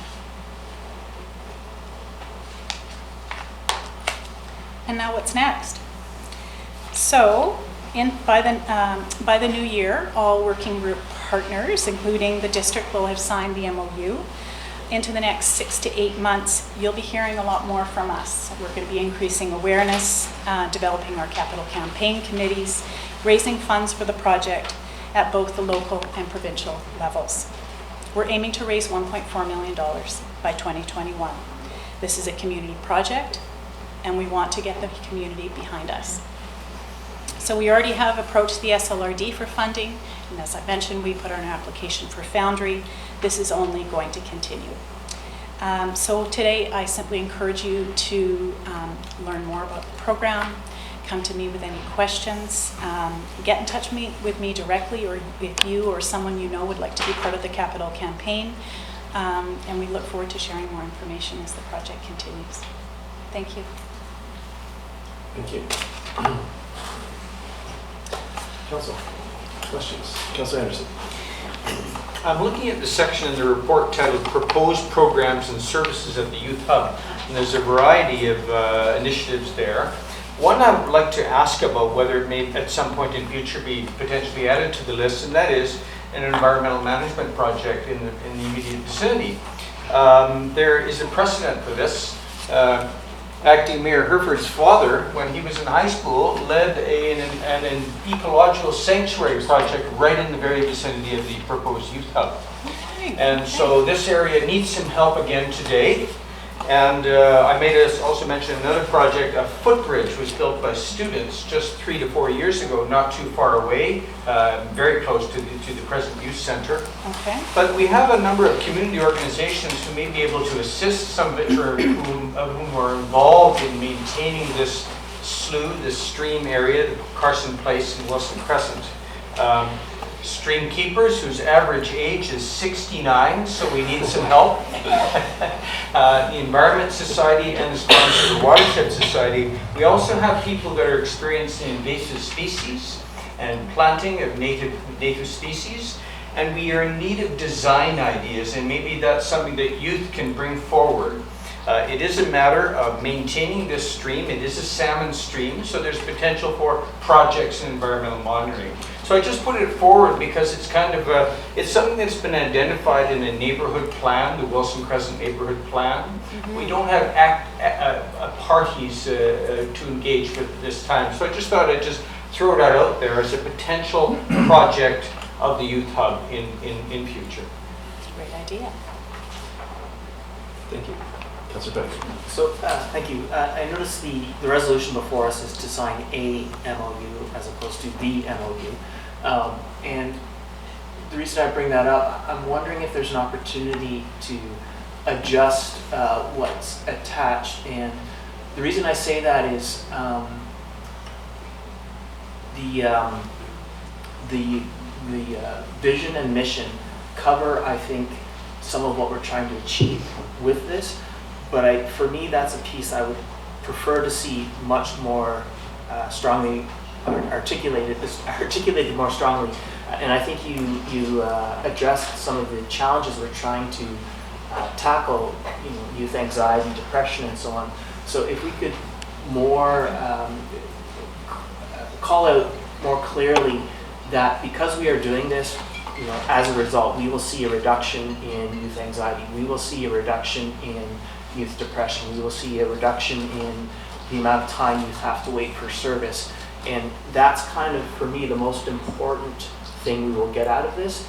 And then some of the programs and so on, I think it's wonderful to mention them as ideas, but somewhat to Councillor Anderson's point, we may find we want to adjust those, and I don't think the MOU should restrict us in any way of adjusting programming and so on, as long as we see that we are actually achieving the reductions in anxiety and depression and so on, and that's really what we should maintain our focus on. Maybe I'll just, through you, Chair, elaborate a bit on the process. So, of course, we can't take that away and follow up on that. The MOU, as Jay started, is really a framework for collaboration.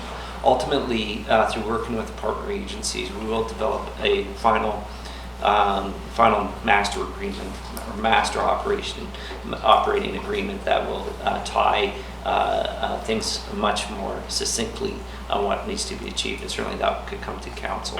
So what I'm trying to bring forward is there is further opportunity to come to those refinements. I think at this point it is probably beneficial to be somewhat visionary and somewhat broad to give the partner agencies and ourselves the opportunity to explore what works best for everyone. However, we can do some tweaks as guided by council. Thank you. Can I just comment quickly on your point about outcomes? I think that's a really important point, and certainly all of us working together want to achieve ultimately a reduction in mental health and substance use and social isolation and the social determinants of health piece about the challenges youth are facing. I think also, we want to have with Sea to Sky and with our partners a shared understanding of what are the sort of proxy measures or medium-term or short-term outcomes that would ultimately lead to that reduction in, mental health issues and the kind of bigger picture things. We don't fully own the mental health picture as a recreation service provider, youth services, and so we wouldn't necessarily want our accountability measures, which ultimately that's the purpose of outcomes, is to be accountable, to reflect something that's really a shared ownership. So we want to identify together what are the things that kind of come a step before that we believe are really going to result and contribute to a healthy youth outcome framework. Does that make sense? So our Schedule A and our shared sense of what we're trying to achieve will be very likely one step back from that. We have to do some work to figure out what that's going to look like. Yeah, and just to clarify, I'm not necessarily suggesting that we can't or shouldn't include some of the specifics around programming and so on that's there now, but I do think it's really important to include, and again, it may just be a reduction in anxiety as opposed to a specific number at this point, but just so that it's very clearly laid out for everyone to remember why we're doing this program, so that it's just top of mind always for everyone. It's a great point. Thank you. Councillor Stoner. Thank you very much for the presentation, for all the work that's gone into this state. My question is around the evolution of the youth hub. My understanding of it now, and the sense that I get from some of the conversations that I had, is that it is a really it's a really great place for more of our at-risk youth, and more commonly used by that population of the youth sector. And as we shift, I'm curious how the Foundry model allows us to broaden the scope of the youth hub to a broader sector of youth, as well as not alienating the more at-risk youth. And just wondering if you can speak to that a little bit in terms of transition. And I would certainly caution that that no model has the answer for that. And Foundry would probably say the same. I think it's how we approach youth, it's our practice, it's how we encourage staff. It's about building relationships.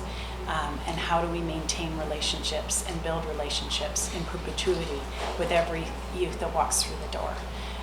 So that's going to be, how we operate, but it's also how we manage and how we offer programs and services. And we'll work with Natasha and Tim, our partners, to ensure that our collective mandates, which to your point, Chris, I agree, are quite well defined and quite distinct.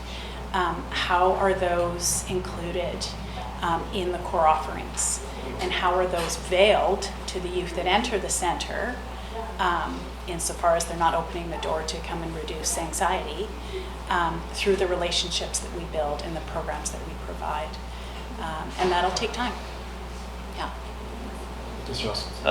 Just to build on what Jay has said here, if we are successful under the Foundry model, it's going to create more resources than we previously had in supporting youth in mental wellness and physical wellness as well. That creates a launching pad, so we'll be able to maintain the focus and not lose the taking care of youth at risk. But also we can now reach a little farther upstream and work with youth that may potentially one day be at risk. So I think we're able to now, with greater resources, achieve a broader spectrum of youth and making sure they're getting the proactive care and the reactive care that is needed. Thank you.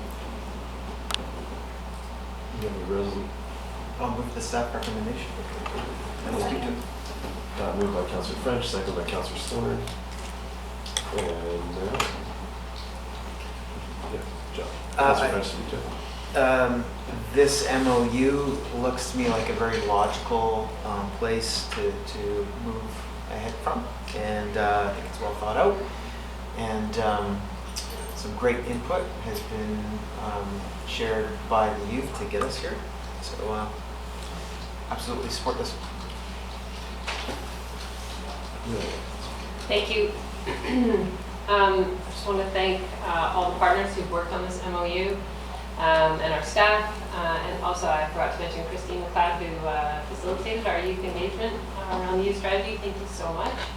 I think this is really important to me, so happy to support the motion. One of the things we know about systems of care is that people can fall through the cracks when all the partners aren't working together.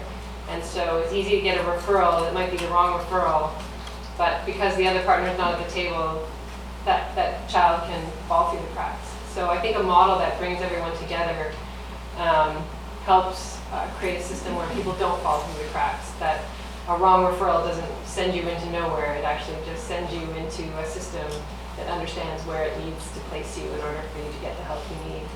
I also think that the Youth Hub is not the solution, it is part of our solution as a community, and I think we always have to recognize it as such. We're talking about neighborhood hubs and creating space in the library for youth and creating space at the rec center for youth and making youth feel welcome in a number of places and putting responsible adults in those spaces that can guide youth who might need it to more support. Or it's just a great place to hang out. And so I think it's a hub because it is the center of support. But we're going to reach out if we implement this strategy as youth have put forward to make them feel at home in their own neighborhoods, at the rec center, at the library, wherever they want to be. So I see this as a really important part of the solution we have. Seeing no other comments, we'll call the question. All those in favor? Opposed, if any? Motion carries unanimously. Thank you very much. Thank you.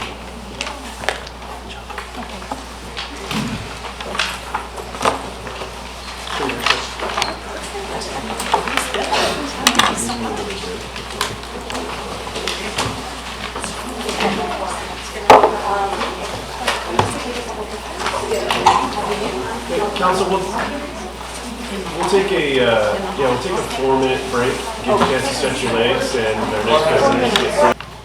Thank you, and we're back. Committee of the whole for November 26th. We're on item 8, research projects, spaces, places, and possibilities presentation. Mr. Newell, take it away. Yeah, thank you. Thank you so much for giving me the opportunity to come and speak to you today. Basically, I'm from Royal Road, so I'm a Victoria person, but I've been working with Ian Pickett from Quest University for some time. As a postdoctoral project, I've been working with Ian and also the District of Squamish to develop tools for integrated planning in Squamish. So by integrated planning, we're meaning that if we're going to develop in a certain way, what does it mean for a whole variety of social, environmental, and economic factors? So the project itself involves a lot of modeling work, but ultimately in the end, we really endeavored to try and figure out how to create tools that we can take this modeling stuff and communicate it to broader publics and the community members. And we actually do have tools that were created that I'll talk to you about today that we're going to allow the community to explore in a public open house session tomorrow. And so the purpose of being here today is just to let you know a bit about what's been going on about the research project, to let you know that this exists. And these tools are here for Squamish's disposal. If you do want to use them, further develop them, just kind of use them for thinking about how to plan in different ways. So with that note, I'm going to pass over to Ian, and he's just going to talk a little bit about the collaboration that we've done here. Thank you very much, Rob. So just for some background context, Rob and I actually met about 8 years ago in Prince George, where we were both studying climate change adaptation, and we kept in loose contact in the interim. And then coming up on 2 years ago now, Rob approached me with some really interesting ideas and was really hopeful to partner with the community of Squamish in this research project. And Rob used the justification of view sheds. However, there's a handy co-benefit of really nice view sheds being really nice hiking opportunities. So we've had sometimes you have to go and look around the area to get a better feel for it. But we've been really fortunate that Rob was interested in partnering with Squamish. And my role, I can't in good conscience take much of any credit for the technical outputs, but I've been really happy to be an on-the-ground collaborator and help with the facilitation and help making this project as reflective of local realities as we can. And so a couple of things to note about the project. I think it's a really cool collaboration between a couple of research institutions, really strong involvement and support from the municipality, a lot of really great champions, one sitting to my right, who really enabled this and moved this along. And then we were also really fortunate to get funding from CERP, which allowed us to hire a couple of Quest students who did really excellent work and helped bring these models to life quite literally. So another couple noteworthy things about the project is it's very explicitly oriented and reflexive of two community values. So we took really significant efforts to get people in the room at very different points of time and get their feedback. What we ended up modeling was not what we initially intended, but it was what the local stakeholders thought was most important. Also, Rob has taken huge efforts to make this as grounded in local realities as possible, to the point of perusing approved development permits, to incorporating all of the approved development and things under construction in a future baseline scenario. So all of the scenarios are built from what is already put in place on the ground. And that was Rob's too modest to tell you about it, but he literally spent months of work putting that together. And another thing for us all to keep in mind is that although this research project is going to wrap up fairly shortly, these tools are going to remain with us in Squamish. So there's a really cool opportunity for us to take these and hopefully continue to refine them and work with them and use them to our advantage. So with that, I will turn it back to Rob. Awesome. Thank you. So the research itself consisted of 3 phases. This first phase is something where we're going to develop something that we refer to as a community systems model. So like I mentioned, we're trying to think of tools for integrated planning. So the first thing I wanted to do was create like a conceptual model of saying, hey, if we develop this way, what does it mean for a whole bunch of social, environment, and economic factors? Which means that we had to think about what are the different relationships between developing in one way and things like access to amenities, threats to local habitat, viewshed, things like that. So what you see up in there in that first phase box is a systems model. It's a conceptual thing just to show the different elements and relationships of the things that we think about if we're to develop in a certain direction. And then development scenarios was the second part, saying what are different ways that Squamish can develop.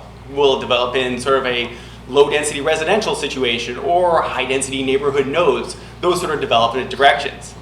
And then phase 2 was about actually computing this stuff and coming up with estimates for each of these things, like the access to amenities, access to education, walkability. So it required like a fairly large literature review to figure out ways of calculating this stuff, but ultimately, without getting too much into the details, it was very spatially driven.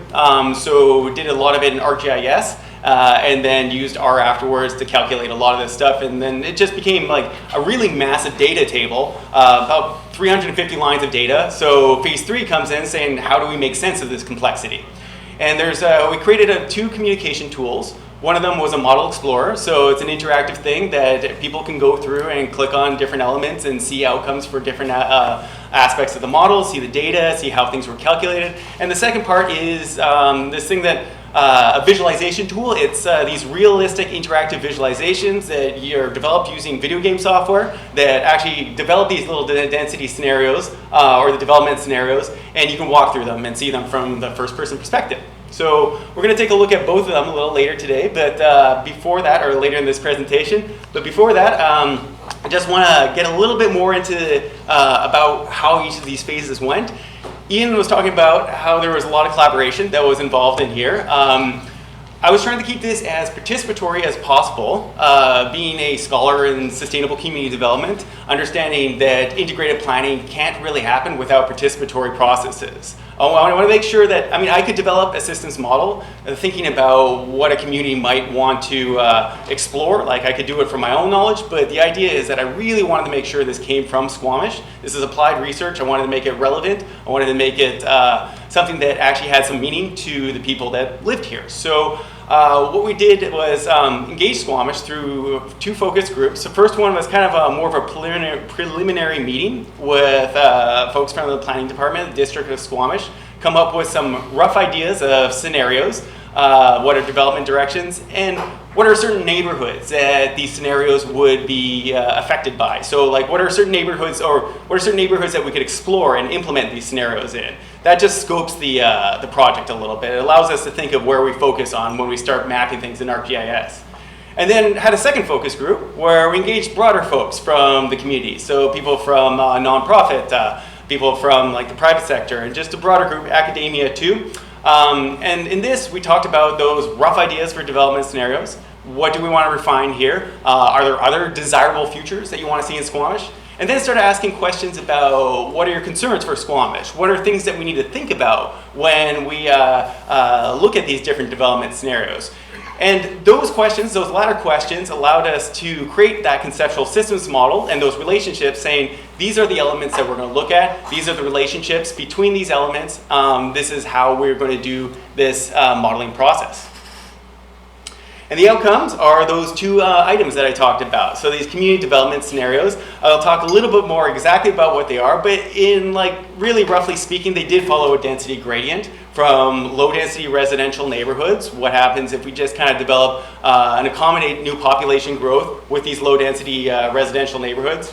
A medium density, missing middle type, missing middle kind of referring to a mixed form of housing that between densities of that single detached units up to kind of row houses, but sort of a medium density of a mixed type of like duplexes, multiplexes, that sort of thing, smaller housing units. And then high density. What about making these neighborhoods so that their own walkable, contained communities with commercial in there?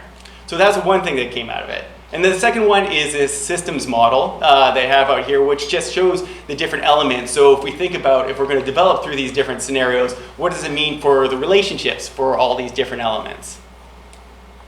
And then phase 2, I'm not going to get into too much of the specifics of the actual modeling process because there was definitely a lot involved in there, but I think it's important to describe the basic idea, the basic drivers and constraints of the models. So as we all know, that Squamish is a rapidly growing community, and this is one of the things that we talked about a fair bit. Population growth on a medium growth projection from the Squamish's OCP, it's sort of projected that it could be in 20 years up to 34,000 people. So that creates all these considerations of where all these people are going to live, work, and play.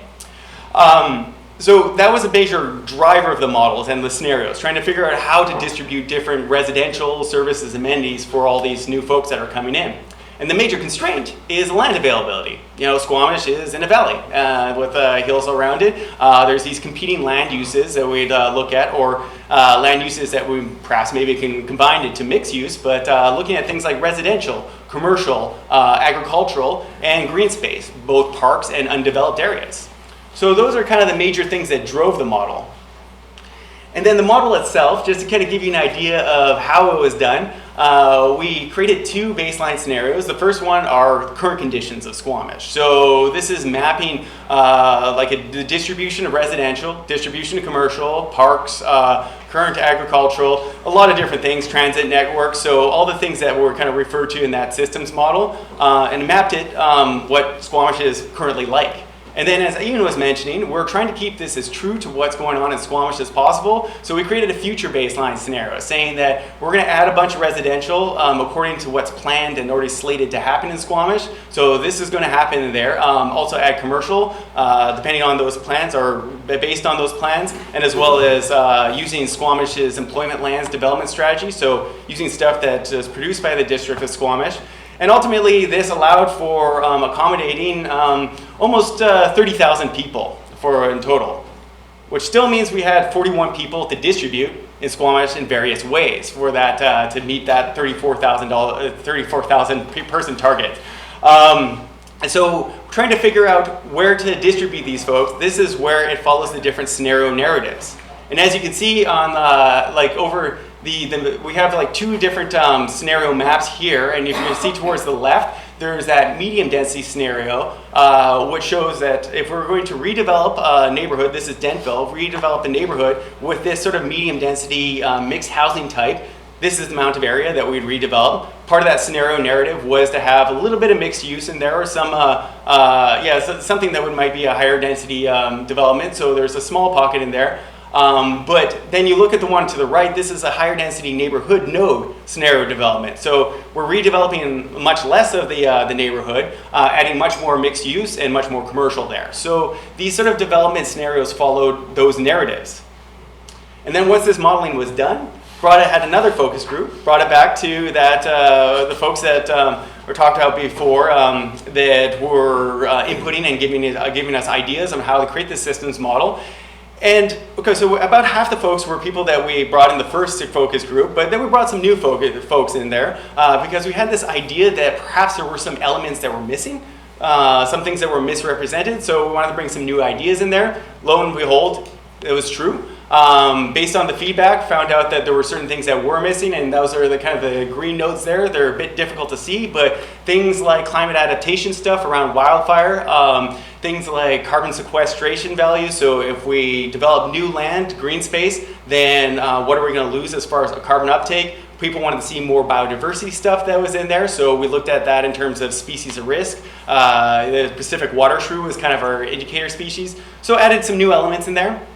Also refined the scenarios based on the feedback. And we had 5 scenarios before, it got a little confusing, so we kind of condensed things into these 3 scenarios that were low density residential neighborhoods, medium density, and also enhanced agriculture. They wanted an element of looking at how can we use some of this space for more agricultural value, and then high density neighborhood nodes and densification of downtown. So those became like the 3 scenario narratives, reran the model, and then from there, started creating communication tools. So this was phase 3. And this is from the refined model. I will show you this here. Yeah, let me just full screen this. Oh yeah, right, I'm gonna have to end the slideshow here too. This here is the Model Explorer. So it is designed as something that can be explored online. When you click the begin on it, then it just gives you a little information on the project, and also it is really important to recognize that we're very strongly claiming this is a research project and we're not city planners, but it just helps stimulate thinking about ways that you can develop Squamish. So it's separated into 3 sections, and you have this about the model section right here. They'll give you all the information that I was telling you and a little bit more. You can click on different things to learn about the different scenarios. You can learn a little bit about the systems model and how it's created. You can learn about those baselines that were created and see that future baseline that was there. And then just kind of learn about the modeling process. So it just gives some background information so people can learn a little bit more about what was done, how things were calculated. And then the second part, because it was so spatial, it was important to give this scenario maps, allow people to actually look in the different scenarios and say, okay, so Garibaldi Estates was one of the places that we explored for some of the scenario development. In low density, we're actually not really redeveloping too much in that way. It's still gonna be low density residential. Medium density, this is sort of the extent of the redevelopment to accommodate that other like 4,000 people between like the various neighborhoods. And then high density, this is sort of what it kind of looks like here, right? Which is, I know it was mapped out very strangely. It looks like a sitting person, right? But yeah, that was totally accidental. And as you can see here, oh sure, yeah, sorry. And then Ian was just mentioning that I should just note the blobs here. The level of detail that actually went into the ArcGIS modeling was pretty high because we had it pretty granular to just plop different houses on there. But we wanted to make sure that people look at this as more of a zoning projection. So as you can see here, these blobs are a bit more rougher sort of look of how these things are mapped. So this was just kind of the reason that we put this. It was a good suggestion by our friends and collaborators at the District of Squamish. So just a note, that's how the mapping was done there. And then in the low density scenario, the low density scenario here, what it looks at is what happens if we have growth that goes beyond the growth management boundaries. I just selected this as a possible example of a place just to look at it. Not necessarily saying that this is where it happened, but this is what we explored for that particular scenario. And then the final part is that people can actually go into the systems model and look at the different elements. So the systems model for some folks might be a little much to look at, but when you scroll over, it does actually show you where the relationships are between these different elements. And if you click on any of these, then you can see data that came out of there. Rather than looking at that table of 350 different lines, people can go into the different data, scroll over, you can see data tables. There's links to the Squamish's performance indicators to show how this is actually relevant to the things that Squamish are looking at too. And also, there's this one new element that just was added recently after our last focus group on this, which allows you to have a summary table, which is a bit much to look at, but it does give you a comprehensive view of like all these little outcomes if you wanted to compare certain things. So that is one of the tools that we looked at. The other one, sorry, just one moment here while I get back online. The other one that we worked with were these realistic visualizations, these scenario visualizations. So as I was mentioning, a lot of the modeling was done using ArcGIS. So we actually used those models, or the mapping that was done there, and built upon this in a video game engine with the different building types and the different elements that would be in there, so people could have a different way of interacting with this. Rather than just looking at data, this gives you a sense of what this might feel like if you're on the ground, what it look and feel like. You can actually walk through it and explore it. So without further ado on that one, I think it's just easier to show you. When you first go in there, it gives you some instructions on how to navigate this sort of thing. So it's a self-contained item that people will be able to download. Then we'll just go into Garibaldi Estates and take a look at what's going on here. I'll just take a moment. So as you can see here, you can walk through this community.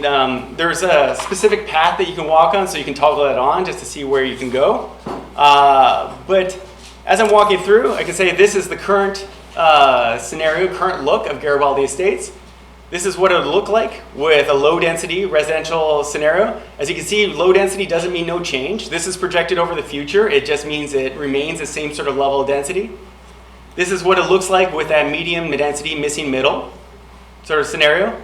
And this is what happens if we create it and turn it into like a mixed-use neighborhood node sort of scenario. And as you can see, there's more commercial. There's places to interact there.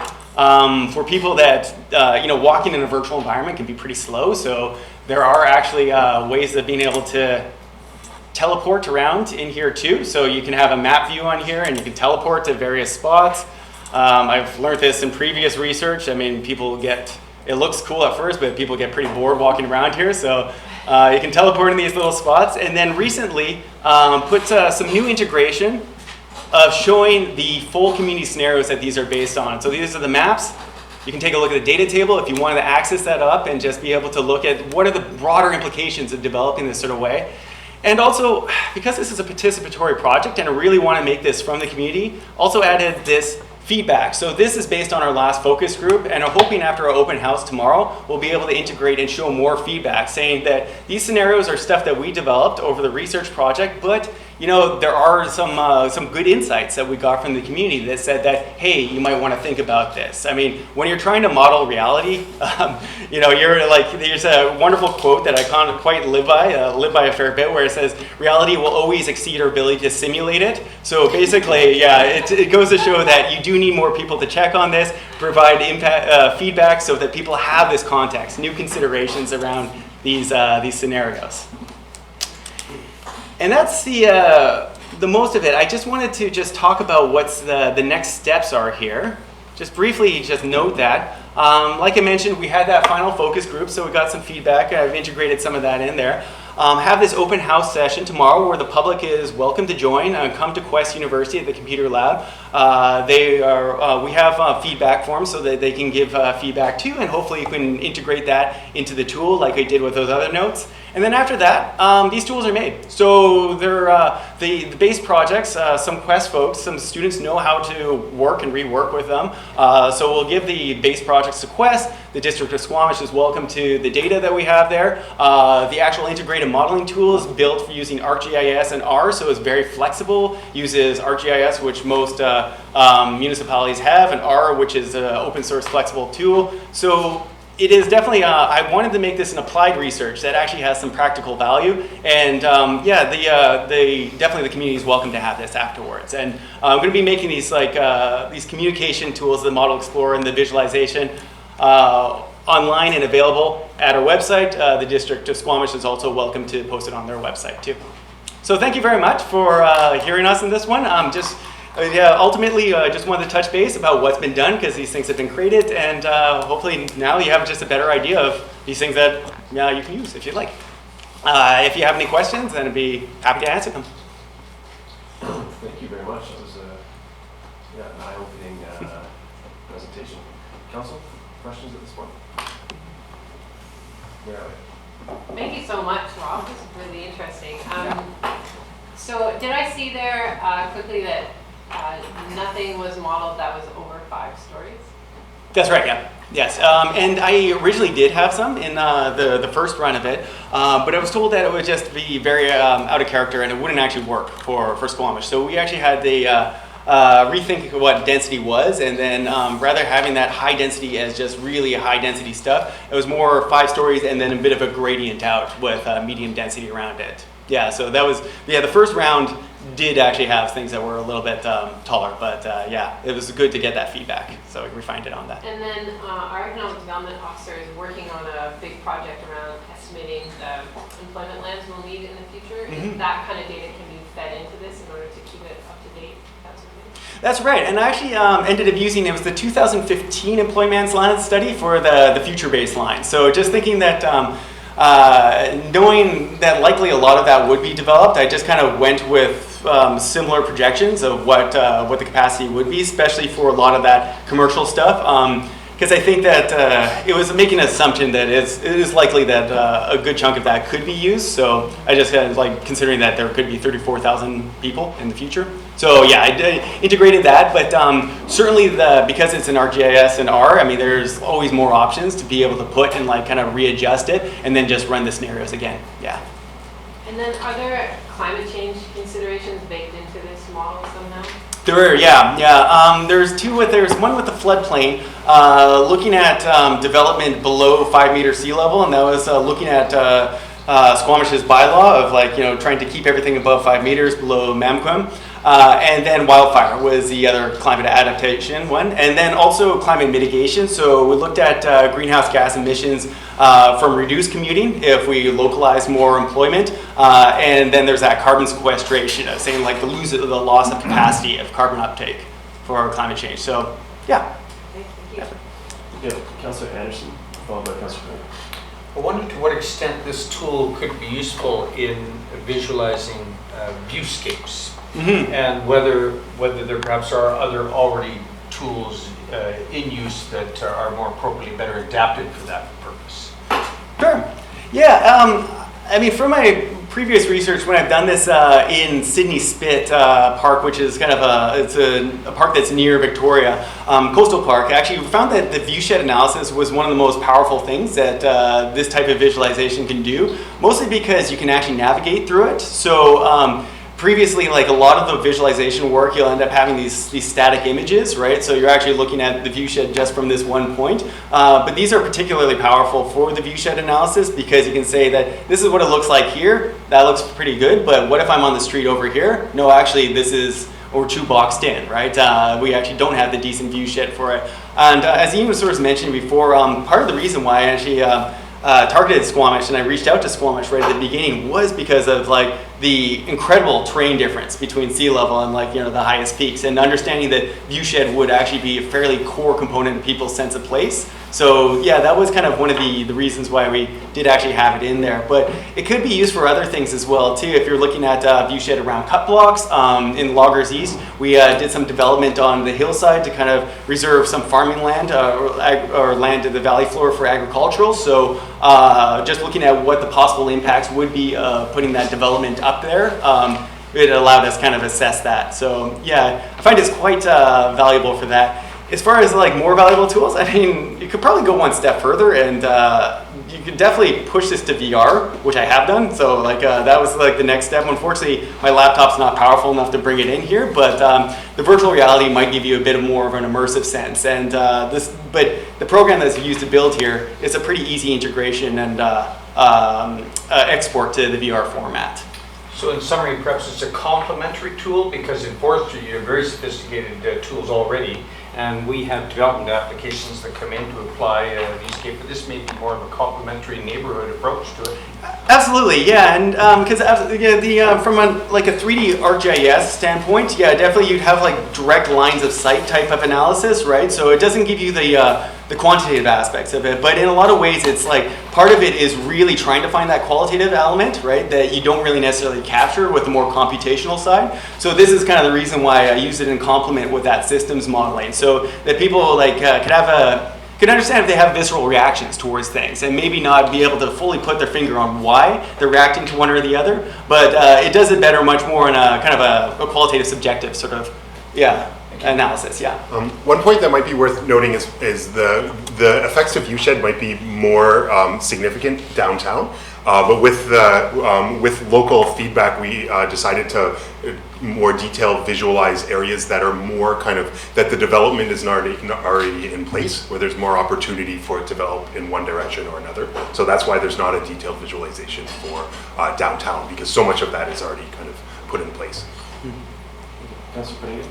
Yeah, and that's in my calendar to go to the open house tomorrow, so maybe just better get an answer tomorrow. But just not fully understanding the blobs, their location and shape, is that based on some assumptions or understanding that you had and sort of explicitly put those there, or did the model place those and size and shape those?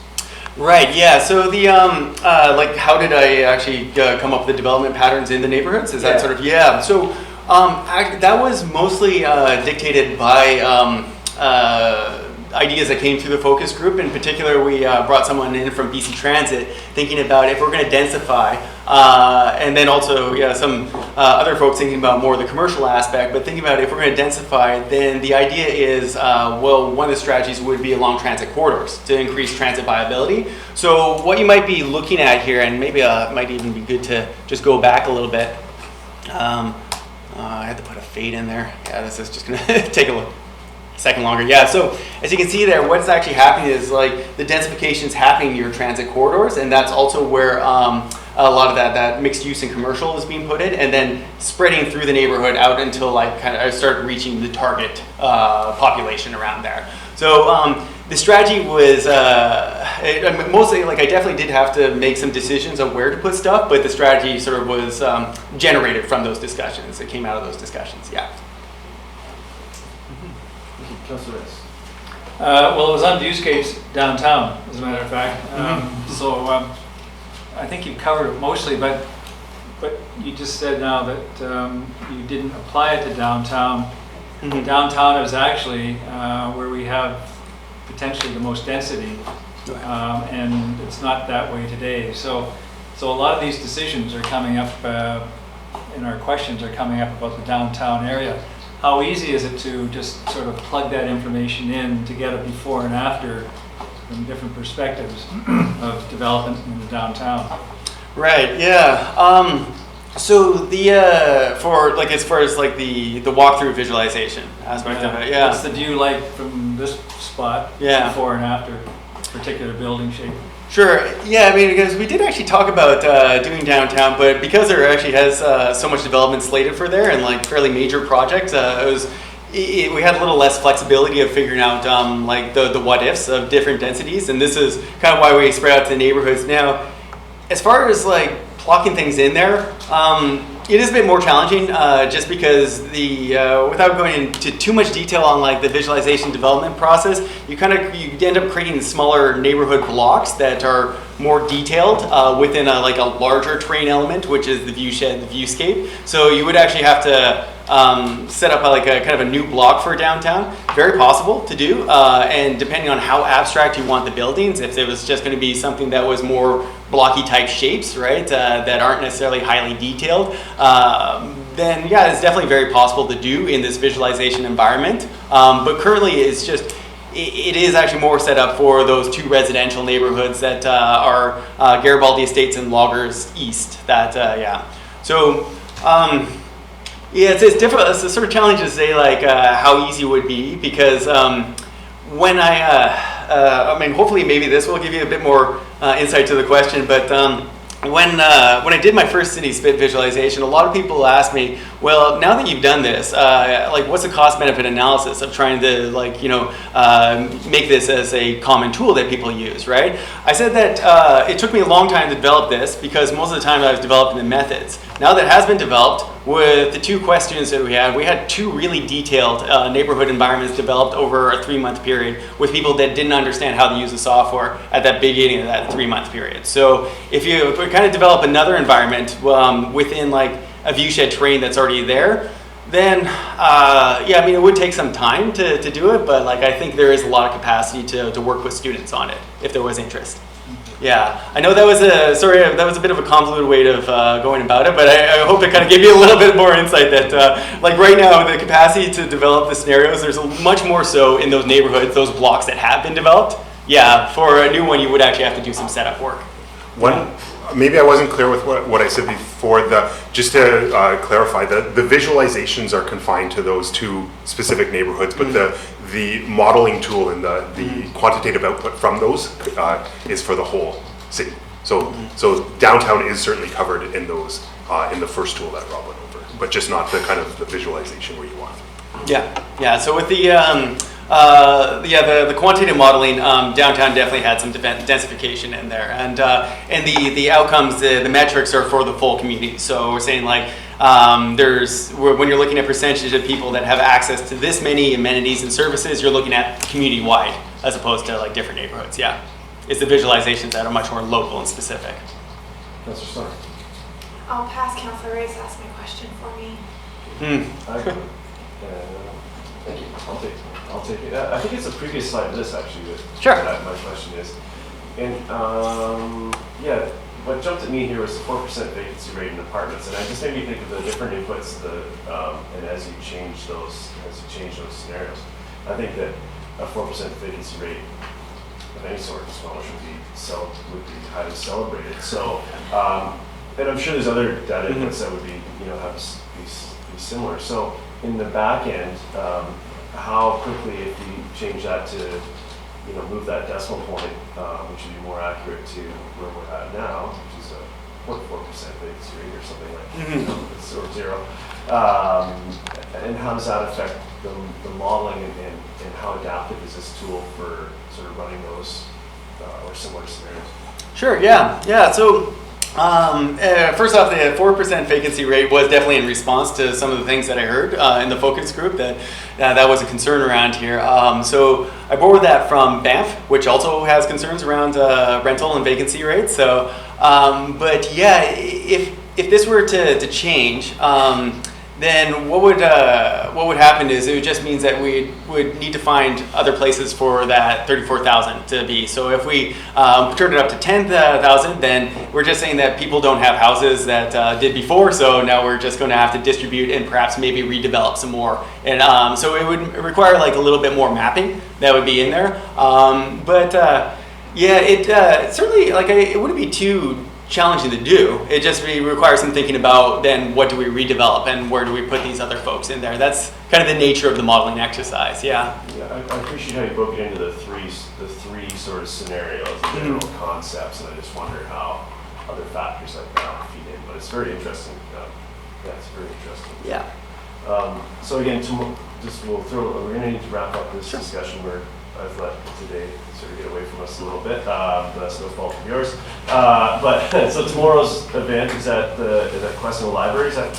It's in the library building, but the computer lab. So yeah, the library building from 3 to 8. Was that? 3 to 8. Yeah. So just pop in anytime. Yeah, it'd be great to see everyone there. Actually, yeah. And then I'll be floating around obviously for the entire thing. So if you did have more detailed questions for me, then definitely ask. And you can certainly get my contact details too, which I didn't put on the slide, but I mean, Gary, if you'd like to share, yeah, I'd be happy to chat with you more about this for sure. Yeah, definitely. Thank you. Very interesting work, and thank you for the presentation. Great, thank you. Thank you. Oh, sorry, I'm gonna have to click this too. So I think we'll just do our best to flow right into our next topic. Chocolate's on. Chocolate's on? Yeah. You've been picking it up? Counselor Stoner needs to go. There's some of the blue bowl. There's some in the green bowl around. So now we get your chocolate crash. Yeah. To extract it.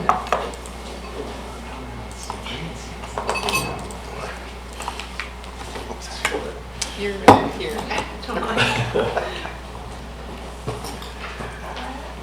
I might just drink my water here. What should I do with the glass once I'm done? Oh, okay. Great, thank you. Thank you.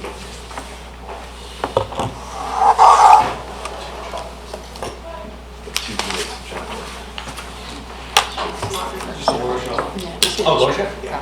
First. Those are clean ones? I can add something else for you for yourself.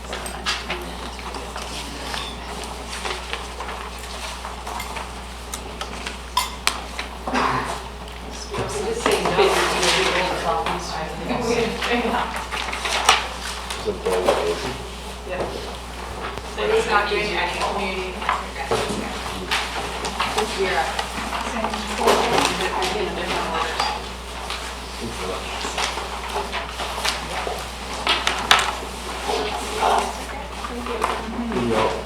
As we're getting set up here for paperwork, I'll introduce our next subject, which is item 9, Community Enhancement Grant Program 2020. And this is it all. Thank you.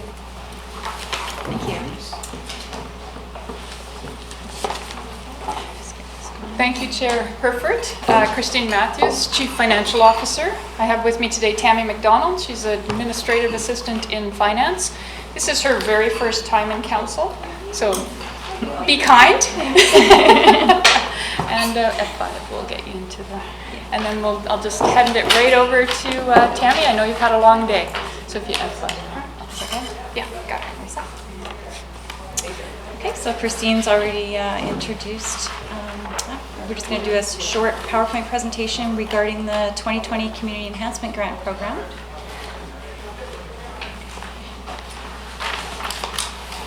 The process is guided under the Community Enhancement Grant Policy. The policy requires that all applicants submit their application by October 1st each year. Council must review all applications in public session and determine the funding of each request before December 31st of the same year. And so today we ask that Council review the information provided by the applicants, and if needed, Council may wish to invite any applicants as a delegation. We have time tentatively booked for December 10th. For 2020, a total of 40 applications were received. The total ask for all applications is $401,764. All the applications were reviewed for completeness, and missing information was requested from the applicants.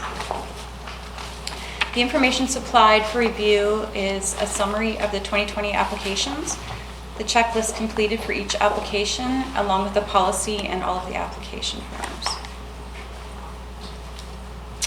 2019 financial parameters and impacts.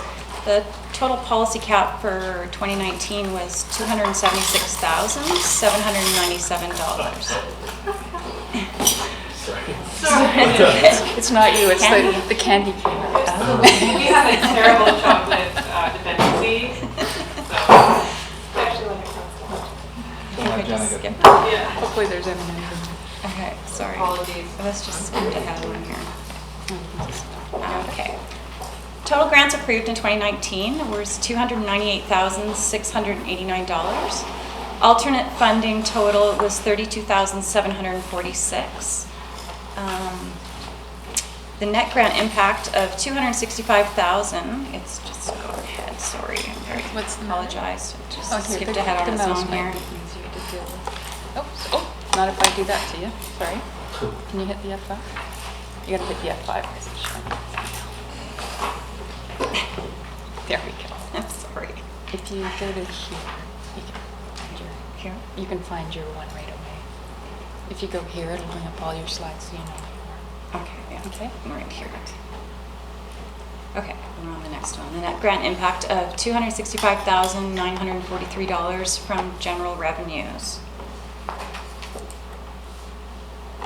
Under the Community Enhancement Grant Program policy, up to 1% of the prior year's budgeted general taxation may be set aside specifically for the General Community Enhancement Grant Program.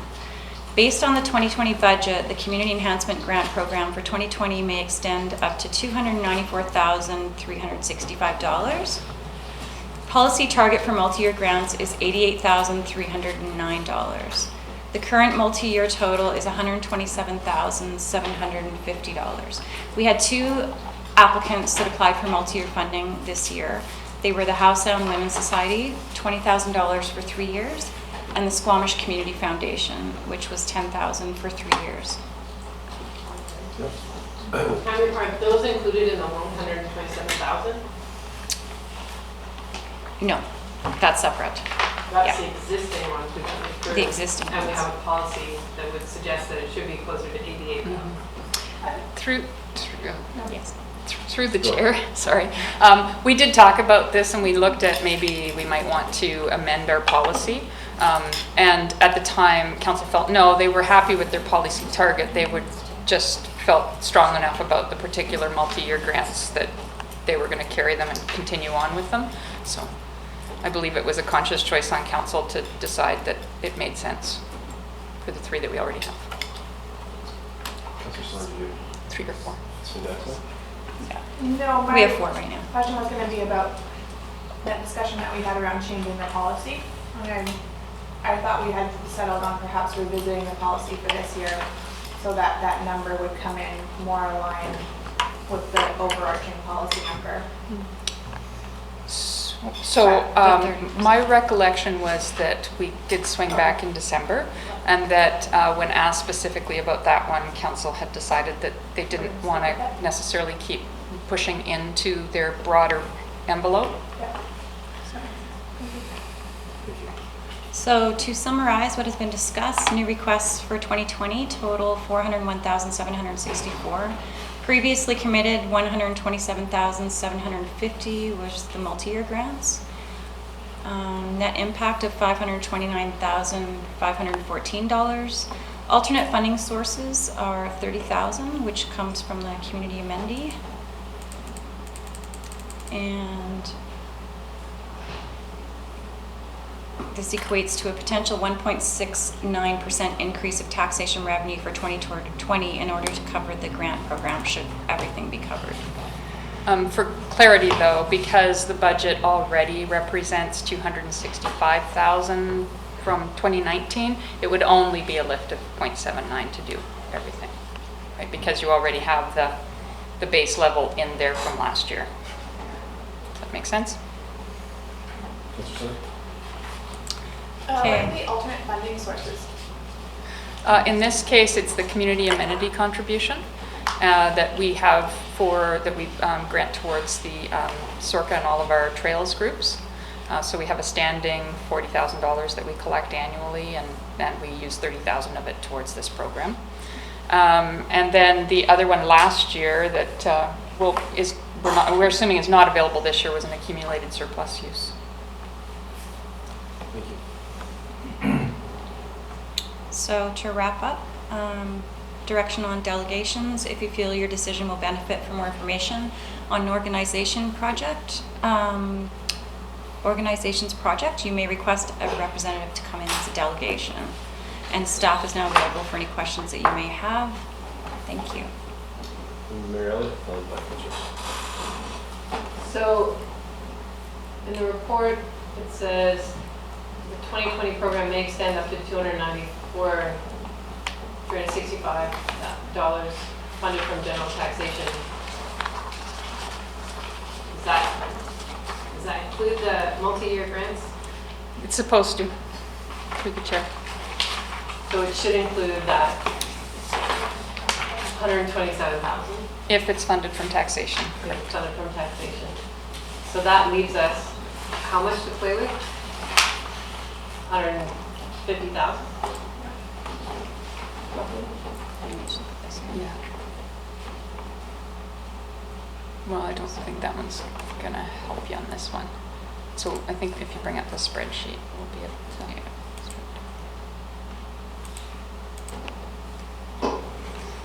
So we're gonna bring up the spreadsheet now, and I think it'll start to provide a little bit more detail for council so that you can go through and see. But yes, essentially you have the 127, so the residual of that to the 295 or almost 300,000. So 175, 175,000.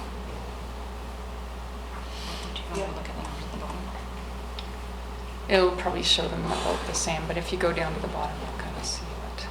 Did you put the title in?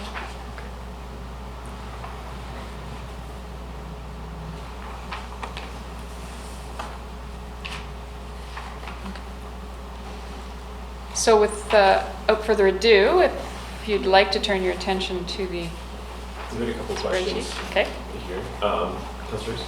Thank you. With respect to the IPP, that community amenity contribution from the IPP, it's $40,000 a year. We've been providing 30 of it to SORCA for the last few years. Have we been spending the other 10, or do we have that held back in something? Off the top of my head, I can't think that that's being pushed into anything. We did up it for something one year, but it's back to the $30,000 level.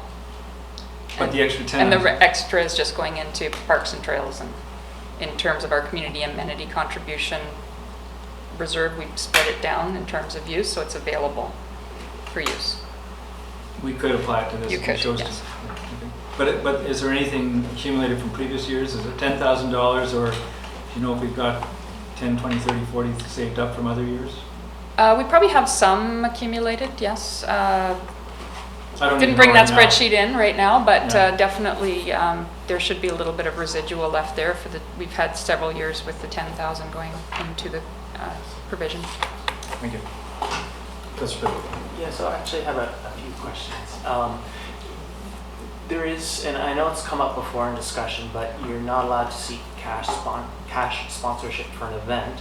But when I look, we do allow for performer, speaker, and entertainment fees, facility rentals, marketing, advertising, waste management, traffic management, permits, which many of those seem very event related. So I'm just wondering, where that line is or what the distinction is. So through the chair, generally, we worked with the events group when we were devising this policy. And the basic indication was a lot of these things, if it's a large community-wide, available to the whole community, no admission fee, then this is the type of cost and inputs that we would allow. And generally, they're probably in kind, many of them. What we wanted to get away from when the council looked at this at the time was just putting towards, say, cash to a fee-sponsored entry type event. So we wouldn't be a sponsor for, say, the beer festival, for instance. I believe that was the distinction that was made when this policy was crafted. Thank you. Yes, go ahead. So, and this may just be my memory, but I think we talked about it for people that got money last year, reapplying this year, we wanted to see some follow-up reports. And I know some people, their year hasn't finished, they haven't finished everything, but for some, they have had what they're given the funding for. And I saw, a fair bit of financial reports, but not a lot of unless I missed it, description of success or what was actually accomplished in terms of outcomes. Are we expecting those reports before we make our decisions on these, or? So generally, we don't require them to put it in until they're finished their year end and their event time. So we did try to encourage them to let us know, but some of the grant holders or grant applications, they may not have been at that point in their information gathering and financial information. So generally what we do is we make sure that they provide us a final report before we pay out. So essentially everything you approve is contingent on us receiving that type of information in the new year. Final follow-up? Yeah, so the final thing, just reading through all this, and I think, again, there was some discussion last year, but, I know we have, or I believe we have a lower rate for not-for-profits for our facilities, which would apply to a lot of the in-kind asks. And I guess that is to support our not-for-profits and the programming and services they provide. But there's a fair number of asks in this again, and I guess what I'm struggling with is, because it's a lot of effort when you're a small nonprofit to put one of these grant applications forward. So I think to the degree we can support not-for-profits without requiring an application, just provide it in kind or set that rate to the level we want in an equitable way, I would rather handle it personally that way rather than sort of all these community enhancement grants.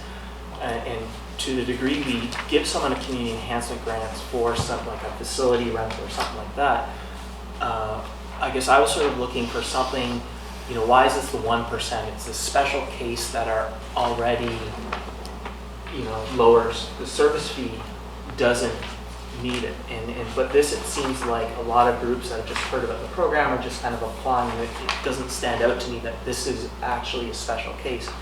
And so, and maybe this is a question of my colleagues, for some of these I wonder if we're better to look at what our services and fees are for not-for-profits rather than dealing with most of these sort of in-kind asks in the community enhancement grant thing. And if we do any in the community enhancement grants, it's the the one or two very special cases that are somehow unique. And again, I didn't see that uniqueness. It didn't jump out at me in any of these.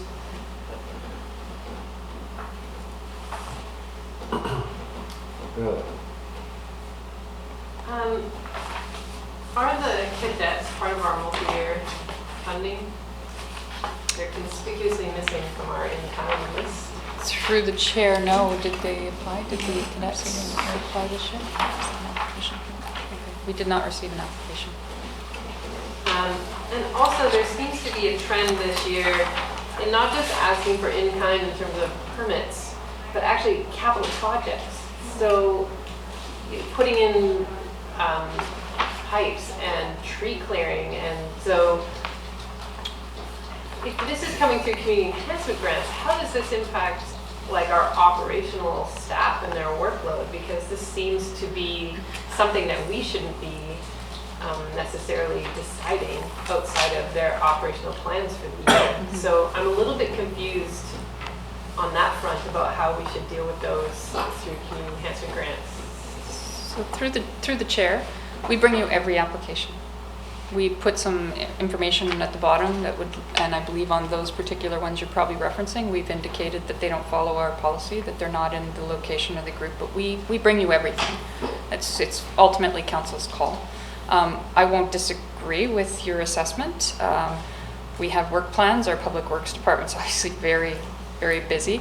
I think that in that particular, I shouldn't make an assumption, I believe you're probably referencing two in particular where they put in that they have in-kind, and I don't even believe that there's an in-kind portion to it. I think they just misunderstood how to fill out the form. For the Mountain Foundation. Are you thinking of the Mountain Foundation?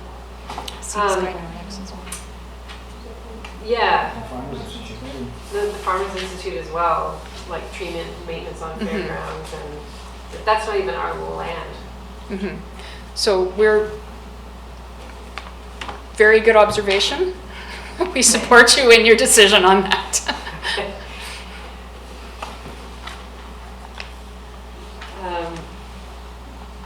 Also, there are a few that struck me again, and we've been asking our not-for-profits to think about this, is that we shouldn't be supporting your ongoing operational promises to the clients that you serve. So there's some on here where they were like, well, we just can't offer the service if you don't support it, which is not our intent. Our intent is to add to a service so that you can still offer the service even if you don't get your grant. So the one put forward to add meals to the speaker series for the Better at Home project.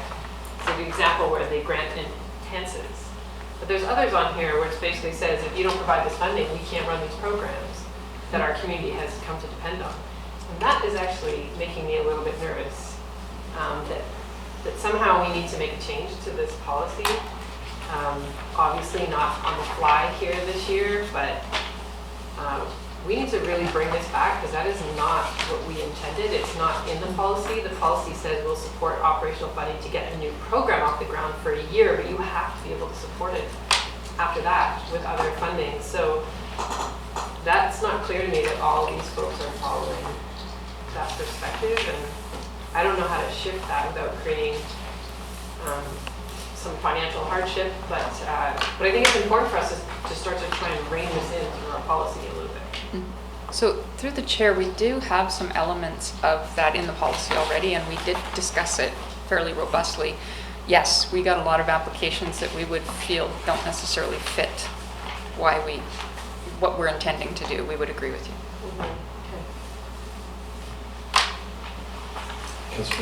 Just one more comment. I thought I had sort of related to the mayor's last comment, but there are things here which, I think are fairly clearly the province's responsibility, but just in terms of, what our community really needs, it may be worthwhile.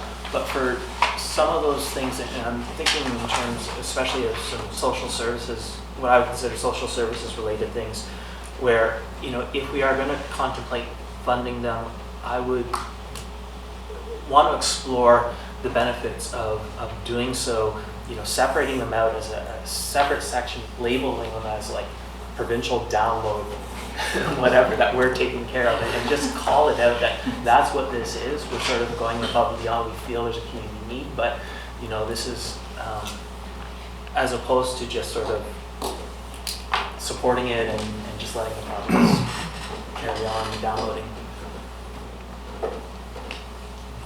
Fair comment. Councilor Race, do you have something for that? Well, I was going to start. All right.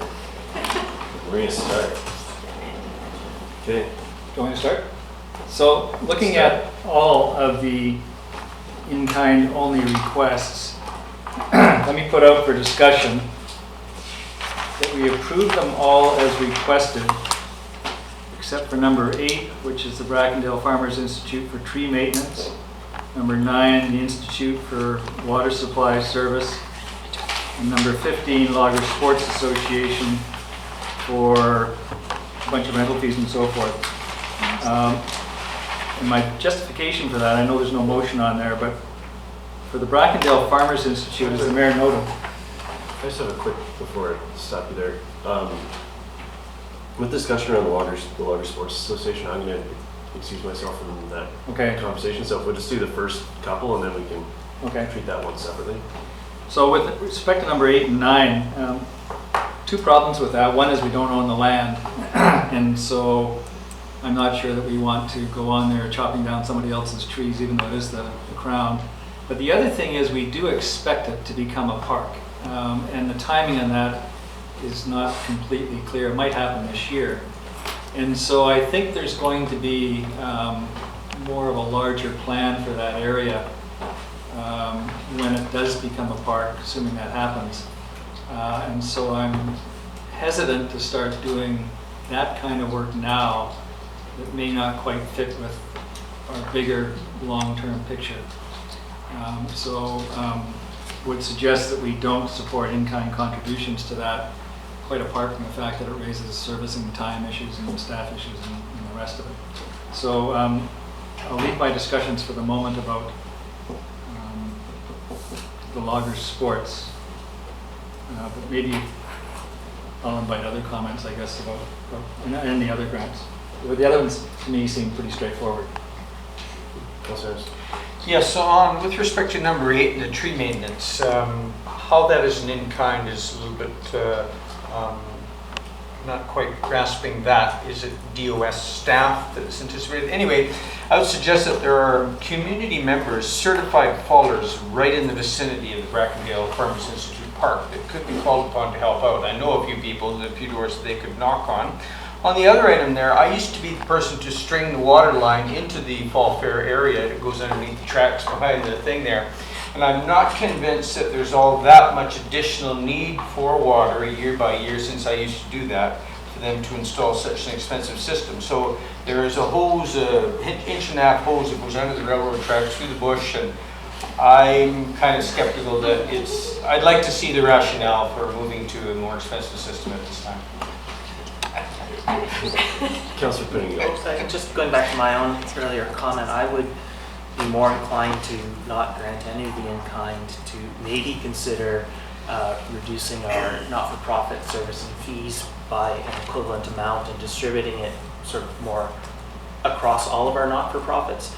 But failing that, if I wasn't to have the support, I would want to sort of dig into a few of them individually. I think for me, there's the 2 swim clubs. It's not clear to me why there's 2, why they're different, and so some of these, Yeah, Councillor Pinnick, I was thinking, my thought is if we can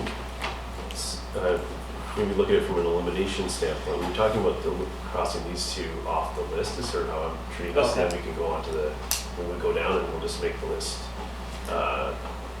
shorter. I think that's the mechanism that we're going to have that we should use at this point anyway. So, Mary Elliott on the next. Okay. Through the chair to my colleague, you can't change the policy midstream. So I understand what you're saying, and I'm happy to talk about it, but everyone applied under a certain policy, and so to say all of a sudden, well, we're going to change our policy after all your applications are already in, is not fair. That's bad process. And so I think we have to make our decisions under the current policy under which everyone applied for October 1. They've done the work. It's sitting in front of us. If council wants to bring back the policy and consider how we might deal with not-for-profit fees in our facilities, then we have to do that outside of this process. But to change the sort of goalposts at this point in time, I think is not fair to the folks that have applied under this policy. So I'm happy to eliminate the numbers 8 and 9, and I do want to discuss number 15 without the chair in the room before we move on to the ones that are cash and in-kind as well. I'm going to put myself on the list here with the tree maintenance in the fairgrounds and that ask. I know there has been some blowdown recently there, and I'm just wondering what the current scenario is for danger trees, thinking health and safety to the public. It may be fair that this isn't the place for that funding ask, but where else, thinking that we're going to go, that's heading towards park, and it'll fall under different budget processes and decision-making mechanisms associated with that, just potential health and safety and what the current situation is on the ground there, or operational. Through the chair, we do have a dangerous trees operating line, but it is for dangerous trees that are on district land that might be threatening properties or otherwise dangerous on district land. If it's not on district land, we do not deal with dangerous trees. That's the property owner's responsibility. Which is the province, which we covered the downloading of responsibility earlier in the discussion. So on principle that we're heading toward that land's heading towards official park status, and with that would come budget from a different area and perhaps some further development or infrastructure. I can see waiting on the water. I'm just hesitant with the I don't know what the condition is of the of danger trees or what. So I'm a little hesitant on 8. I'm fine to remove 9. And I just wonder. I agree that 8. This may not be the best place to put that topic, but there's a lot of people that use that, and there are in the last couple of years there's been some big trees come down in there, and maybe that should be explored through some other avenue, if not here. So I'll leave that for council to chime in on, but that's my hesitation with point 8. Should we maybe break? I think we have seen. I'm feeling we have a close consensus on point 9. So should we do vote on each one of these? Do you think, council? Is that how we'd like to handle it? Let's do one at let's just do one at a time and just to see. We'll go through this quickly. So I'll move. We move 8. Grant 0 for 8. Okay. And I'll take your point on that.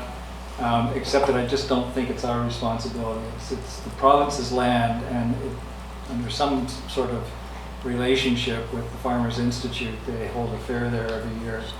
But that to me is not where district monies necessarily go. And the fair does generate profit. They do have probably available volunteers to some extent. There may be other sources of funding for that, but I don't think in kind is where we put municipal staff in there and don't charge for it. But I don't think we'd be putting municipal staff in there in any circumstance. So I just don't think this is the one that works for it. Okay. Anyone else? Okay, so the motion is to eliminate number 8, the tree maintenance on the fairgrounds, Brackendale Farmers Institute. All those in favor? Opposed? Motion carries. Did you oppose? I did oppose.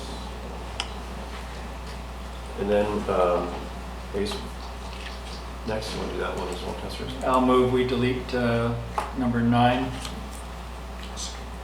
Seconded by Councillor Anderson. And for the same reasons I gave a minute ago, I think it's going to become part of a larger system one day. Okay. All those in favor? Opposed, if any? Motion carries. And if you guys, move on to number 15, I'll excuse myself. I'm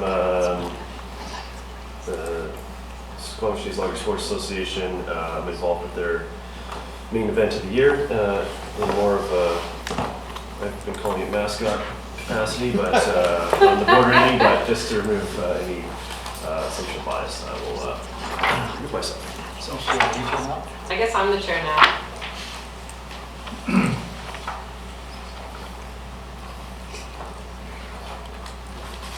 Okay, so are there any questions about number 15? Obviously, there was a big jump in requests from 2019, which was 5,400 to 12,000. So is that transparent to why that has jumped up?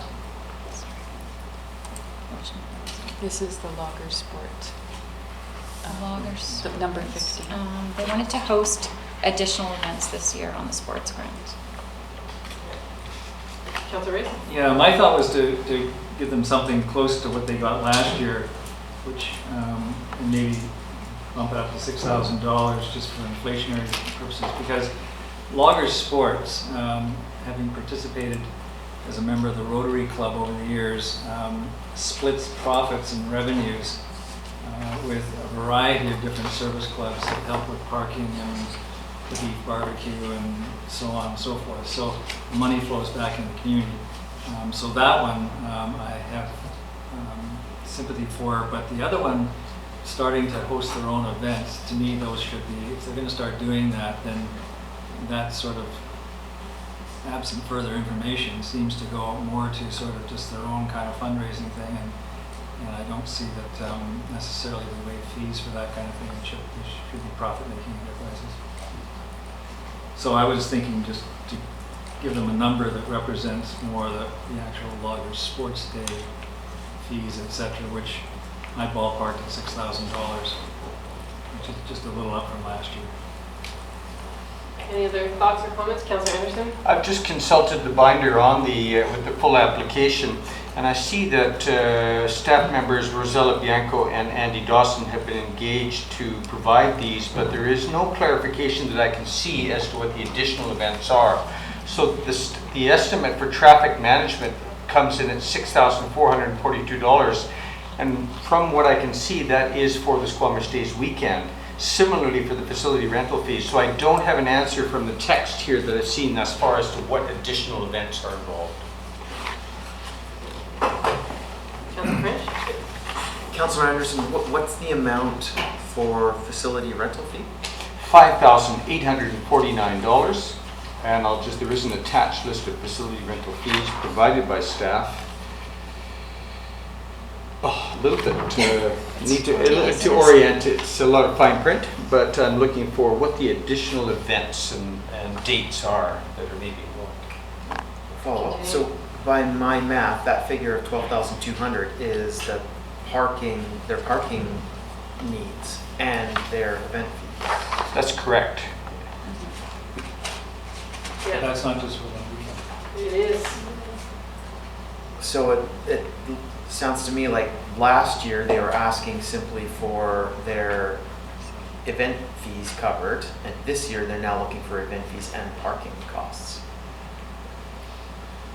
I'm supportive of taking them to 6,000. I had Councillor Stoner and Councillor Pennington. Yeah, I had a similar question, and I had a challenge lining up their narrative with their financial ask, because when I read the quotes from staff, it was $6,000 to support their traffic management plan, because the events during the weekend have gotten bigger, and in the absence of further clarity, I have a hard time going further than just the event facility. Councillor Pennington. So, I noticed there was a $50,000 surplus, and I understand that they distribute that money to other not-for-profits, but, is our typical practice to give in-kind to not-for-profit fundraisers? Because it sort of sounds like that's what we're doing here. It seems like quite a successful fundraiser from a financial perspective anyway. So is this something we are generally willing to do, or is this a special case? Are you asking council or are you asking staff? I guess anyone. Because we have to interpret our own policy. Staff have brought us everything, and we have to interpret it in light of our policy. So it's really up to you to interpret this within the policy. I think one of the things to consider is that we're actually trying to discourage the need for parking. People should be trying to find their own way to these events through transit and active transportation, and possibly you would charge for parking to further discourage that use, which is why you might want to cover the event side of the ask in kind, and they can cover parking through other means, which is you can park for $5 or 10 for the day. You want to follow up, Councillor Pennington? Well, yeah, I guess. Well, I agree with your comments, but to one of the other comments about trying to wean people or not have people expect sort of ongoing funding, and this is an in-kind grant we've given sort of year over year. It is very financially successful, so it seems we're working against ourselves a little bit if we continue to give in-kind grants to, you know, a group that has such a large surplus when there are other groups that aren't quite at that level yet that could maybe use that support for maybe 1 or 2 more years till they can see the same level of success.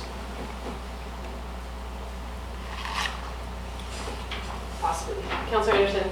Yes, in my experience, the Squamish Days have actually done a pretty good job to manage traffic. They were actually nominated for a green or environment award at the Chamber of Commerce for their efforts in managing biking in partnership with Tampa's Bike Shop.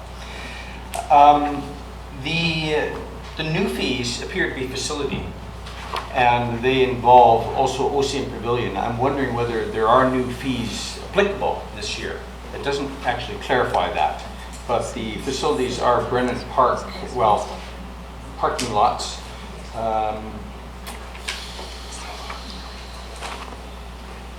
I don't know what to do as to how to explain the additional facility fees, whether they're new. So can I suggest that since we have time on December 10th and there's lots of questions and not a lot of answers, that we ask them to come in and talk about their ask and connect their narrative to their ask. Councillor Stoner? Yes, I also just found in 2 sentences the details of the in-kind value request. Facility rental fees, $5,849.16. DOS staff for traffic management, $6,442.19. All right, so that's the ask. Yes. Although the OCM is on there, I don't believe we're charging for the OCM at this point. Is that correct? That's correct. Campground, ball field for parking, other fields for parking. I believe you have to book that, but I don't believe we have a fee on it. So the big ask is staff time, the new ask.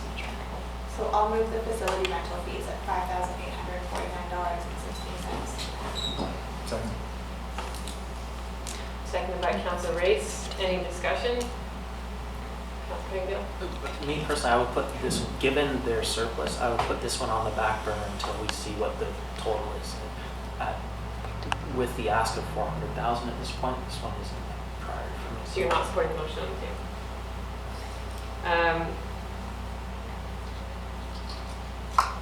Okay, any other comments? Councillor Anderson? I would prefer to not fund the facility fees and suggest that we stay with what we have been funding, which is the traffic management. That's been our traditional input each year. What was traffic management? $6,442.19.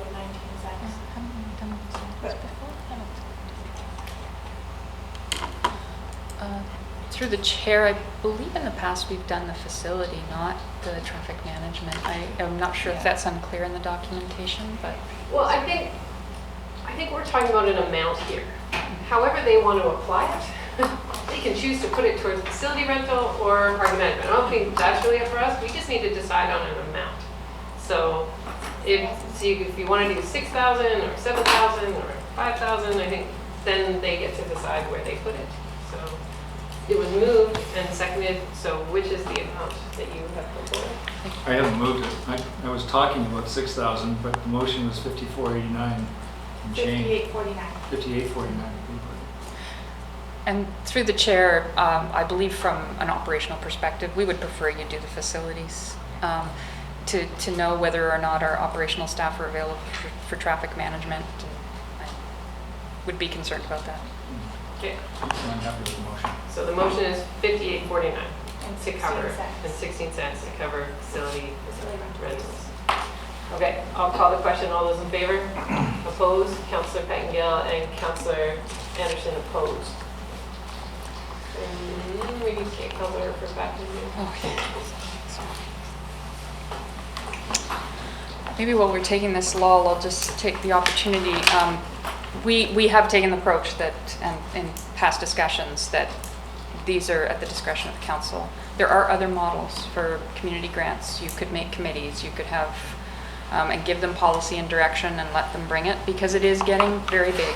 To your point, it was a very big load this year for Ms. McDonald to go through and try and 40 some odd applications. So there are other models available if council wanted to explore those, so that you're not sitting here going through to this level. Okay, we're still within Union County. Okay, that's yours. So we've dealt with 8, 9, and 15. So I'm going to move that we accept 5, 7, 13, 18, 21, 24, 33, 37, and 40 as requested.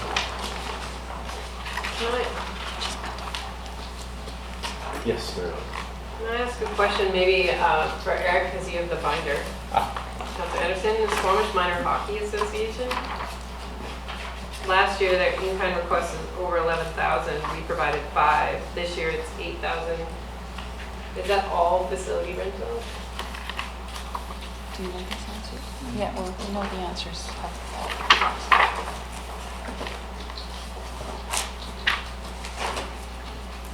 Last year, they were asking for funding to do a movie night, I believe at the Adventure Center.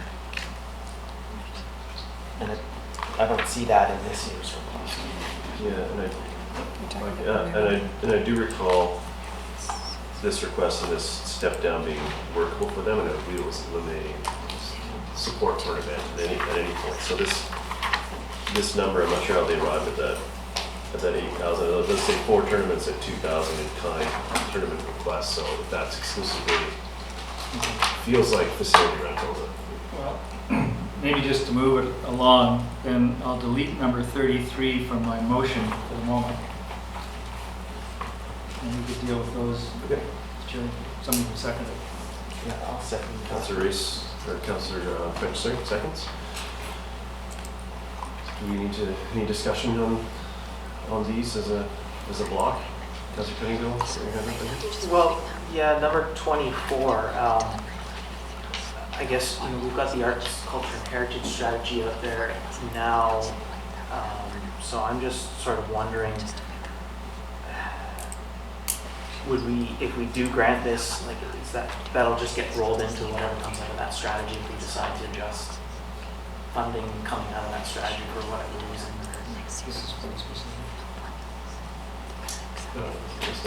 Through the chair, this comes out of our grant budget. It doesn't come out of general fund. Anything we fund under that strategy will come out of the general fund. So the two pots are totally different. This is a line item, no, it's a different line. So then Squamish Pirates, and then there's also Squamish Titans. I guess I just wasn't clear on why is there two, is there overlap? So the Pirates is a swim club, and the Titans is a triathlon club, so they do run as separate organizations. Okay. And Councilor French? And Pirates is youth, and Titans is adults. Where's the Titans? I think it's in the next page where it's a combination of kind of cash. Oh yeah, okay, so it's not one of the ones in the motion. Yeah, the Arts Council one, item 24. I'm curious, we've already approved the multi-year funding, and I'm just wondering if this is something that you assume is covered under that, or what restraints were put around that multi-year funding piece, and are we doubling down? And I have a follow-up question with that. When does their multi-year funding roll into their partnership agreement? So we had talked about transitioning that. Mm-hmm. So through the chair, my understanding, and perhaps Ms. Goldbeck can elaborate on that, but we are relying on the 45,000 from the multi-year grant, and then they're looking at partnershiping as well, so that we weren't increasing or lifting the budget this year. We were relying on this staying in place. This is a contracted amount at this point, because we've told them we would do 3 years. And my question about that was what was intended to be covered by that, and are we double dipping by this amount, or is this something that we would have been captured? Like, what does that agreement speak to the Wind Festival or running this event? I might need some assistance. Okay. Yes. So in this group, the other thing, Sea to Sky Singers, that amount is nearly $3,000. It's for essentially, I guess there's some setup time ahead of time, but it's a one-night event at the Activity 55. And I guess I was trying to understand that amount on our part. You know, we seem to have had challenges to some degree activating that place. And if a not-for-profit is looking at it in regular circumstances, close to $3,000 fee, that would help explain the activation challenges. It's not the discussion.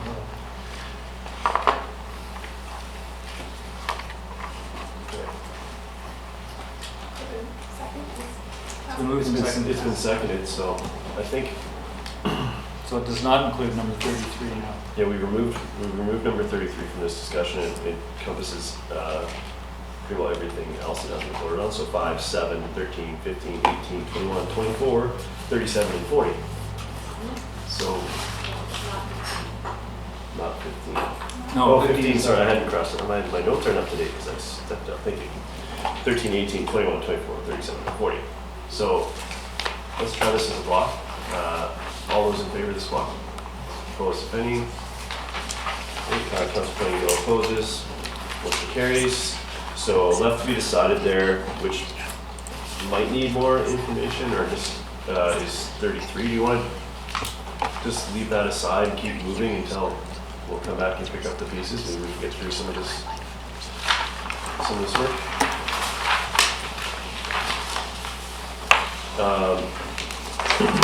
So next,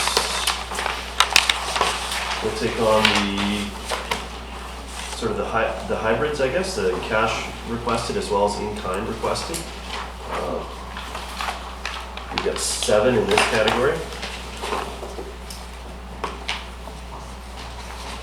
Council.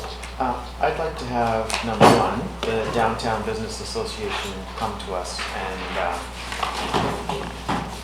talk to us about this.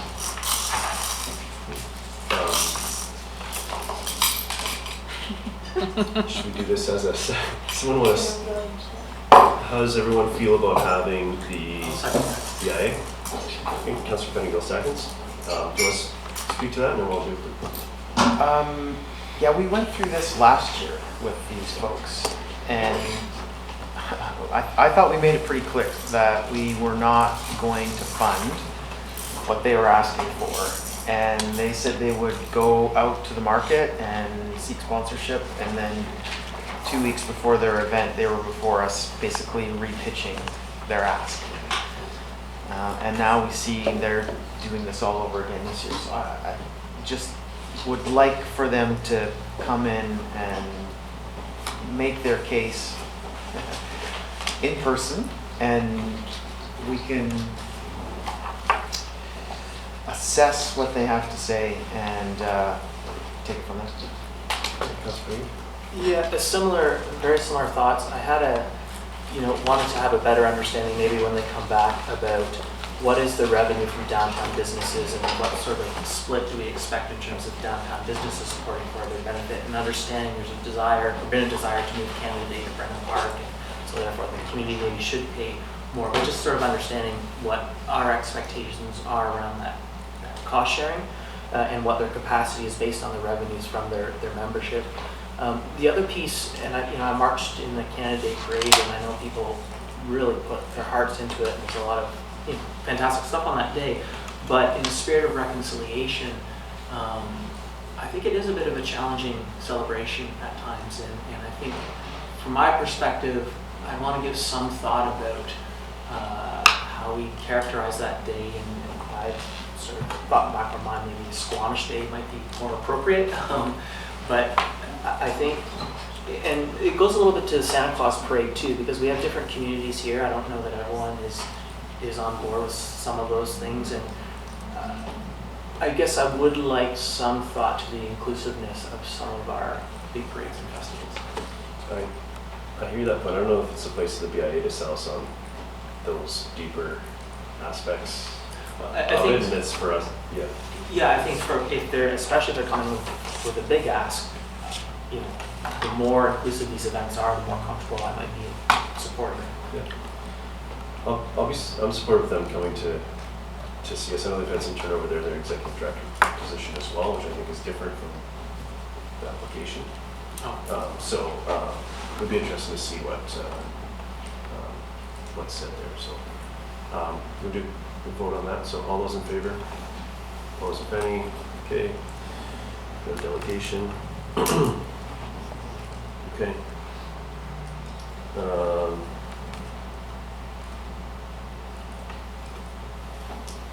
Yes, Councilor Storr. I have a question on line item 22.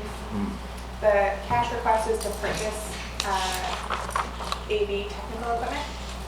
And I'm curious if there are other examples where we've done that, or if that's something that we would put as a proposal for kind of operations, maybe run in Parkwood one day, have that available as opposed to purchasing it for a nonprofit organization. And just to follow up, I know the Arts Council in terms of that in the park has been very interested in supplementing the sound system with the light system and some of those things. So there are probably other groups that would be interested in sharing this sort of equipment. Councilor Anderson. In the past, organizations that I've been involved with have been able to borrow equipment from Capilano University, and they were quite happy to accommodate that. Few people know about that, but they do have audiovisual equipment for rental. So I'd like to find out more about what investigation they've done. Well, Council, the cash requested there is very minimal. So I don't know what length you want to go to chase this particular one. As far as really. I think, one, does the Arts Council have some of the equipment they need that we're using for Hampton in the Park? Probably audio-wise. Probably audio-wise. And I think, well, I agree with Councilor Stoner. There's a big picture here, and I don't really want to support the purchase of equipment for a club that we should maybe just have on hand. So one, I think they should try and beg, borrow, and steal what they need. And we should make a bigger decision about what's missing that would allow more professional events to take place in the park. So I'm happy to do the in-kind, but not the cash. Councilor Reese. I will move to accept the in-kind 2,500 for number 22. Second. All those in favor? Opposed, if any? Councilor Pettingill opposes. Motion carries. Did we miss 12 on purpose? No, I just tipped over. I think we were going for contentious ones. Maybe we'll get away with doing a block at some point. Okay. Should we? Yeah. Well, we want to talk maybe a little more contentious. How about 18,500 community gardens, which again is requesting our staff time to actually do land preparation. So again, this is, I struggle with making decisions in the community enhancement grants that affect our plans. So that's a lot of money, and I understand the need for community gardens, but I'm not sure that we should just donate a whole bunch of free staff time to make that happen. So I'm struggling with that. I'd like to hear from others. Is anybody aware, is there an active plan for relocating the gardens, a location to go to, a project plan? The application says they do, but council hasn't heard anything about it. I see. This is another one where there's the cash ask jumps at me here as well. So is this someone we would like to? I would suggest this might be what we would like to hear from what those plans are. Although I don't want to have a lot of allegations, so if we can't get through it here, Maria, were you saying that you're in kind? No, but you're okay with the cash ask? I'm okay with the cash portion. I think it feeds into so many of our priorities On a number of fronts, I just am not comfortable committing operational time to do the community enhancement grant process. And maybe I should have said this earlier when we were looking through these. And we're doing the in-kind as a, we did that big block.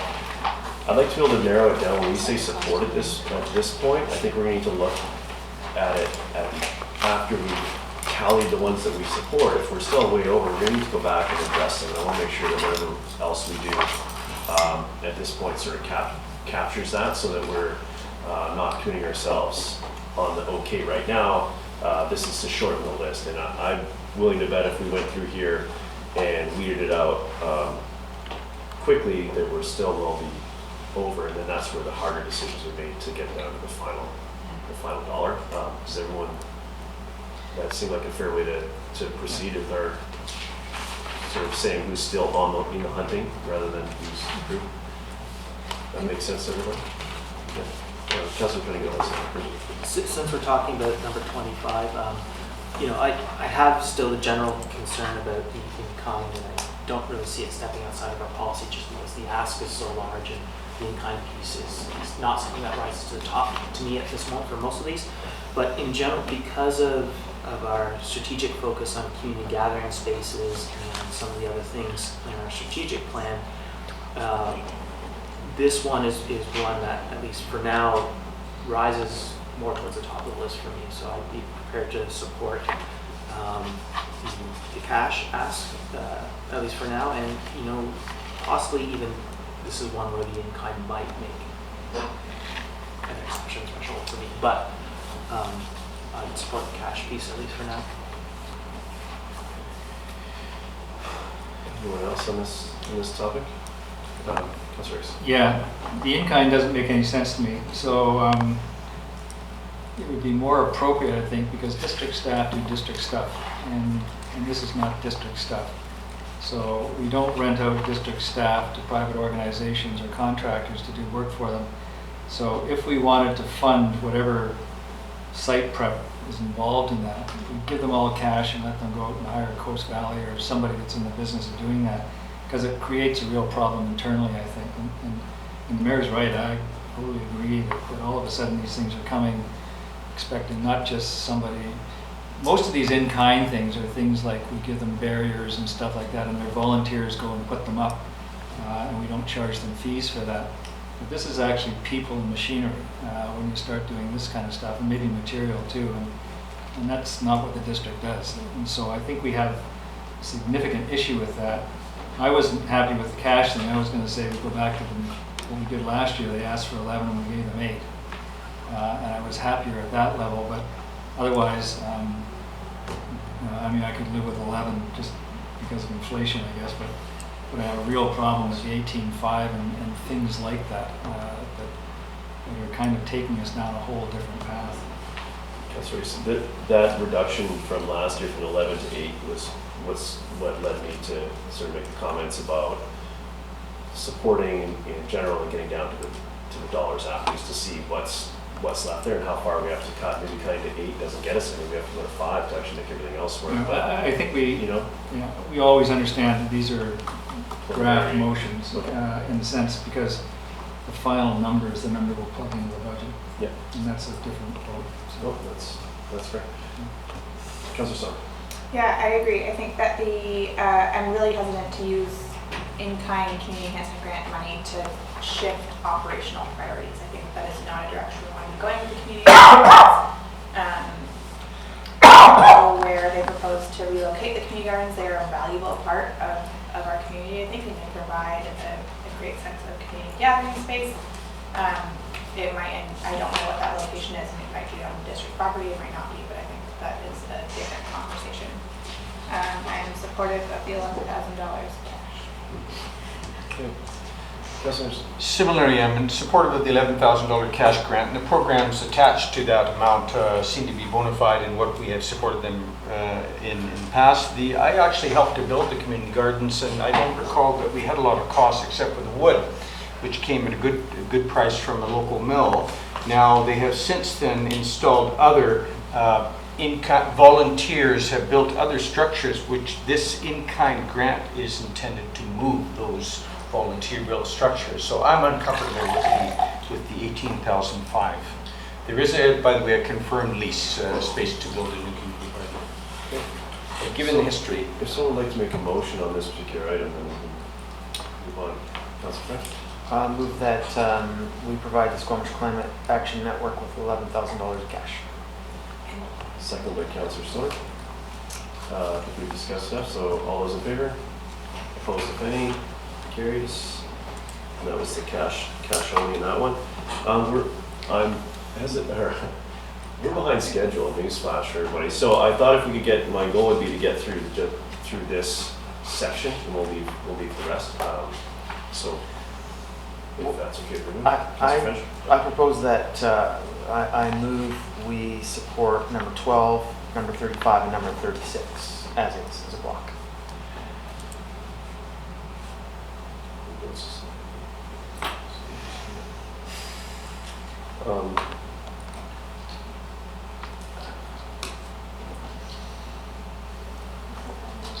Councilor Penny?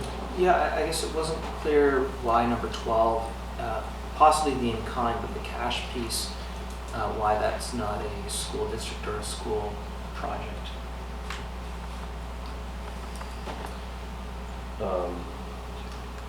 This is for the DOS rain barrel, so I'm assuming that we put in a piece. It's just the rain barrel itself is Oh, the the rain barrel in-kind. itself, that's the compost. kind. That's excellent question. Yeah, I mean, this question's come up before. We've had requests from PACs and stuff, and from my recollection, we've gone both ways on it, just depending on what it is. I mean, technically, you're right. It's just, it should be somebody else's budget, but for a relatively small amount for something like that, which is, I think, I would expect it would have some community value to it somehow. But I could go with what's asked. I'm not there yet on that one. Can we, this is to staff, can we understand before this comes back in December about what the school district's policy is for supporting projects through their own budget? Like, would they ever support a composter? And there's another one here, very big ask, around Squamish Elementary School. So, do they even support these projects through their own budget process? So I won't speak on behalf of them, but when I've worked in the school boards before and my counterparts that do, the budgets and the province are getting very, very tight and very specific, obviously. So I would assume this would normally be a PAC type cost or a fundraised cost, but we can certainly contact them if you'd like us to. It would just be good to have that clarity that whether they would even contemplate it or not, given their own priorities around education. Feels like a download. But I agree with Councilor Rive, we have sometimes supported school projects in the past just because no one else is there to fund them and they're a good idea and it's good with our priorities. So I'll hold out on that one. Good question for next time. Councilor French, did you move those in principle? Because I'm going to have problems with the cash amounts obviously at some point. Yeah, I've been running the assumption everything is in principle until we get a shorter list, and then we can get into the exact dollars and cents. If that's if everyone's operating on the same assumption. Yep, these are draft. Councilor Stoner, did you have something for that? I was trying to find the Squamish Rebuild Society, but if we're doing it in principle. Yeah, so with that, I'll call the vote on these four. Those in favor, in principle? It was three. I identified 12, 35, and 36. Oh, yes, right. The minute taker has her hand up. Gee, I think it's been correct. You can get a second. Oh, is there a seconder for those? Yeah, I'll second. Okay. Councilor Rice? Okay. Yes, Councilor Penny. I just rather than go through pulling, trying to pull out 12 and blah, blah, because that one I'm not that comfortable with, but I will probably support this because it's all in theory anyways, but I do have an issue with 12. Okay, well, unless you want to make a motion to have it removed, okay, then we're gonna vote on this. So all those in favor of the block is presented, in principle, opposed if any, none, carries. Okay, so That leaves 34. that leaves 34. I'm happy to move this one. Okay, do we have a seconder? Yeah, I'll second. Councillor Stoner, Councillor Stoner, second. Anyways, Oh. this one I had a quick question on. So the 55 center used for 3 hours, one evening during the event during the week for $200. I think we just went one where the 55 for a singing performance for an evening, one night of the movies, was $2,700. Then we leave it up for 3 days. It's a 3-day setup. It's a setup, leave it. The setup, leave it, tear down. It just seems. I think there'd be a difference, but it seems like it's substantial. That's okay. You're sure this is the one that didn't do it this year? This one speaks to having $550 returned from last year, and Exactly. speaking about it as a combination. So, do we have? So through the chair, one of the things you could do is just use the accumulated surplus on the 550 portion of it, and then decide if you want to up it for this year or not, and right up to the 1320. Because yes, they did contact us. They did let us know they wouldn't be able to spend the money this year, so we did not grant the 550. Just on a matter of process then, so They returned it, right? should we be moving what's requested, funded 550 from accumulated surplus and the balance from this year's budget? Sure, that would be great. Gives you some room. Can you change the motion that way? Who put forward the motion? You did. John. I did. Sorry, John. Instead of Woo! Get late. 550 from accumulated surplus. And the rest from this year's budget. that's right. Well, just the one thing that I was unsure about with this one is some of the member organizations, I believe, already have their own thank yous, and so this is another thank you, which maybe isn't a bad thing, but I just, wasn't sure if we're creating redundant events here. I have a counterpoint for that, and it looks like maybe Marilyn does as well. Earlier, we were just talking about sharing AV gear between, as one example, of ways that these community groups can work together. And I see these people quite often working in a silo of their own organization, and I think this is a great opportunity to step outside of that and maybe make those connections and share those resources. So for those reasons, I'm supportive of this, but I'm sorry, Marilyn. Yeah, I also think in their application, they talk about each of these organizations being able to set up booths. So this is actually about promoting volunteerism, not just a thank you event. It's actually giving the community an opportunity to come out for desserts, meet some of these organizations, have an opportunity to see if they want to volunteer. And there's some good energy around the Squamish Nonprofit Network and what they're trying to achieve this year. So I think in terms of our goal around community connectivity, this is an easy, cheap one to support that maybe has a big bang for the buck. That's why I put it forward. Not seeing any further discussion. All those in favor? Opposed, if any? Motion carries unanimously. And I think that concludes the section. Great. We did set aside Squamish Minor Hockey Association in case you wanted to return to that. I have the page open here. With Mayor Elliott had a question on that. We'll make this the final topic for this portion of the meeting. Chair Herford, would you be so kind though as to let us know if there's any delegates you want? We'd like to give them as much notice as possible for December 10th. And okay, Council. So what we'll do is we'll discuss item 33, and then we'll skim the list and see if there's any others that jump out as a delegation. So, did you have any information for us there, Councilor Anderson?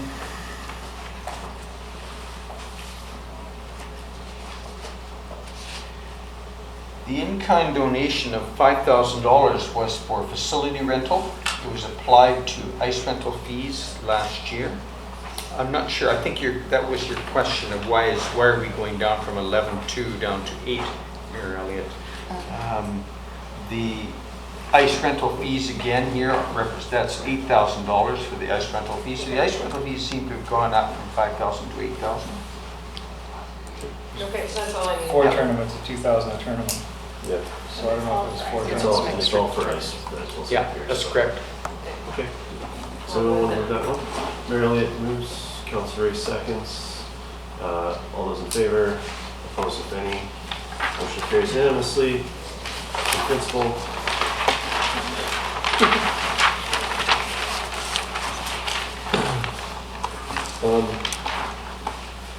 Were there any delegations? This next block is cash-only requests. And so far, I believe we only had the one, which was the BIA request for a delegation.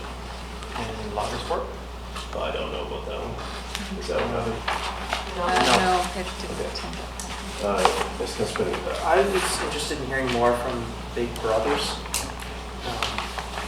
The program in and of itself seems wonderful, but when I looked at the financials and so on, it's hard to understand the cost of the program to me a little bit. And most of the financials, though, were Vancouver focused, and so the actual Squamish portions are not clear to me.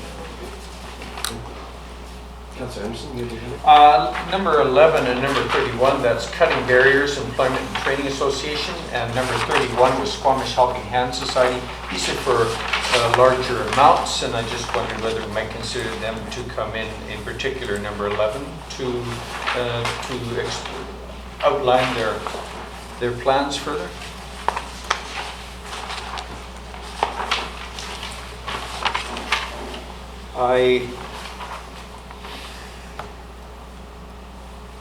I'm going to take the time to read further about Squamish Hospice Society. Their project is evolving. Where are they at now for that $10,000? What does ensuring etiquette program development implementation delivery means? But I'm not made up my mind one way or another as to whether we should invite them, or I'd like to do a little bit more research on that one.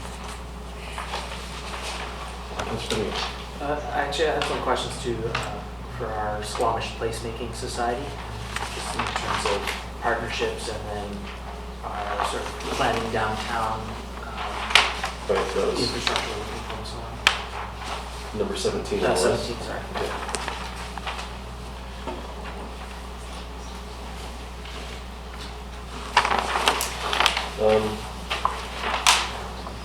So right now, in addition to the BIA, we had Cutting Barriers, Placemaking Society, and Squamish Helping Hands. Any other suggestions for There was Big Brothers? Brothers. Yes, sir. Which? Number 6. Oh yeah, sorry. And Big Brothers.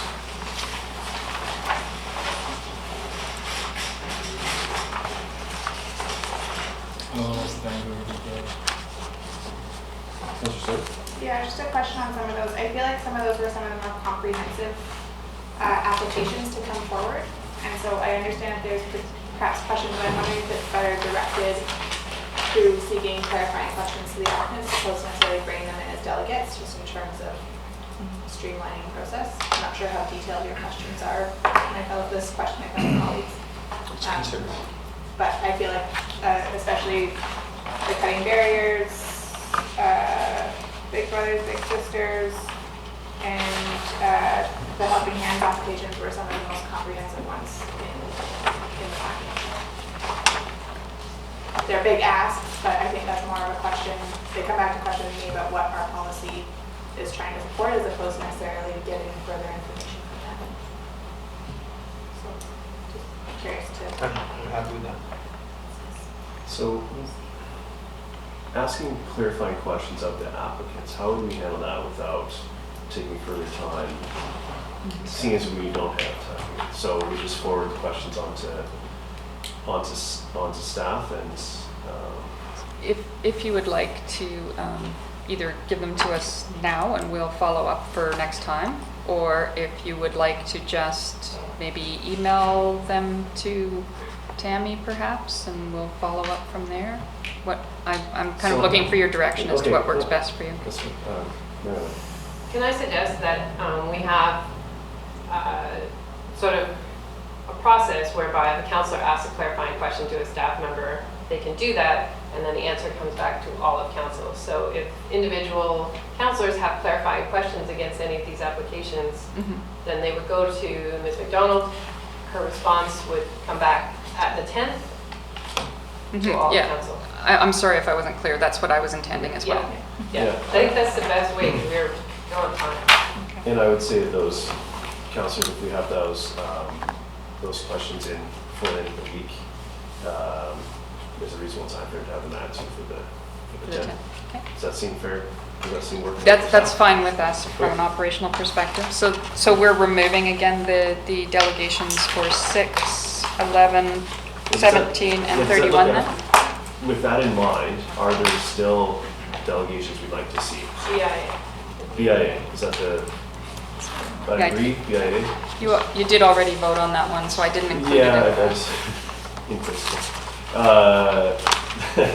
So now that we're readdressing these other, the others, do we feel that we'll get most of our answers that way, or does someone feel strongly that we see a delegation from any one of these organizations? Okay. So with that in mind, we don't even need to highlight which organizations those are. It'll be up to individual councillors to forward questions on staff before end of day on Friday. So we have answers from the 10th. That concludes this portion. Thank you very much. Thank you. Thank you, council. We're keeping BIA. Process. So next time we're going to deal with this, we'll be doing. Yeah.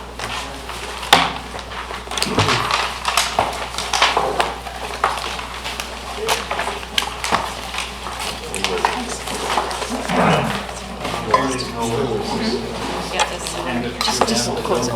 You leave it. Oh, you mean the thing itself? Do you have a stick? It's okay.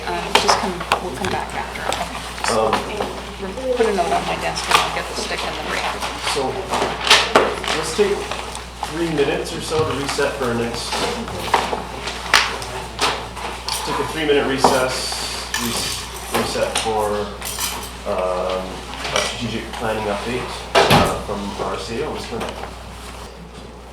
We're back. Committee of the Whole, November 26th, item 10, strategic planning update. Ms. Linda. Thank you, Acting Mayor Herford and Council. I'm here today to provide Council and the public with our most recent update on the strategic plan.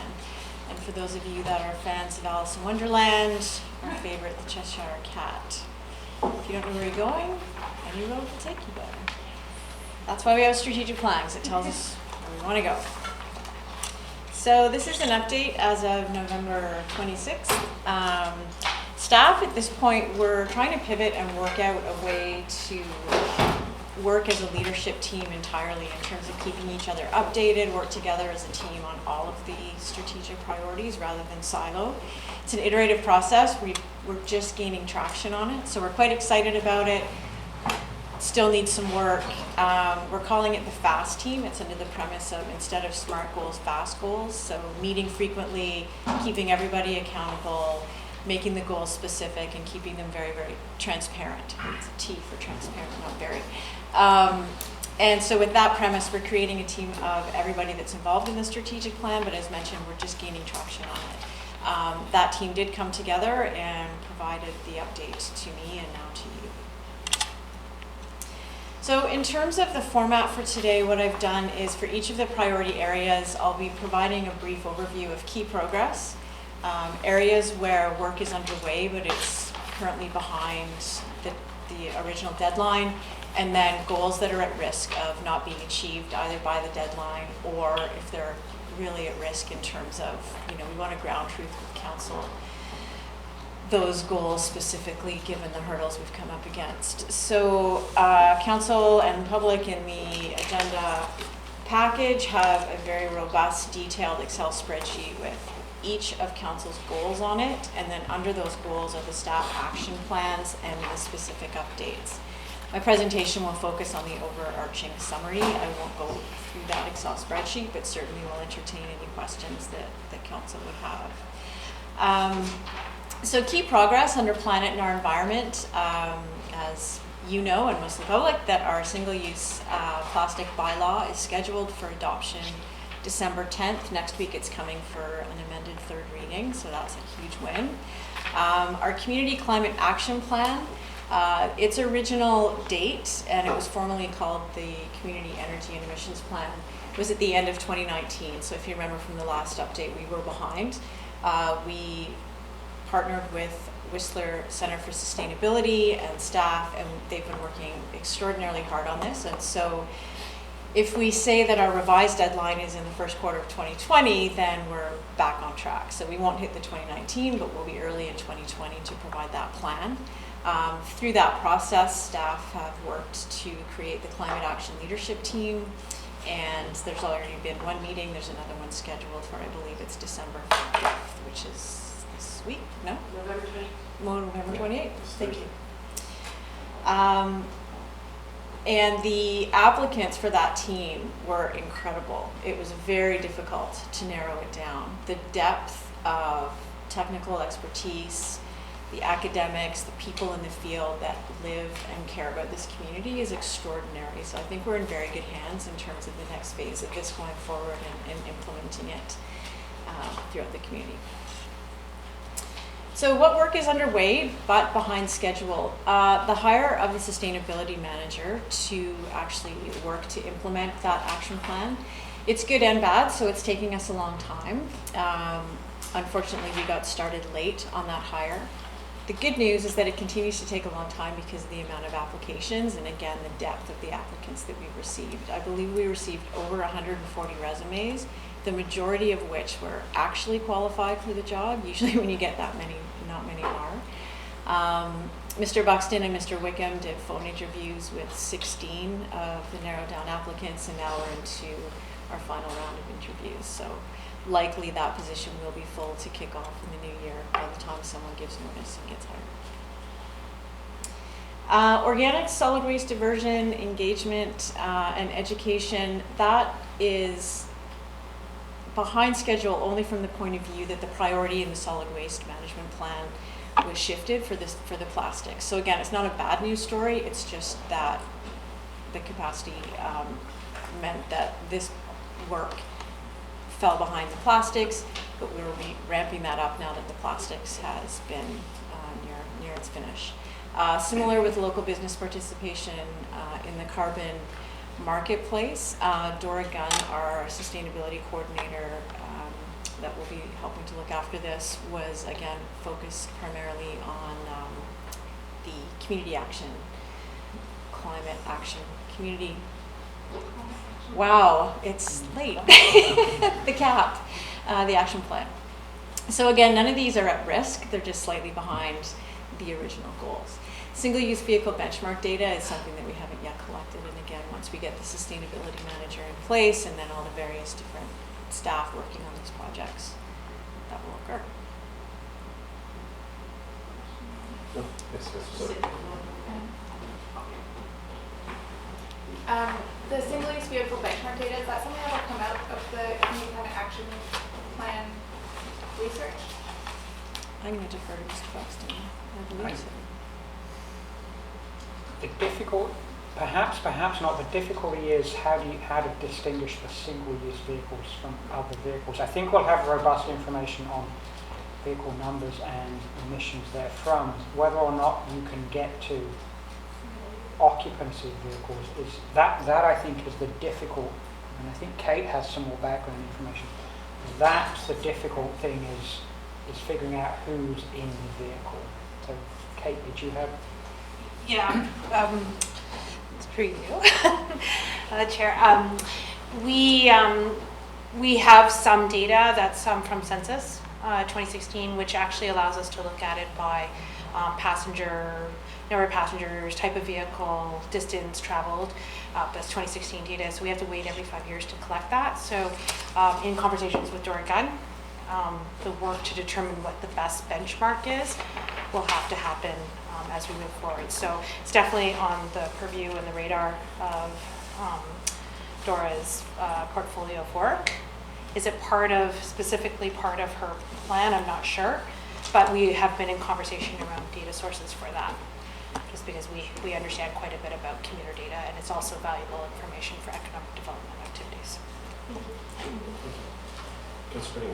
Just a thought that, I think at a high level, we want to get our carbon emissions down where it needs to be to survive the climate emergency. So I just, if, from my perspective, if there are certain targets that are particularly problematic and the return in terms of information isn't that high, or is unlikely to change how we will approach things. Like, I think we're talking about doing transit anyway, so just want to be cautious that we're not putting too much effort into the single vehicle numbers or more than the benefit might be. And so just wanting to make sure there's an opportunity to give us some feedback on some of these sub items. If the return is going to be there when we see how much effort it's actually taking. I think the chair as well, the challenge with the single-use vehicles as well is there are so many variables that are involved with how many are on the road. So as the population grows, the relative amount to that population may be less, but the numbers still may go up. So as we dig into this, I think understanding that metric and its meaning, and if it is meaningful, will reveal itself.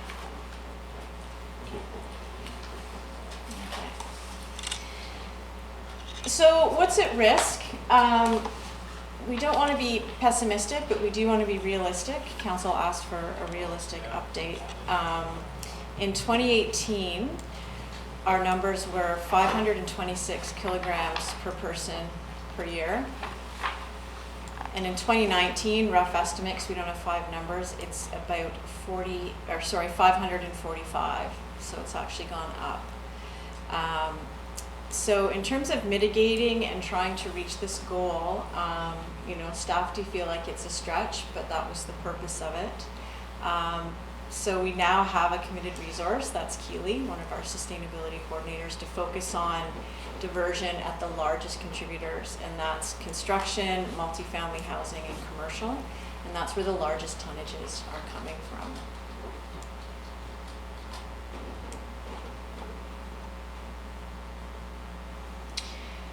So this one again, primarily, the reason we put this at risk primarily, again, is not to be pessimistic, but try to be realistic. Unfortunately, regional transit is not looking good for 2020 at this point in terms of provincial deadlines. Not to say that staff and I know council are really dedicated to it, but there are some factors that are outside of our control. So, the goal deadline is 2022, so it doesn't mean to say that we're not going to reduce this, but in terms of our current challenges, that's why I've put it under at risk, just to highlight for the public the challenge with regional transit. And as I mentioned before, the measure of single occupancy vehicles and what the number means.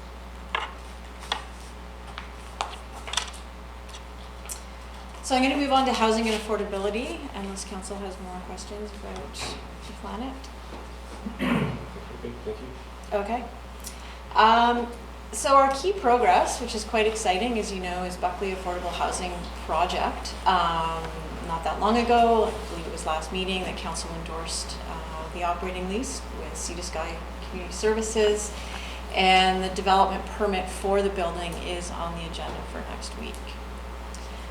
In terms of increasing the housing form for affordable housing, there are a wide range of units that have been secured through the developments that are listed there, although they're not yet built, but they're in the pipeline.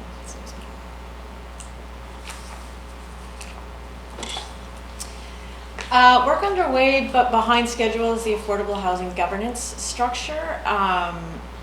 The perpetually affordable housing policy itself has required more public and stakeholder engagement. The RFP for the affordable housing governance structure, is that right? Had to come down. It required some more engagement, so put it behind. Gary's still working with the key stakeholders involved to finalize that and get it back out to the public for proposals. Before I move on to the second point. Yeah, I had a question from there. Elliot? It's actually on the previous slide. So when we we speak to housing forum options and diversity, under affordable, what is being captured that's different in any of those three?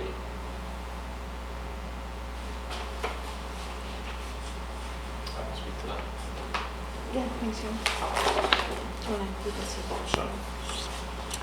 So the reason why we've listed those three is because they either offer a different form of housing for affordable units than what we've been securing in the kind of the first iteration of this AC policy, which is 1 and 2 bedroom units. So these ones, like Garibaldi Springs, will be townhouses, and then Waterfront Landing and Centennial Way will be a full range of 1, 2, and 3 bedroom units. So it's different from sort of our previous developments in that most of that development that we secured was 1 and 2 bedroom units. Okay, so under form, I think council was thinking about like triplexes, houses, townhouses, cottages, but staff are also including the number of bedrooms. Yes, yeah. I think we were talking more about form, if you had choice, but I understand why having higher number of bedrooms is important too in condos. But I just want to make sure that we're on the same page. It's actually the form of housing in addition to bedrooms.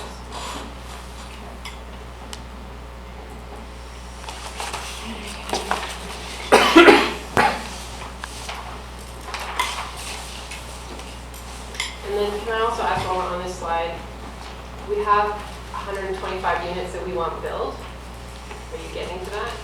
I believe so, yes. Yes, I am actually, and there's some questions for council.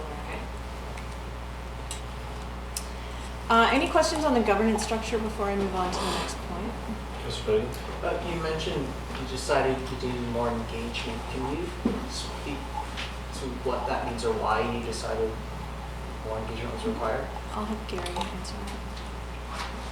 Yes, when the perpetually affordable housing policy was pushed back for more consultation, that RFP was actually out. It was live on DCD. The folks around the SHISG table asked me to pull that back to look at restructuring that RFP, to look at collaboration and possible amalgamation work included in that, which I think is a smart way to proceed. I'd structured the work that way, but it wasn't that evident from it certainly could have been a lot clearer in the RFP. I intend to bring that RFP back for council before I push that out again to make sure that you're on side with that as well. But there was a sense that it needed, that the governance structure needs to look at everything that's here already and not just, there was a sense we were creating something freestanding. It wasn't the intent, but that's clarification is what I'm trying to get over. I need to get through the affordable housing, perpetually affordable housing policy first, then I can move to the RFP, and then I'll get that back to you hopefully in January. The second bullet there, at our last update, we let council know that between real estate and planning, they work together to scour the municipality for options around land for affordable housing. Some specific crown pieces have been, we've zeroed in on some specific crown pieces, I'll say it that way. The real estate facility strategy and the action plan indicates that we shouldn't be purchasing land for affordable housing, so really the option is our own land or crown land. And in terms of crown land, that takes work with other partners, which we are in the process of working with those different partners, but again, in terms of timing, when you're dealing with other agencies, we're not entirely in control of that timeline. Really? So one of the other ways to secure this land is through working with developers. So that's one avenue, is who's still got large land holdings that we could carve off some as an amenity contribution to help us create like a land trust or something like that. But the other thing is that the community tables have given feedback to Fortis and Woodfibre that legacy housing is important. And so maybe those two proponents are also in a position to secure land through other means that would be gifted to the district for a land trust on which we could build legacy housing. So I just want to make sure that we're pursuing, we're not putting all our eggs in one basket. Crown land grants take a long time. And there may be a shorter path to achieving the same goal through other folks.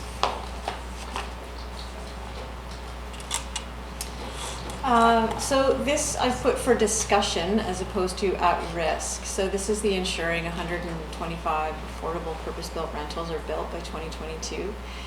We're seeking council's clarity on what counts in that number, because if we look at Buckley and we look at seniors, we're good. However, so the Seniors Home Society on 3rd Avenue that's being built with Polygon will be 234 units. The Under One Roof project has 45 units. Buckley has 72. So that exceeds that number, but I don't know that that was council's intent necessarily in terms of increasing affordability, because they're focused on specific sectors, seniors and the deeply subsidized through Under One Roof. There are several that have been recently rezoned, but in terms of how many are being built right now, it's much less than that. Thoughts on that, council?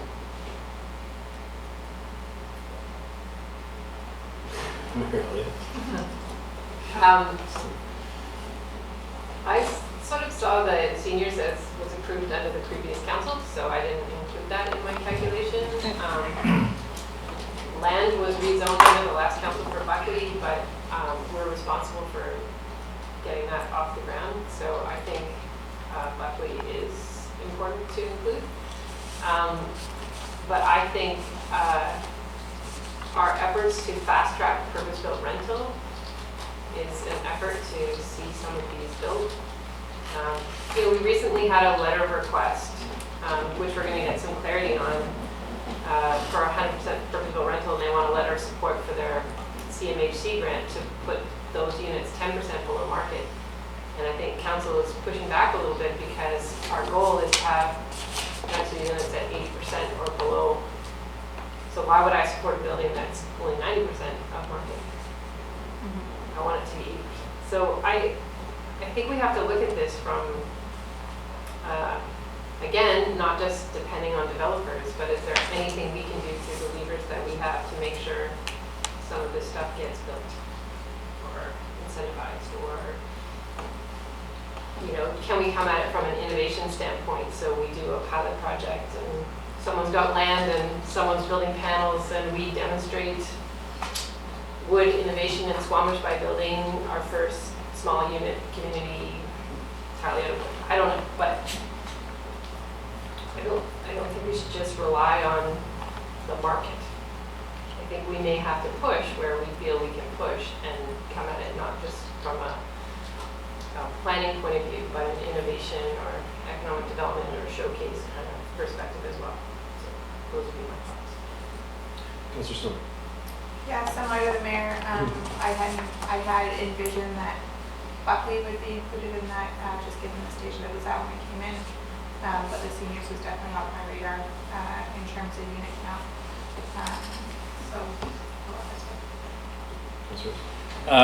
Same. I hadn't contemplated the seniors.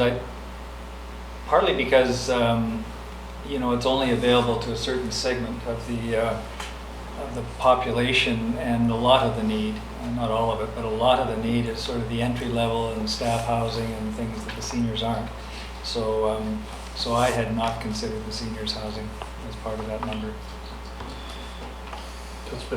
Yeah, I really appreciate having a spreadsheet and acknowledgement of where we're on or off our numbers, and it's helping me sort of calibrate my expectations. But in general, I wasn't thinking too specifically of the seniors, but I did want to push and create stretch goals, force people to be creative and so on. So it's almost besides the point to me whether or not we were including that. It's because even if we were, then just push up give a new target that would cause us to keep stretching, because I don't think we're at a place yet where, regardless of how we count this, where we feel like we've done enough yet. So,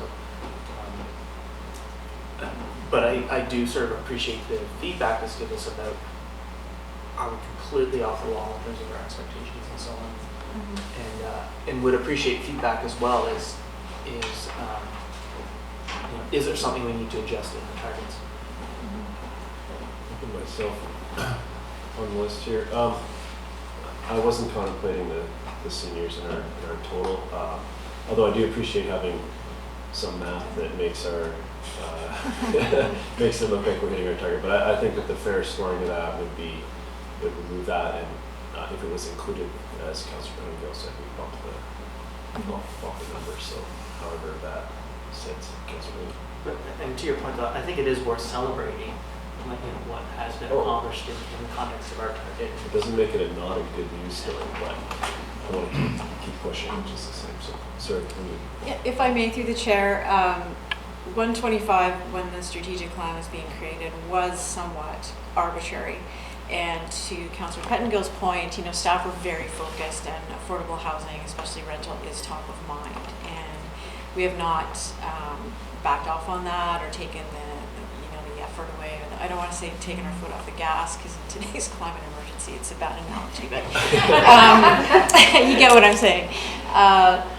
So whether the target's 125 or what we include in there is, it is definitely top of mind, and there is a lot to celebrate in terms of the shift with the priority policy and the rental units coming forward. But we will certainly continue to be innovative in terms of, are there other ways to seek these rather than relying strictly on development and having all our eggs in that basket. Point to you, I think the other reality of that, just from sort of the mental counting I've been doing lately, is some of the projects that were approved or might become approved that had affordable housing units in them just aren't going ahead right at the moment, which is again out of our control a little bit. So it's one of these things that sometimes it was a bit of a stretch. I can remember the discussion. So there are going to be other factors that will affect that. Not to let you completely off the hook. But still on the pedal. So we'll move on to the economy and local jobs. There's been some great progress there under Kate Mulligan's leadership, as well as our supporting teams. The local employment data is complete, and as is the employment lands inventory. The priority sector plan, as you know, because you endorsed it, is complete, as well as when planning brought forward the interim business park zoning amendment in advance of the overall zoning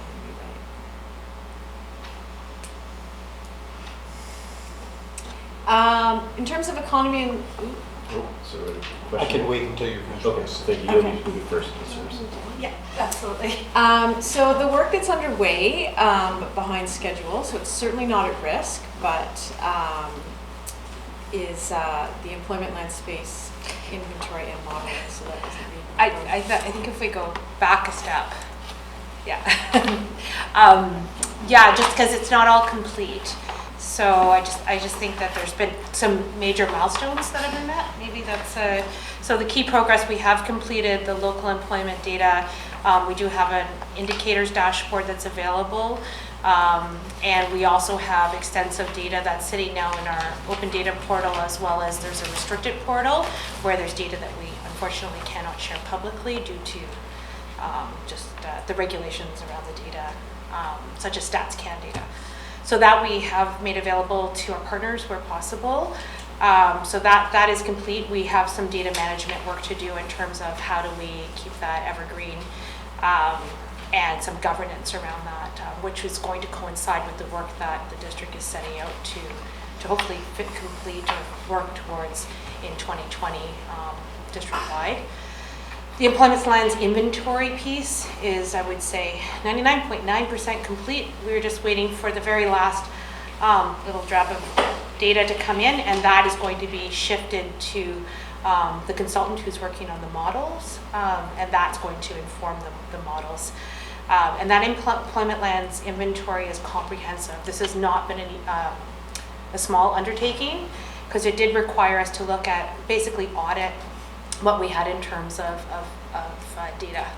And when we say employment lands inventory, I should add the word space to that, because the inventory encompass not only how much land do we have that's employment land, but it's also classified it by the type of land. It's also included all the space, infrastructure that's built space and planned space, and the configuration of that in terms of floors. It's also looked at what the actual use is in that space, so it's very detailed. And it took working with the data to understand where there were challenges in that data and we need to strengthen the data, and where there were gaps, and we've been filling those gaps in. So that's been not an economic development initiative solely, that's been a collaboration, a really great example of collaboration across departments. So our GIS team, the planning team, and economic development. So a very much a coordinated approach to completing this land inventory. And the goal is this will become a layer of available data on our GIS as well as our open data portal. The priority sector plan, not complete, nearing completion. We just completed most of the consultation with industry and other stakeholder organizations. We had a series of workshops that were held about a week and a half ago, and as well one-on-one interviews. We've completed the research into all of the sectors, the in-depth research, and we've drafted initial actions. Those initial actions we're going to use for some additional consultation at different stages or levels of government. And we're going to be bringing that to you hopefully in the early part of the new year with what we think our key actions are. And the business park zoning amendment will actually come out of the work that's done between the employment lands inventory and models. So what is the output, and the priority sector plan. Then from there, Matt Gunn can speak to this in more detail, but it should just the business park and the employment space bylaw rewrite, zoning bylaw rewrite will come out of that process. So you're referring to the longer term business park zoning amendment? Yeah. Okay, so I was referring to the short one that was done, Kate's referring to the longer vision one. So, any questions on that slide? Concerns? Yes, going back to item number 11 on our sheets here, generate a net increase of employment lands and space in pace with terrestrial and marine needs. For me, the key word is marine here. I raised it last time, and I mentioned 4 sections of the Marine Action Strategy, and my question is, because there are 4 sections that specifically address employment lands. 1.3.1 is the zoning and marine zoning. 3.1.2 is marine-based industries, identify, clarify uses, address infrastructure needs. Then we have new economies, marine-based employment, including shipping jobs, marine-related trades, visitor moorage, and so on, for tourism as well. And finally, the key one that we have discussed in other contexts is identifying and ensuring locations for current and future marine infrastructure facilities. So, in short, I would suggest that we should cover marine as we check progress in this, and then my question is, where are we at with those aspects of the Marine Action Strategy? I can add to the discussion. So that is part of the zoning bylaw update, which is I think on the second page of the slide. Matt is working with Sarah McJannet, who was part of the Marine Action Strategy creation. And so right now, our work has been focused on the employment lands and space, but I know we're also going through the exercise of looking what water resources we have that are currently zoned or could be potentially zoned for marine employment type of uses. So that's where we're at the moment. And if I may add that we are looking at, we are completing, almost nearing completion, a tourism impact study. So we will be looking at in context of Destination BC's Sea to Sky Corridor, Destination Management, Destination Development Plan, sorry. And so we will be considering the future evolution of infrastructure, the industry, and part of that will be an exploration of what could potentially happen in the marine environment. So from an employment standpoint, so that's just one industry. And then with respect to the priority sector plan, that will consider industries and sectors that make use of, could be a water lot, or it could be different marine uses, whether that's terminals. So there will be consideration there, and we'll be kind of looking at the work collaboratively across projects to understand the marine environment needs. Do you have a time frame for the tourism impact study? So the work that we're doing right now is just in the process of being written up by our consultant.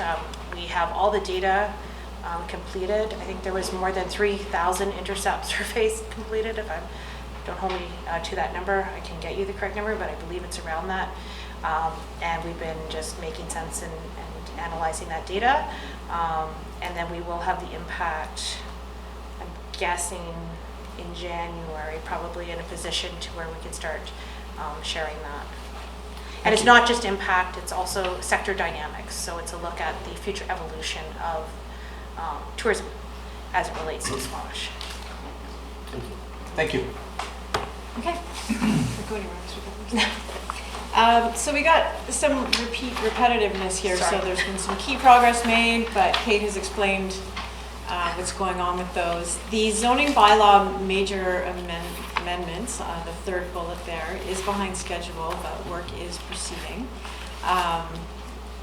And as you know, there have been some sort of diversions and bits of that have come forward to council that have been prioritized, but I don't know if you want to speak more to that. It's actually because of the work that we're doing. Yeah. It's delayed. So as much as we've got a lot accomplished in terms of progress around the employment land and space inventory and modeling, that process has taken a long time. It's been a discovery process. We haven't found any other municipality approaching the modeling in this way. And we had to do basically a data audit of what currently exists and then start filling in those gaps. So that process took a lot longer than we initially anticipated. And we've been finding areas for improvement as we go. And so we will have version 1, is what I call it, of the inventory complete to feed into the modeling. And that's really the cause of I guess the delay in the zoning bylaw major amendments, because Matt Gunn really wants to have the information or the outcome of that inventory and modeling process complete, as well as the findings from the sector plan before beginning the work on actually making bylaw amendments. And then you can speak, I guess, to the... Yeah, so one of the aspects that we are looking for through the zoning bylaw update, and that refers to the major amendments, is opportunities where land we currently know is vacant at the moment and is perhaps zoned for residential, low-density residential use. So we're reevaluating whether that land could be either postponed in terms of development or zoned for something that is more related to employment. Thank you. Mary, What is our target date for bringing the zoning bylaw forward? So the completion date for the zoning bylaw right now is the summer of next year. So as soon as the employment lands stuff is done, we'll be coming back to council with that project. And if I may, it's not just that, it's the sector action plan, and there is still work to be. We've had great discovery with the local business community about needs. That work continues and will continue to evolve based on some of the actions that we take as an outcome of the sector action plan.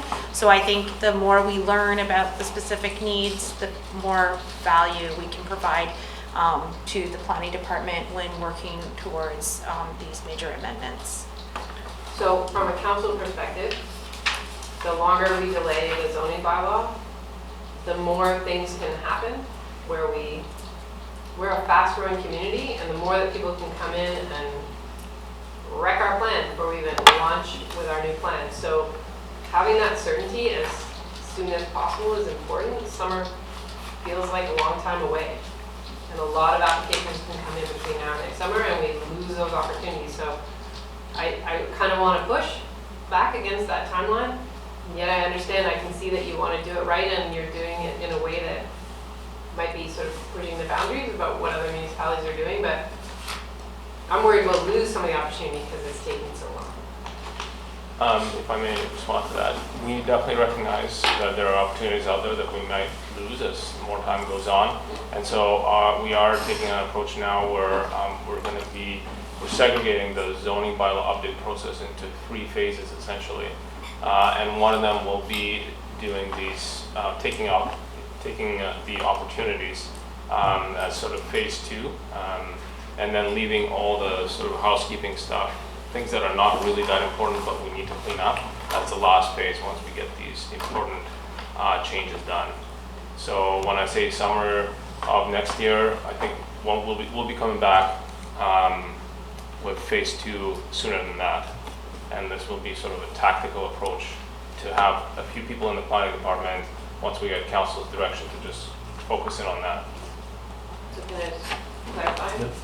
The original motion from council was to rewrite it in one fell swoop, but based on the data you're gathering and what you see in terms of the opportunities, you're changing tactics. Is that what I'm hearing? To bring it back to us in a few different stages? Yes, because it's also grown quite a bit.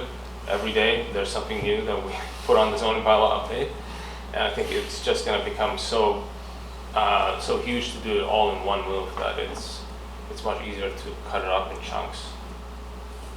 Okay. So there's like the urgent and important in phase 2? Yes, which will be happening concurrently with phase 1. I just blanked out what phase 1 is in my mind right now. But it's not as important as phase 2. So I think I've never heard government speak. That's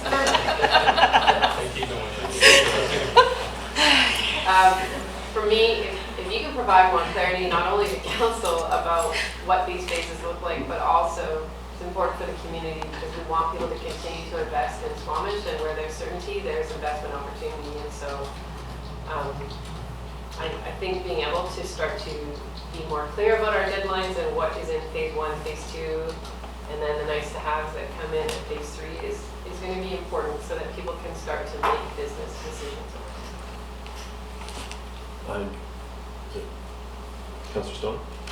I won't belabor that point, but I do agree with the mayor. I think one of the things that we heard when we did that kind of surgical short-term fix with the business park in particular was that we were putting a lot of businesses at potential kind of in perilous situations, and the feedback that I think we heard was they're okay with that as long as they know how long it's going to last for and what that deadline is going to be. And so just echoing what the mayor said, as clear as we can be with our community about when they can expect some form of certainty, the better.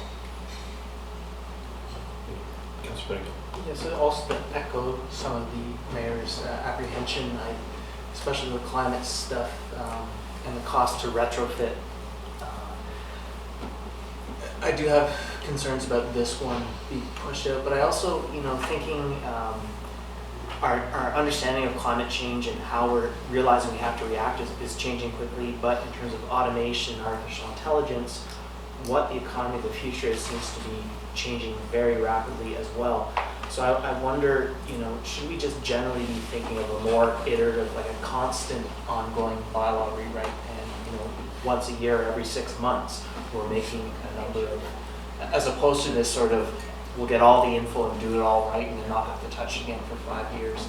I just wonder if I can't speak to the bylaw rewrite, but I can speak to the purpose of the inventory modeling exercises exactly for that purpose, so that we are constantly in an evergreen state. So the idea of the inventory, this has been a comprehensive process and a bit of a discovery process, but we've been creating a process as we go, and we will have recommendations that we'll bring forward in order to keep this inventory evergreen and automated as much as possible as we move forward.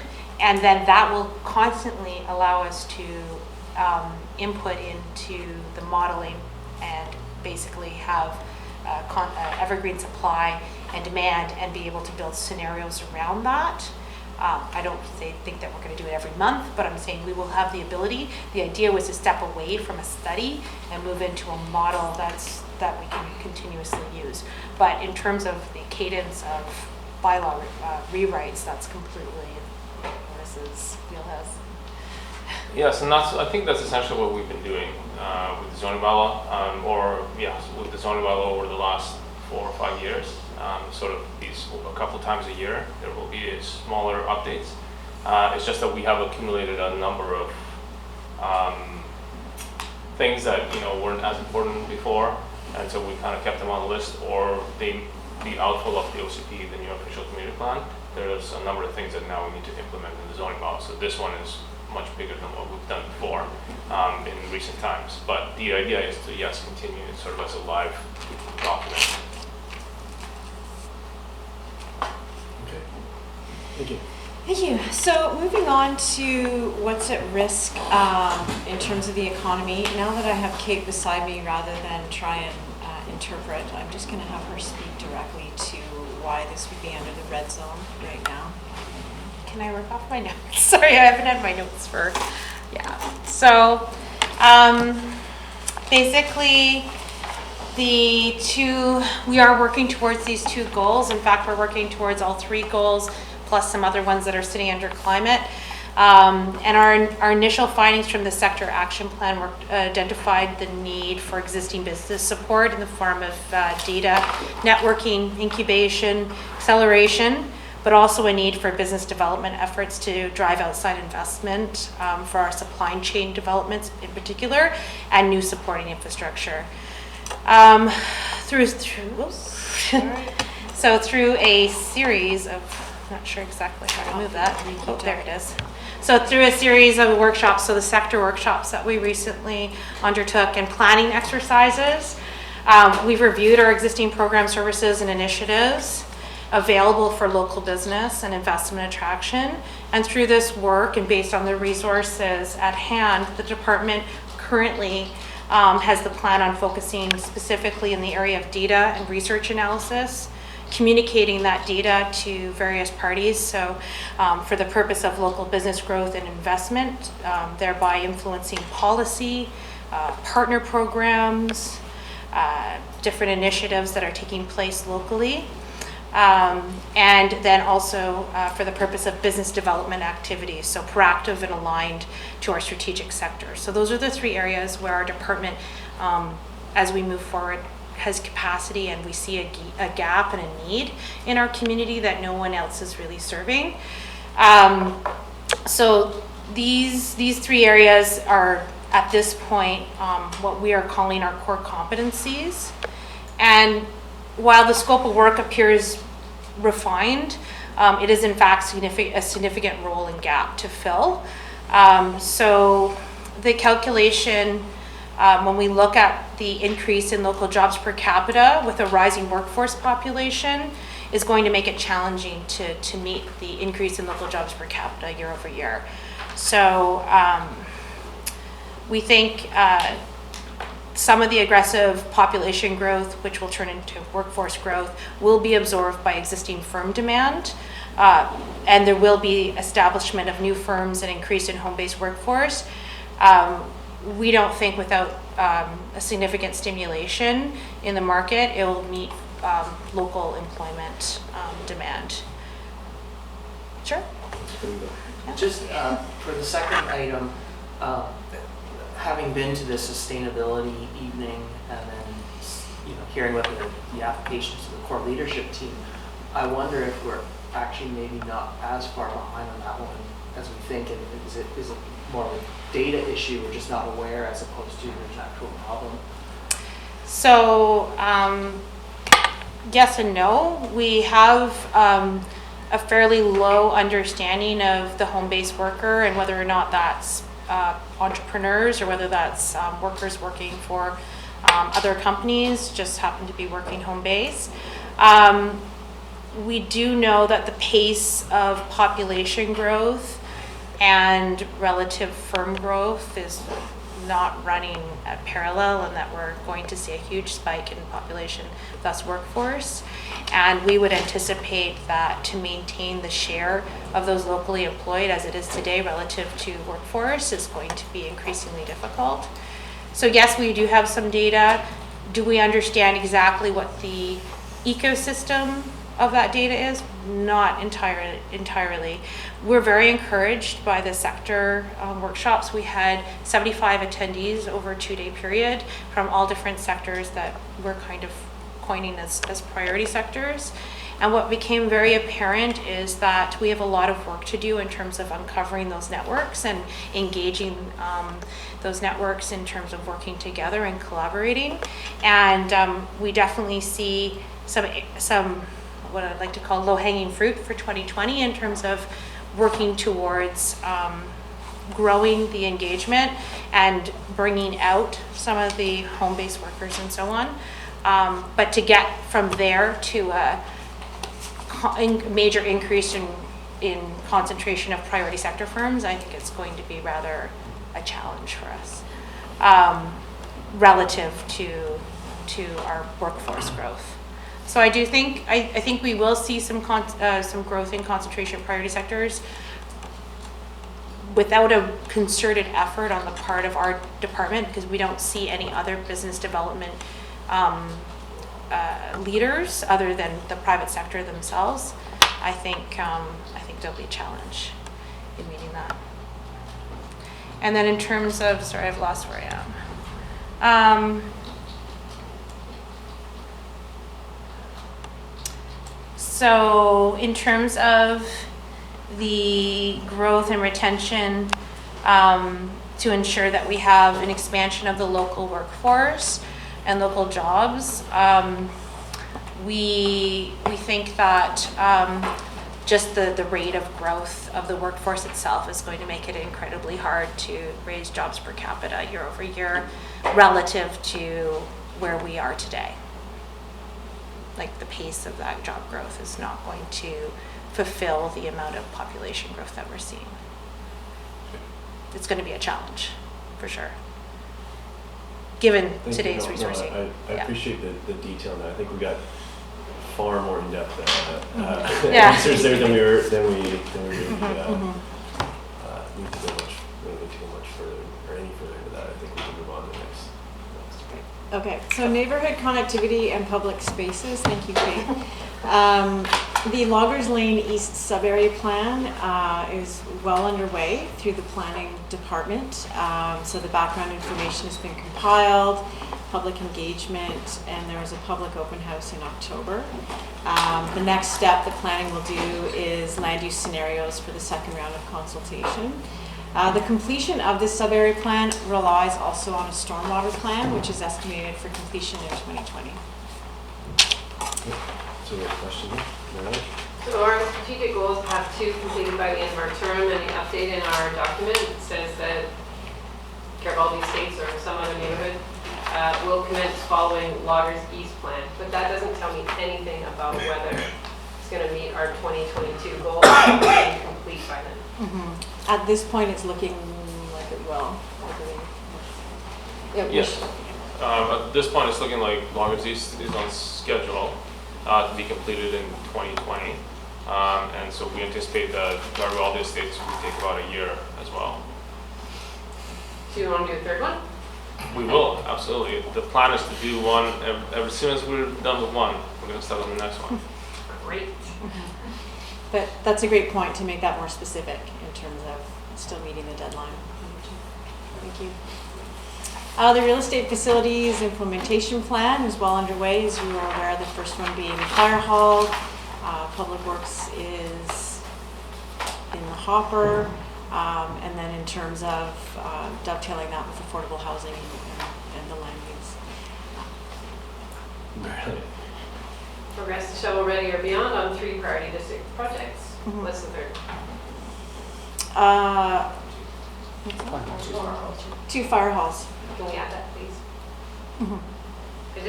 If the goal is 3, let's show 3 things and put dates beside them. So I think the more specific we are, the better. Yeah, fair enough. Thank you. The second fire hall. Second fire hall, so 2 fire halls and public works.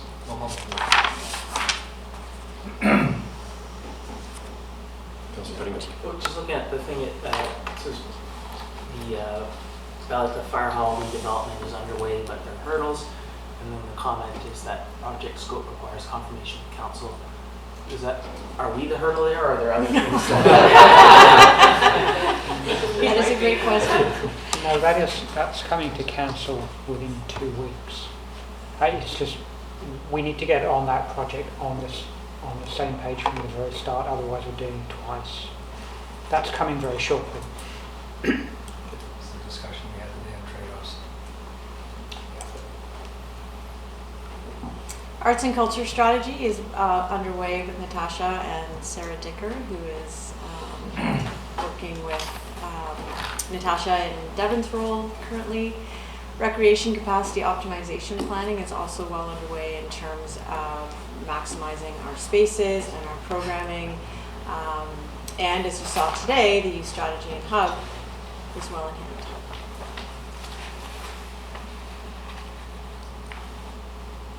Yes, Councilor Anderson. I'm sorry, I may have missed it. It's Waterfront Park. Which Waterfront Park are we referring to under 16, just above University Heights Park? Is that the Waterfront Landing Waterfront Park? Thank you. Mariana? What's the fifth one? Pardon me?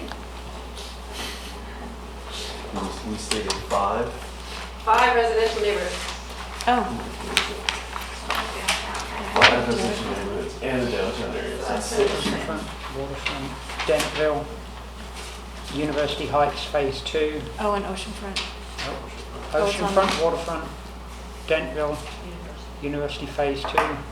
One more. Is this the Farmers Institute Park we were talking about earlier? Well, I think, one of the considerations from the last council and for this council in terms of equity is all great. The University Heights is getting a park. It's one of the lowest density neighborhoods that we've got. Whereas Dentville is here, but the neighborhood I live in, North Yards, up near Willow Park, all those higher density neighborhoods are underserved by parks. So, a little bit fine, University Heights, but where else? Where it really matters, and we've got higher density of people that need access to park space.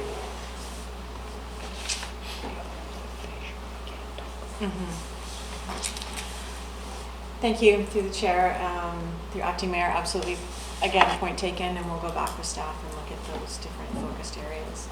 Mr. Marrow just reminded me as well that another park area or green space is the Garibaldi Springs development, but again, I don't know how council feels about that being areas in need, so we'll take that back. Thanks.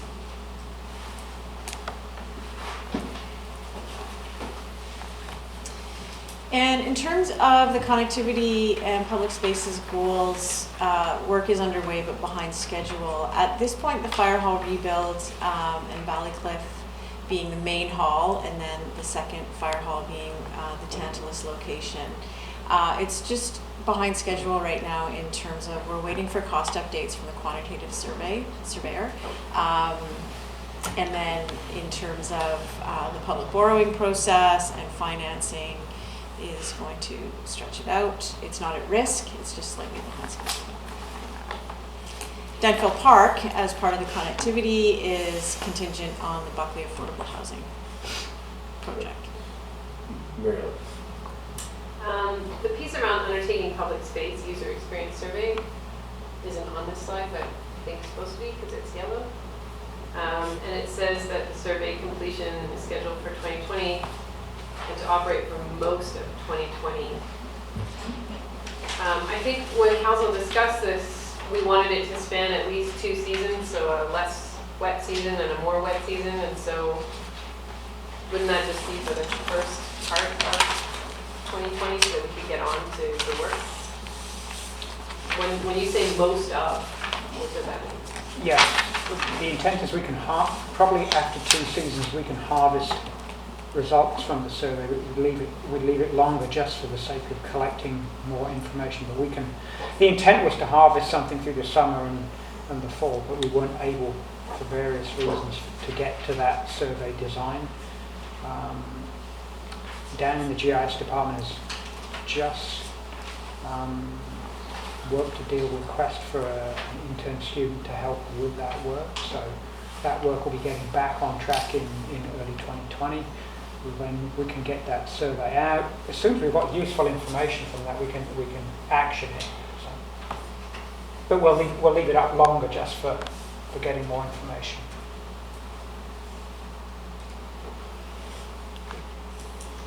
Do you have a follow-up? Yeah. Go ahead. We're talking about utilization for the fields is completed. This is the baseline utilization. Did we include the adventure center or the library or water sports grounds? We have data from the adventure center. I don't know if that's been processed. I mean, there's a door counter on that building, so we have data on that. We definitely have data from the library. And I know we talk about the fields, but we also have a water sports ground and other areas in there. And I think everyone would admit that we don't utilize water sports to its best. Through the chair, currently, actually we're just wrapping it up, is interviews with all the stakeholders on the surrounding Brennan Park fields and lands. So you're right. I think that's acknowledged. I think that's acknowledged by the licensed leaseholders. And part of the next step is the optimization of that land. To the specific information of how much it's used, we've been gathering.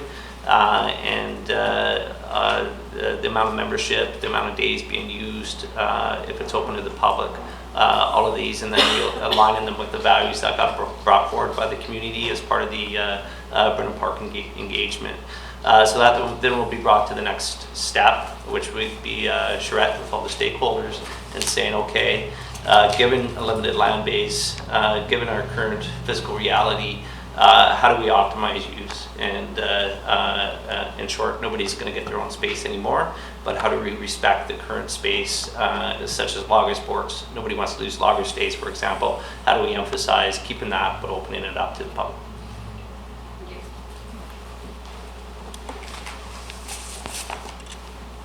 That is it. That was it. Thank you. Any other questions from the council before we wrap up? So one of the things I want to make sure as you're working with the FAST team is that you put the lens of reconciliation over all the solutions that you're trying to generate. So housing. So maybe there's a partnership with the nation that gets that 125 units built. So when we look at land availability, that's the other one. When we look at economic development, what are reconciliation efforts around the economic side as well. So it would be great to start to see that influencing our leadership team's thinking across these. So I just don't want to lose that because that sits under your responsibility, and yet I think there's innovative solutions that we could bring to a number of these initiatives in working in partnership with the nation. So I just want to bring that to the attention. Thank you. Yes, Councilor Anderson. Yes, Acting Mayor Herford, I appreciate we did go into detail on the economic development area, but I'd like to suggest that that's not a bad thing and that we might plan for that next time. Due to a variety of circumstances, each time we have a key report presented from economic development, we probably haven't had enough time allocated. One was during a meeting I chaired myself during a regular meeting. Perhaps that might regular meetings have their constraints.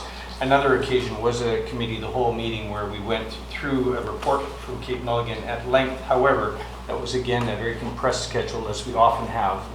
I just wanted to suggest that there's a lot of data there, and I would certainly have more questions if there was more time. And having sat in on two of the sector workshops last week, they were, I would not at all describe them as unsuccessful, but they were compressed. We tried to do a lot in a very compressed time, and there would have been a lot more information and stakeholder perspectives to harvest had there been more time. So I'm just simply suggesting that next time around, when we have some of these reports that are going to be coming down the pipe, that we give them fair time. Thank you. Since it's a big challenge, we're not meeting our goals there, are we, as far as local jobs? Thank you, Councillor. And with that, that concludes this topic, and I believe, what's next? We have a motion to close. Councillor Rice, Councillor Stoner, all in favor, approved.